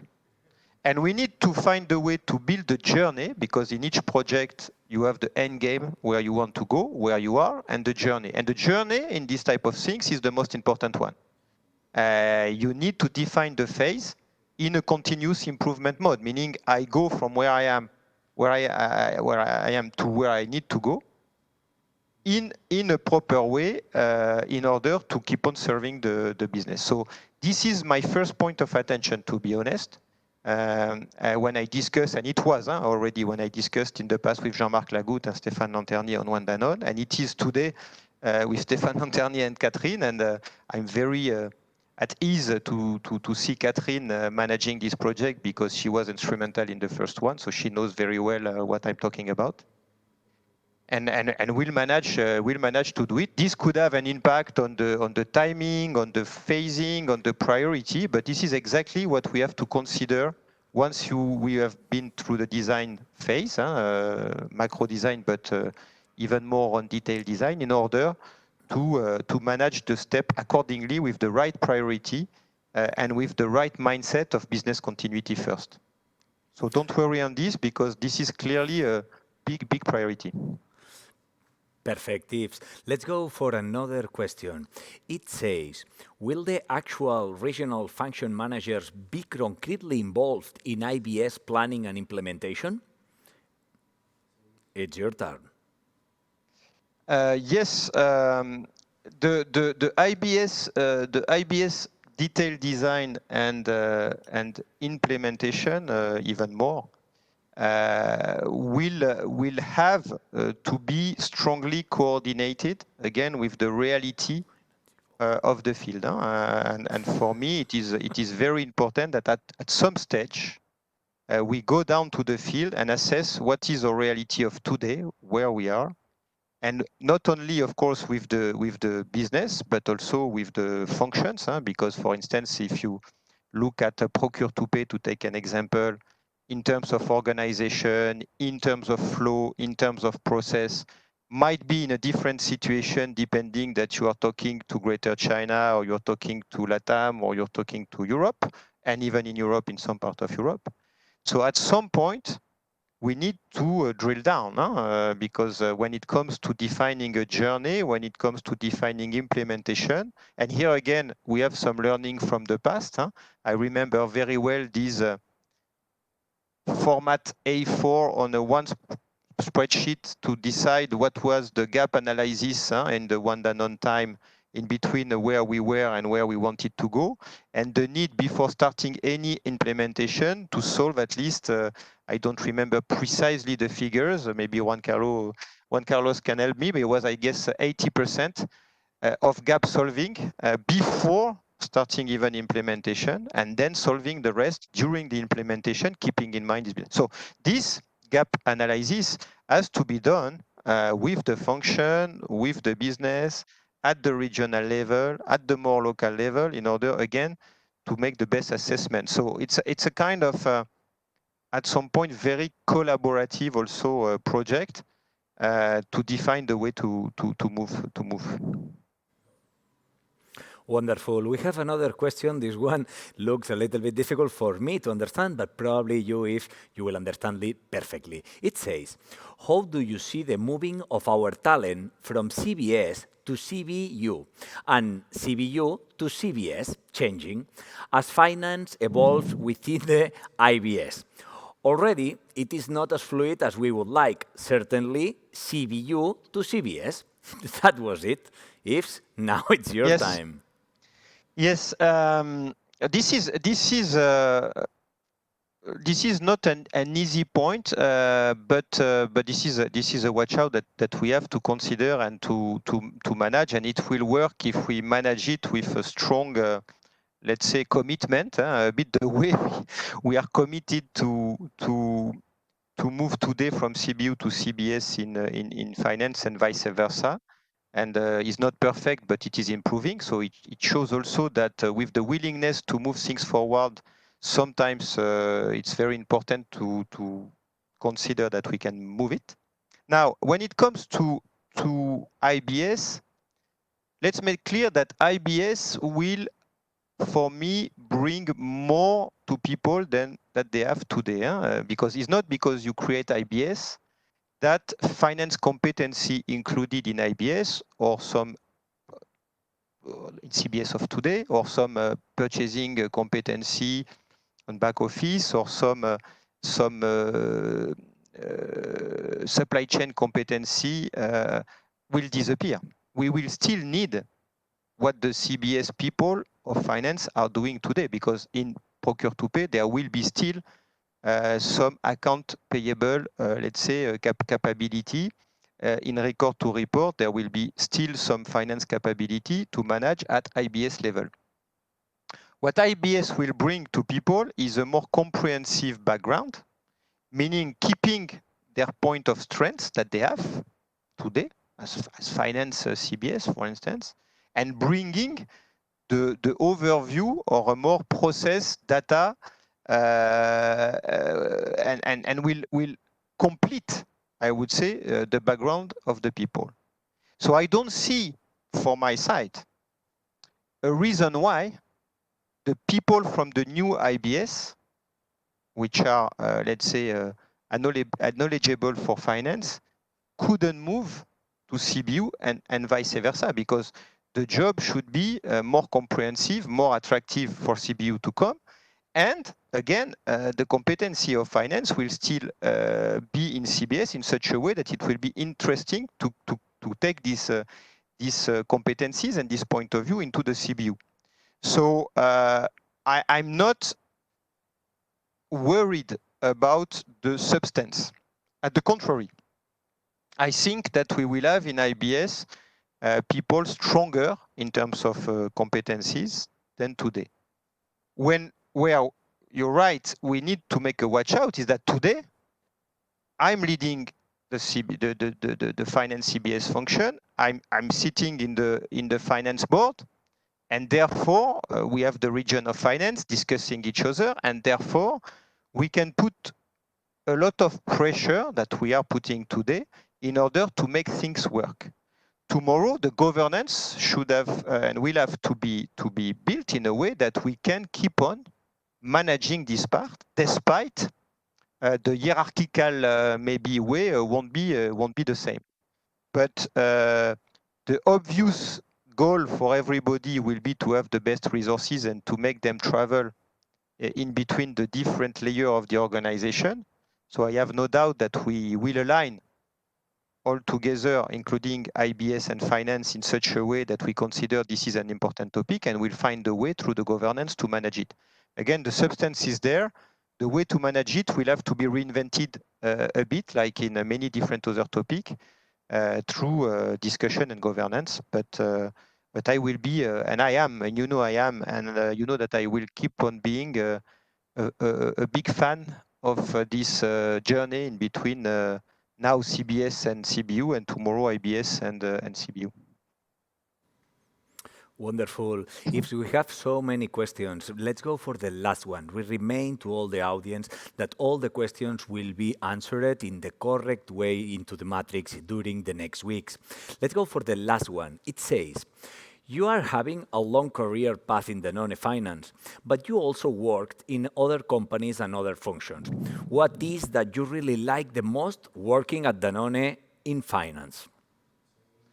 But first of all, it's not totally right because I worked in many different functions, but I didn't work in other company. I work always in Danone, and because and if I worked, and it will be soon 30 years that I've been working in Danone, but it's true that I worked in CNP purchasing. I worked in Weibo, in CBU, in Zone, and now in corporate. So. And in different Weibo because I worked in water, I work in dairy, I work in biscuits. So at some point I can say I know Danone inside out. And if I'm still in Danone, is because I enjoy a lot working for Danone. And no doubt that to work in Danone for me, and even if I don't know other companies, I know very well people that worked in some other companies, starting with my wife that worked in Coca-Cola, for instance, before joining Danone. But and definitely each time I speak with somebody external to Danone, people hardly realize to what extent our people are very special. The culture, the commitment, the collaborative way. This is absolutely not a given. I can tell you that in many companies, this is absolutely not a given. Doesn't mean that these companies are not working on a economical perspective. They might deliver good results. Some of them deliver definitely good results. But it's not the same atmosphere working in it, definitely. And that's what I enjoy in Danone. Looking at all these people doing things tremendous, surprising. I'm every month surprised by what our people are able to do. And this is a very good surprise, and this is feeding my days. And that's the main reason why I love to work in Danone. On top, it's true that because of this, we have also maybe more freedom in the way we are handling our job on a day-to-day basis than in some other organization. I always say when I have an interview with newcomer that what I enjoyed in Danone is I never had during these 28 years a job desk. Nobody came to me as my boss saying, okay, this is your job desk, read it please and ask some question. I never had that. I don't have a job desk today. You could hardly find what am I supposed to do in a job desk today. And I must say that sometimes it might give you the feeling of being a bit insecure because still you have clear objective to deliver, but no clear job desk sometimes to deliver them. But it's giving also some sense of freedom that I like. And finally, when it comes to finance, I mean, I love finance because, and it was not, as most of you might know, it's not my first time an engineer, and I entered by CNP, so I'm not a pure finance guy with pure finance background. But what I love in finance is that it is at the center of everything. It is really at the heart of the engine of the car, and you can not only see how the car is going on, but also influence in many different aspects. So that's what I like in finance, and especially in finance within Danone.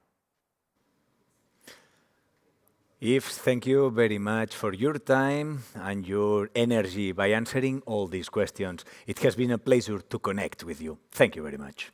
Thanks you all. Now this comes to an end.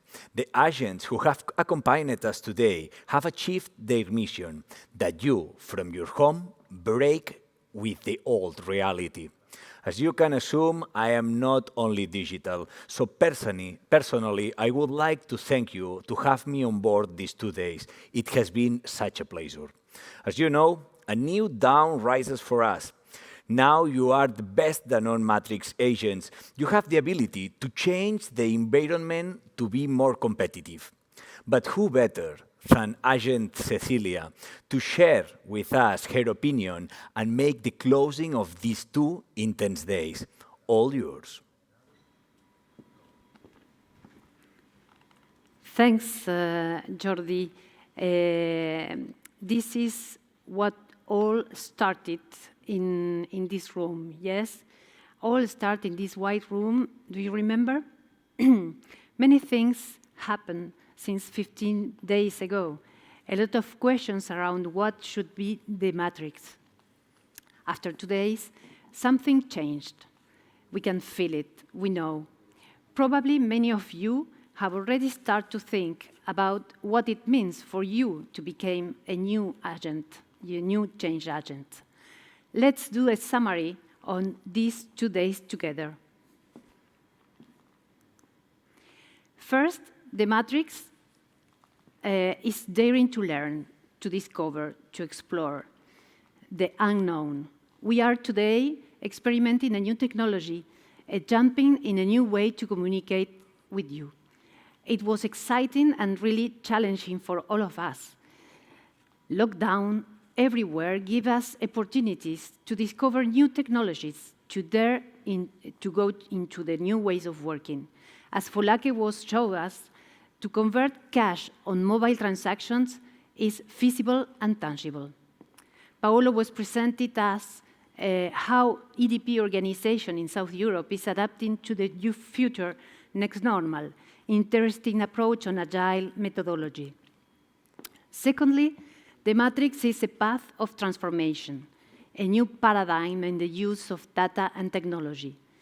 We hear about many initiatives related to data and technology missions and organizations in Danone, introduced by Chris and Camila. Our challenge will be to build our connection with them between BS Finance and data and technology team. Sylvain entering in the new generation of SAP, based on 3 pillars: standardization, simplification, and innovation. Catherine was introducing us the IBS, showing us how this study is leveraging on our 5 years of experience, enriching, of course, by the end-to-end perspective, data and technology, and cross-functional teams. Our operations, Monse, are showing us how challenged is the evolution of technology. A huge and important transformation process is ongoing.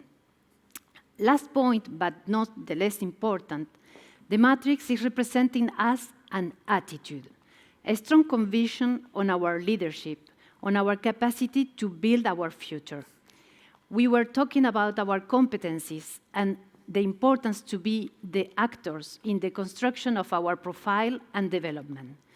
Be protagonists, be the change agents of our future, showing the way to our teams and creating the conditions to our teams to develop, preserving, of course, our values and building also on our strength and expertise.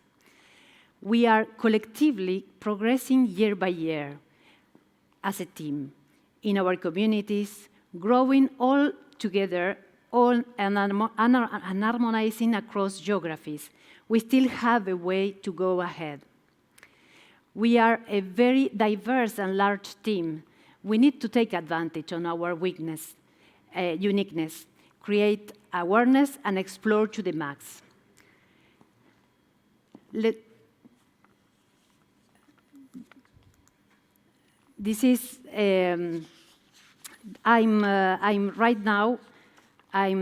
It's time to come back to the matrix. For my last word, I would like to really get right to Trinity, yes, and to be only me. Yes, I'm Cecilia. I'm very happy to be with you. I'm very proud to be part of this great team. And I would like to say a few words. When we start to organize this event, we think about, and we cannot believe it's possible in these conditions. Even Juan Carlos, 2 days ago, cannot sleep because they believe it's not possible to do it. And here we are.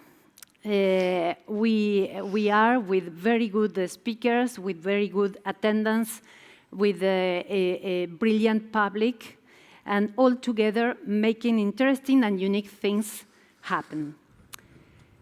For me, it's important to say thank you to all of us and all the technical teams, yes? And this is the conclusion most important for me. This is our value for money. This is our value for money, and it's important for us. Please bring it to all of your teams.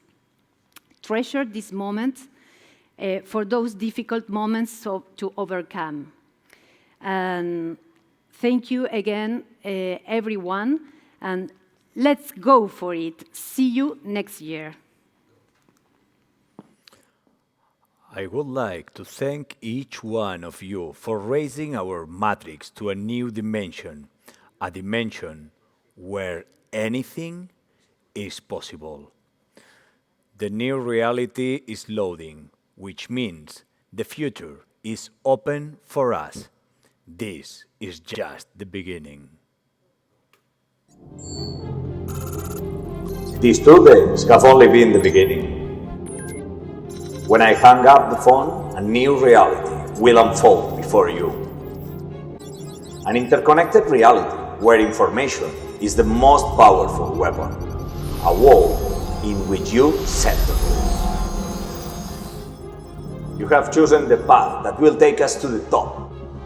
We start now.